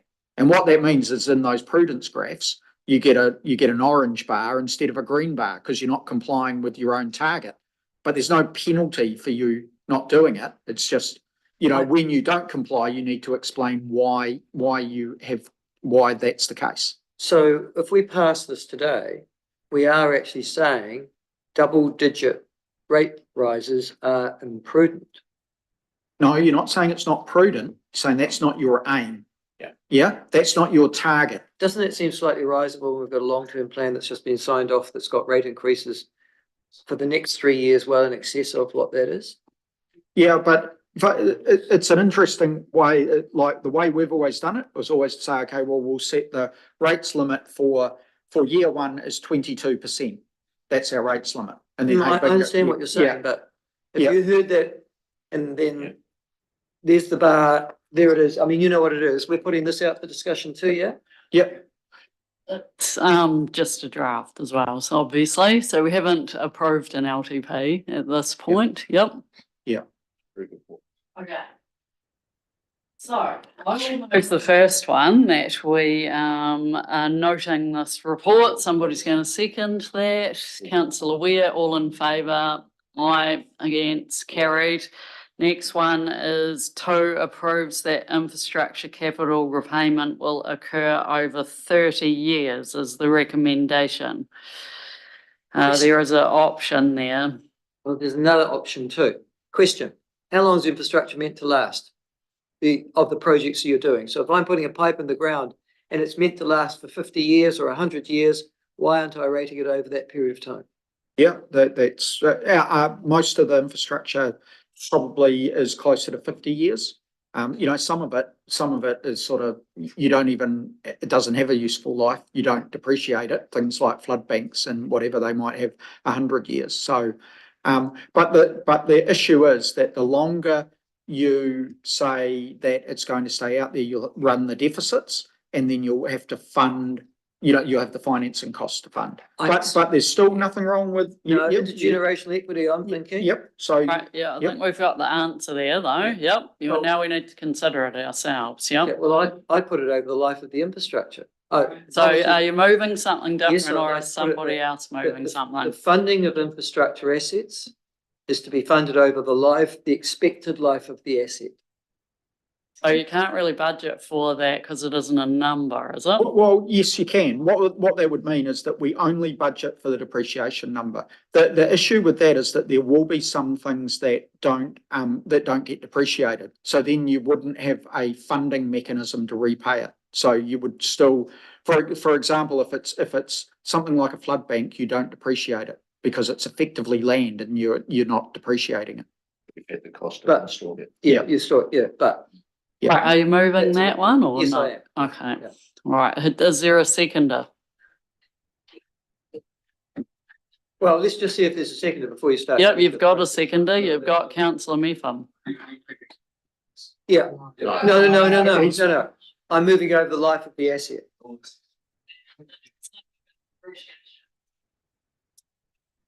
No, I'm just moving that. What's been moved in number 2 is approves that infrastructure capital repayment will occur over the expected life of the asset.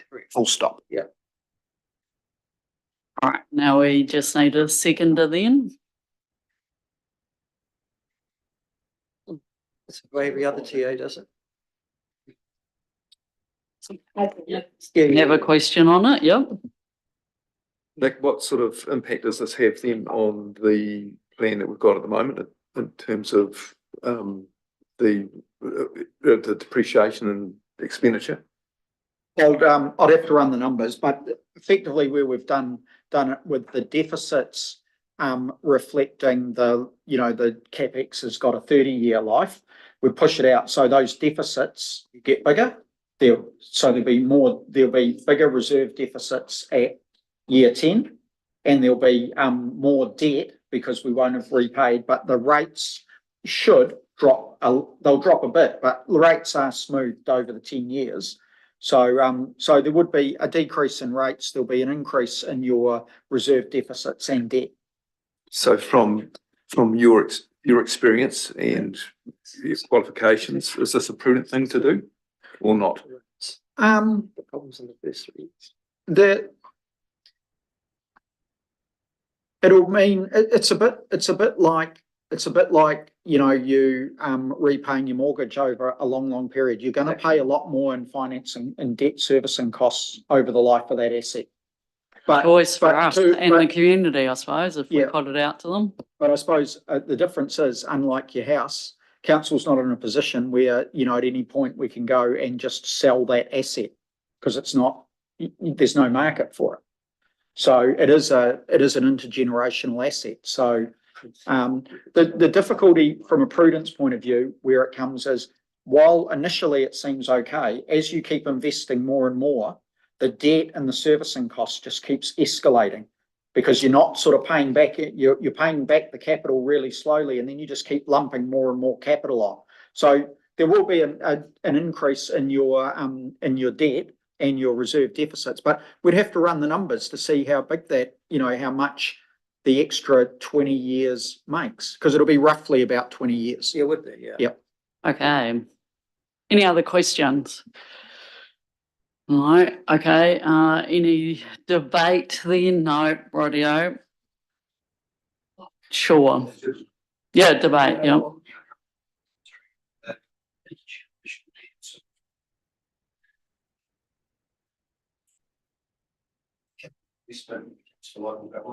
And intergenerational, and 20, 25 years or 30 is probably the top end. Next mention about what we do our mortgage. If you hold between 20 and 30 is probably certainly at the top end. So yeah, we just reluctant to go down this track.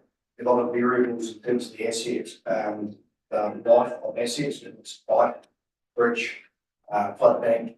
So I can imagine that would be all over the show in terms of what the actual policy looks like and calculated about. So I would split.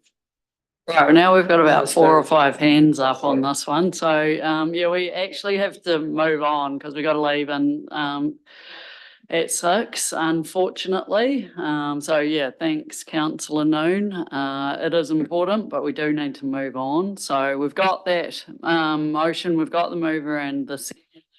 Whoops, I am going to put it. All in favour? Aye. Against? No, against. Okay, it's lost. Do you want your votes recorded? Yeah. I'll put the one proposed vote.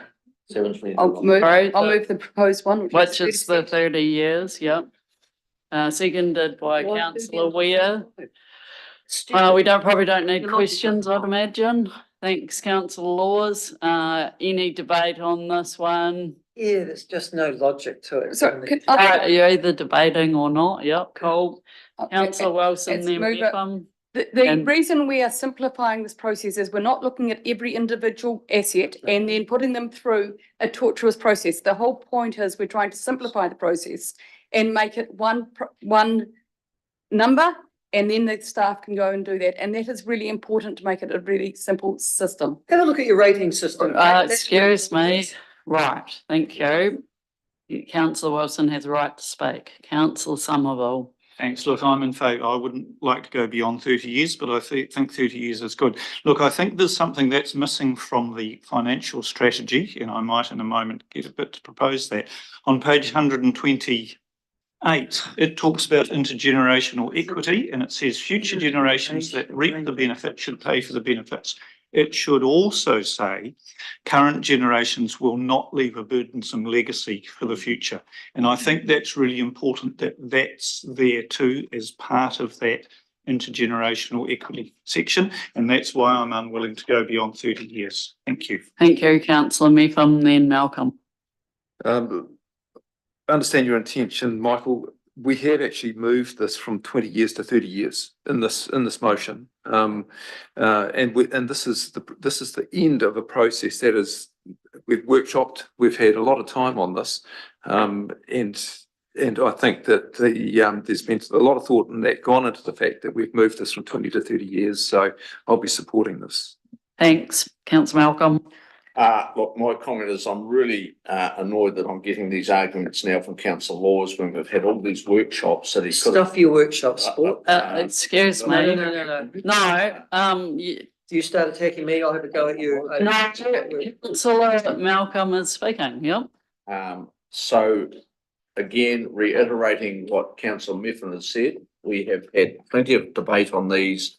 And these are options that we have put forward as a council from the workshops that we've had. So that's where they come from.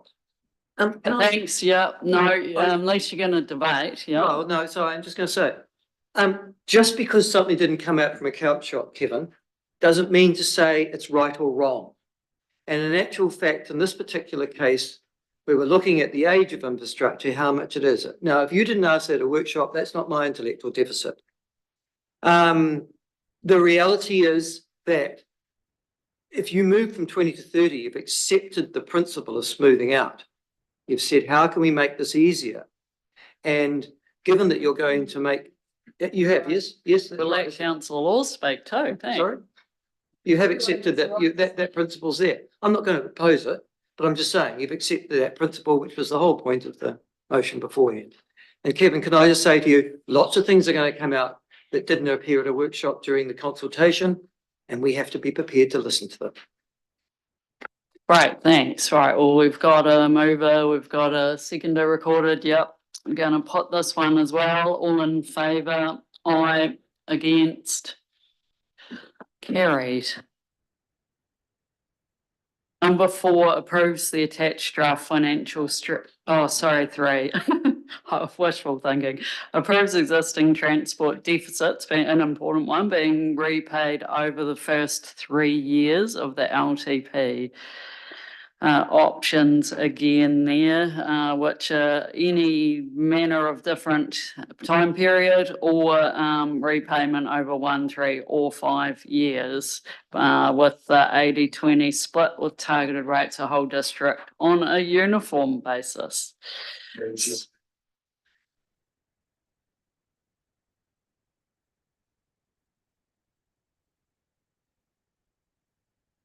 It's B with the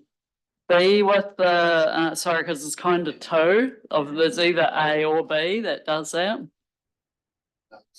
That one's A, because B was doing it over the new way, so that was just there as an option.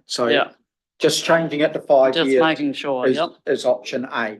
So it's the same as the resolution, but with 5 instead of 3. Can I have on the record what the difference between 3 years, 5 years and 10 years is, please? Yep. So currently 3 years, which is what we had in there, gives you the 21.3. If it was repaid over 5 years, it would be 18.6. And if it was repaid over 10 years, it would be 16.5.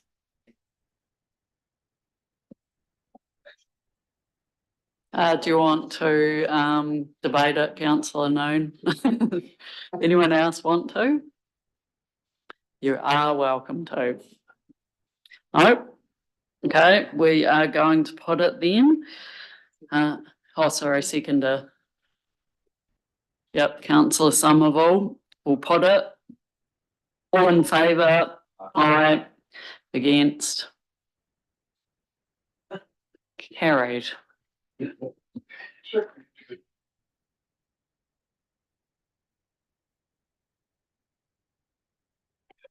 approves the draft financial strategy subject to amendments required for resolutions 2 and 3 above and outcomes of the PT that we've talked about. Somebody want to move that? Councillor Weir, Councillor Wilson seconded. I'll put it all in favour. Aye, against, carried. Sure. C is 34% of general rates. So, do you have a seconder for? Okay, sure. I'll just see if there's a seconder for 5C. Sorry, people might be still.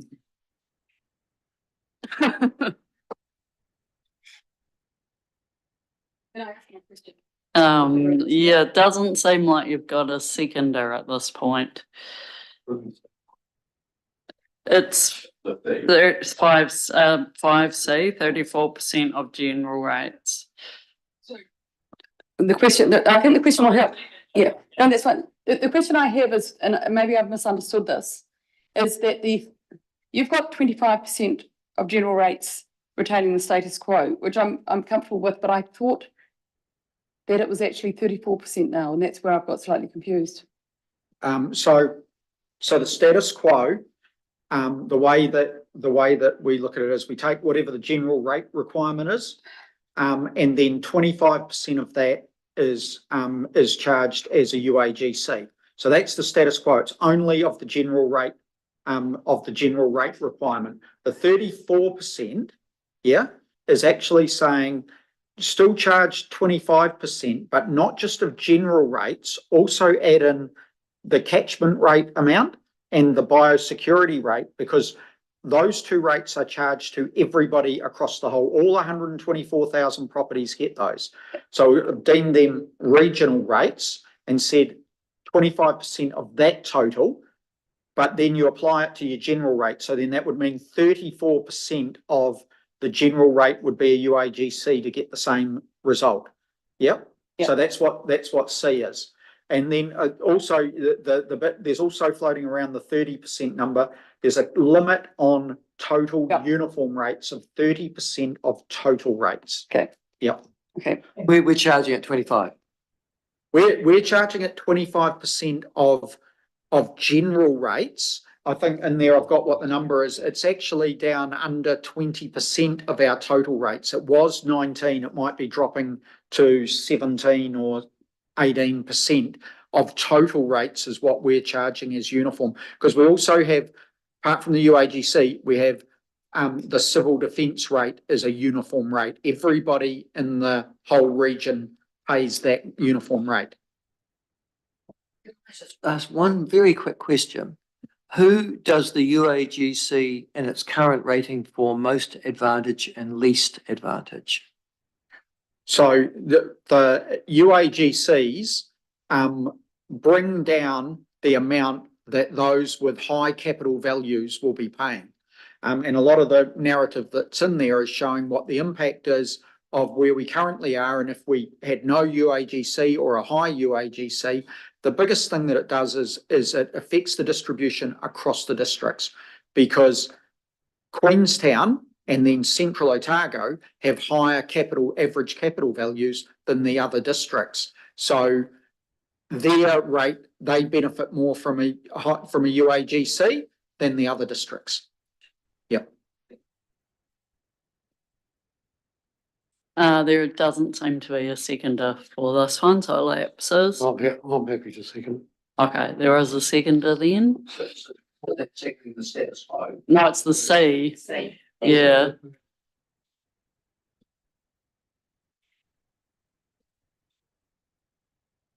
So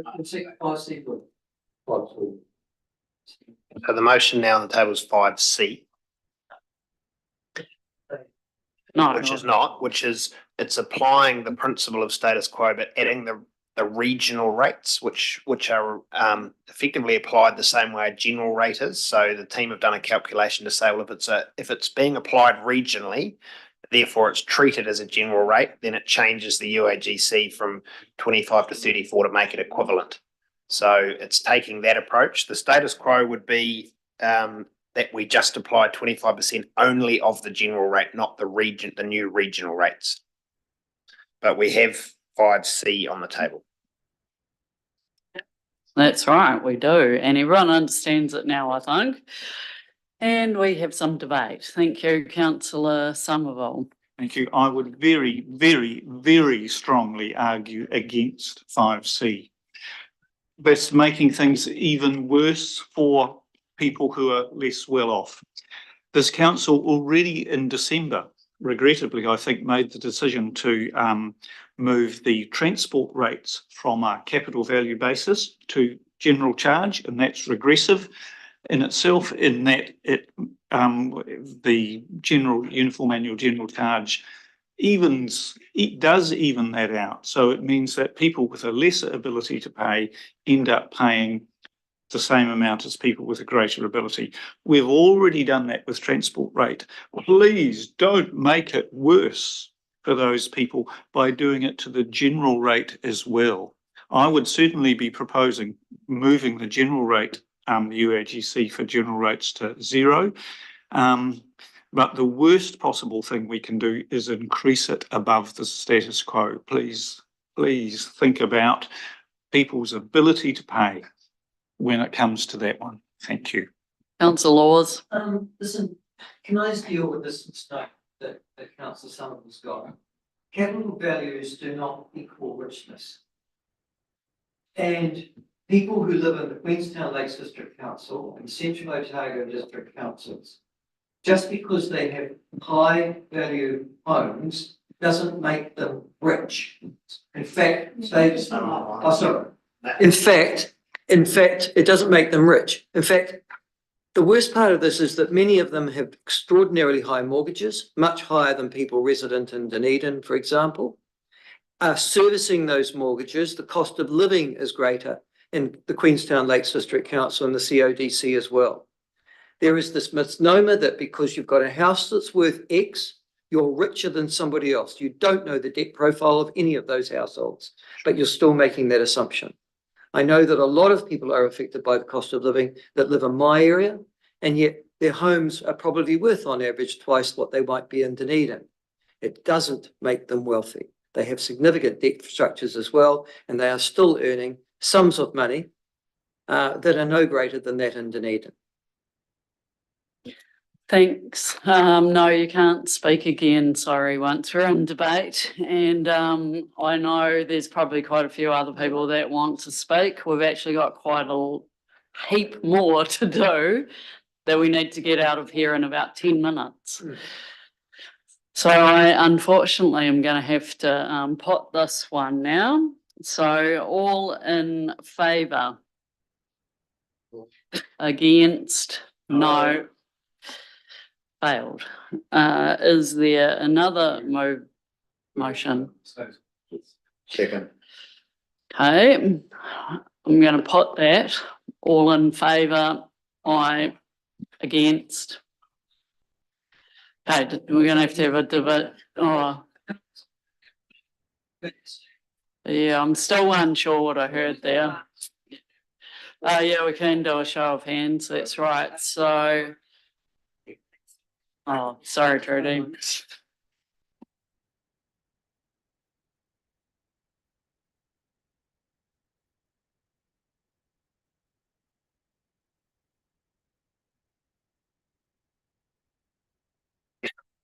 Who was the seconder? Kevin. Yeah, thank you. Right. So we're just going to do a show of hands then. So who is in favour of the status quo?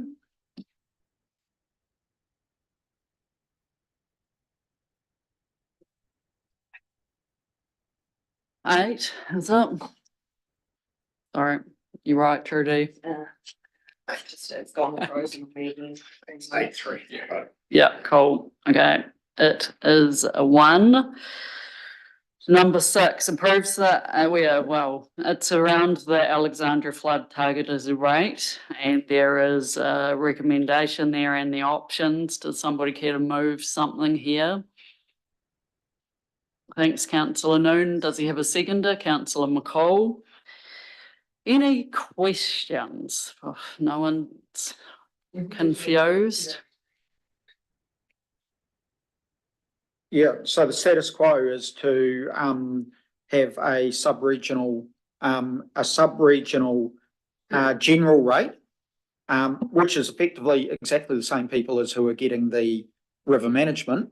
Yeah, the river and waterway management. It's just that would mean we've done away with all the sub-regional general rates. So we could do it, but we recommended just to use the river and waterway management because that way we're not using sub-regional general.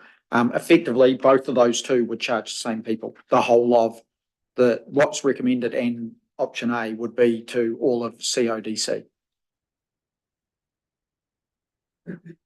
Thank you, councillor Noon. Do you want to talk to it? Yeah. Let me ask a question. So from a efficiency point of view, which is the staff recommendation? The first one, which is to use the river and waterway management.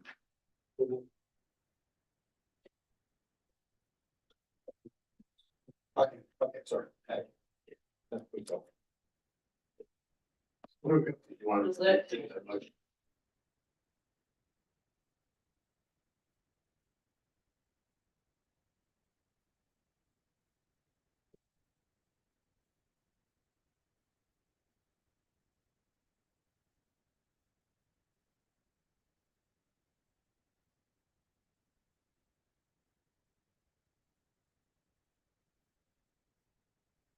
Six and bold, and councillor McCall, is that what you intended to second? Yeah. Okay, well, we'll put it then, all in favour, aye, against, carried. Next one is stop truck effluent disposal sites, funded from general rates. Is the, proposed? Yep. You're moving that, councillor Kelleher. Yeah. Seconded councillor McCall. Any questions, clarity people need? Should be pretty clear. Okay. We will put this one all in favour, aye, against, carried. Oamaru Transport being funded 20% general rates and 80% targeted rate. All Waitaki District on a uniform basis is the recommendation. Somebody want to, yep, sure.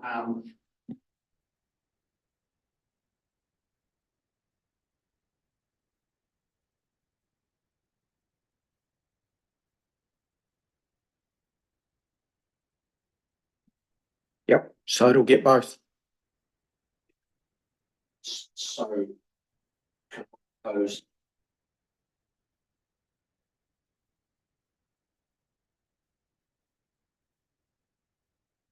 What is it?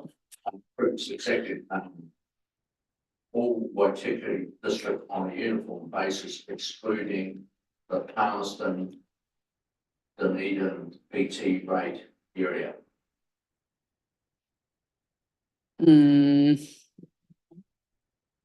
Take the second up. I need a second.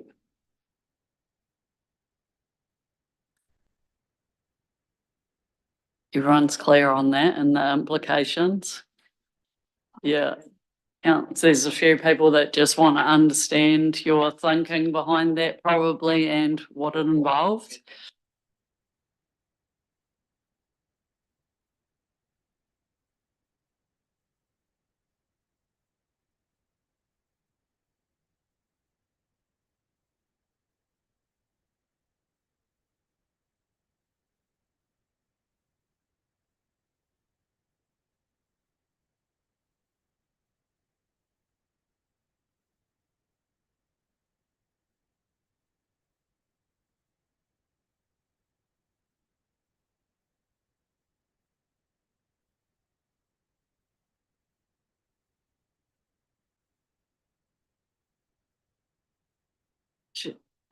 Yeah, sure.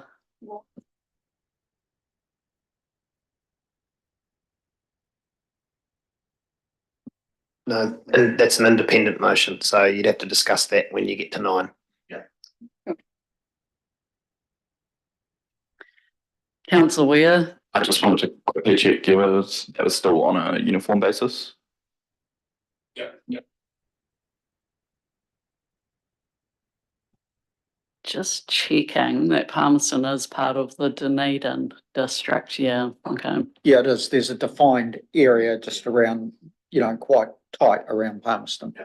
So it's,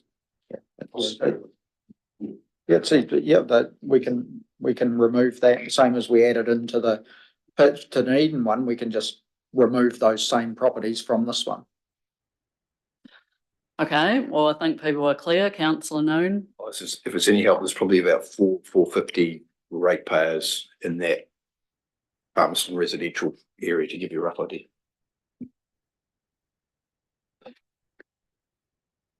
I can't remember if there was a seconder, was there? Yeah, Councillor Noon. Okay, then. We will put that one then, all in favour, aye, against. It is 1, I think. Does anyone want recorded their vote? No. On to Wanaka Transport. Somebody want to move something here? I'd like to say circumstances or residents. Kingston. Cameron. So sorry, Alexa, this is not the this is not the substantive Queenstown public transport service. That one's been through. This is to fund the new Wanaka trial service, which has been included for funding in the long-term plan, and it's proposing that it is funded by everybody within the Queenstown district.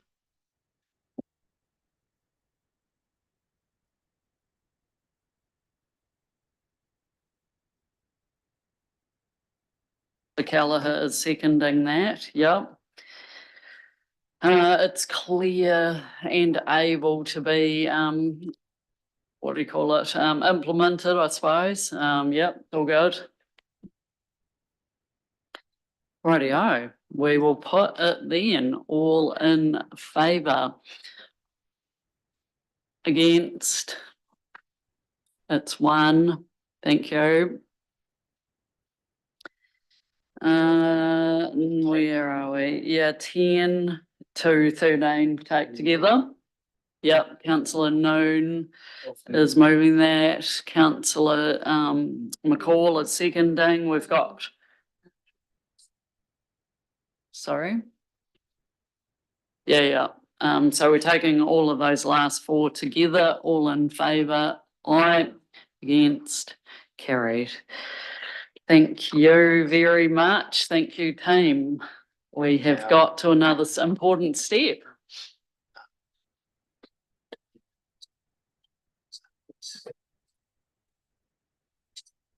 Yeah. Administrative. Yeah. But we can adjourn the meeting and pick up the balance of the next council meetings. No, I'm gonna break from normal chairing standing orders, but just ask people whether they've got a lot of substantial questions around the RPS. Because I'm just trying to get an indication of whether we are going to get through these now. We would like to. Yeah. Okay. Yeah, good one. Okay, cool. So we're not getting an indication of heaps of questions. Good. Let's give this a go then. Yeah, inserting the not the full RPE. Yeah. That's right. So come forward, staff. Thank you. And we're on to 8.8, adding further operative provisions to the partially operative Otago Regional Policy Statement 2019. So it's our good, yep. Good. Moving. Moved. Okay, Seconding, yep. And is there any questions? No. Is there any debate? No, we will put it then. All in favour? Aye, against, carried. Next paper. Yep, housing bottom lines, and Kate is standing back, I think, and Andrew, thank you. We'll let you know when we're done, which hopefully isn't too long. Yep, Alexa's moving and someone is seconding, Councillor Ware's seconding. Yep, you're welcome to ask a question.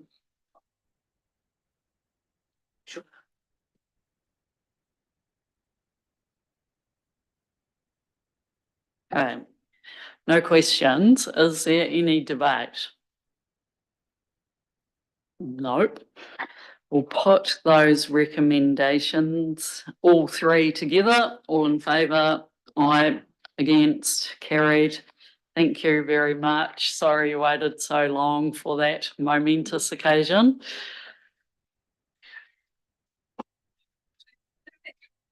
Take a long time.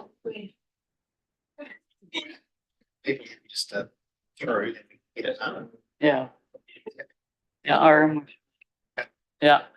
The next one is the Kurawao lease. Yeah, good one. So we got mover and a seconder. Are there any questions on the Kurawao paper?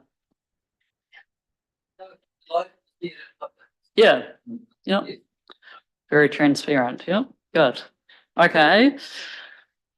Yeah, we got movers and seconders, but it's awesome that so many people are keen to do that.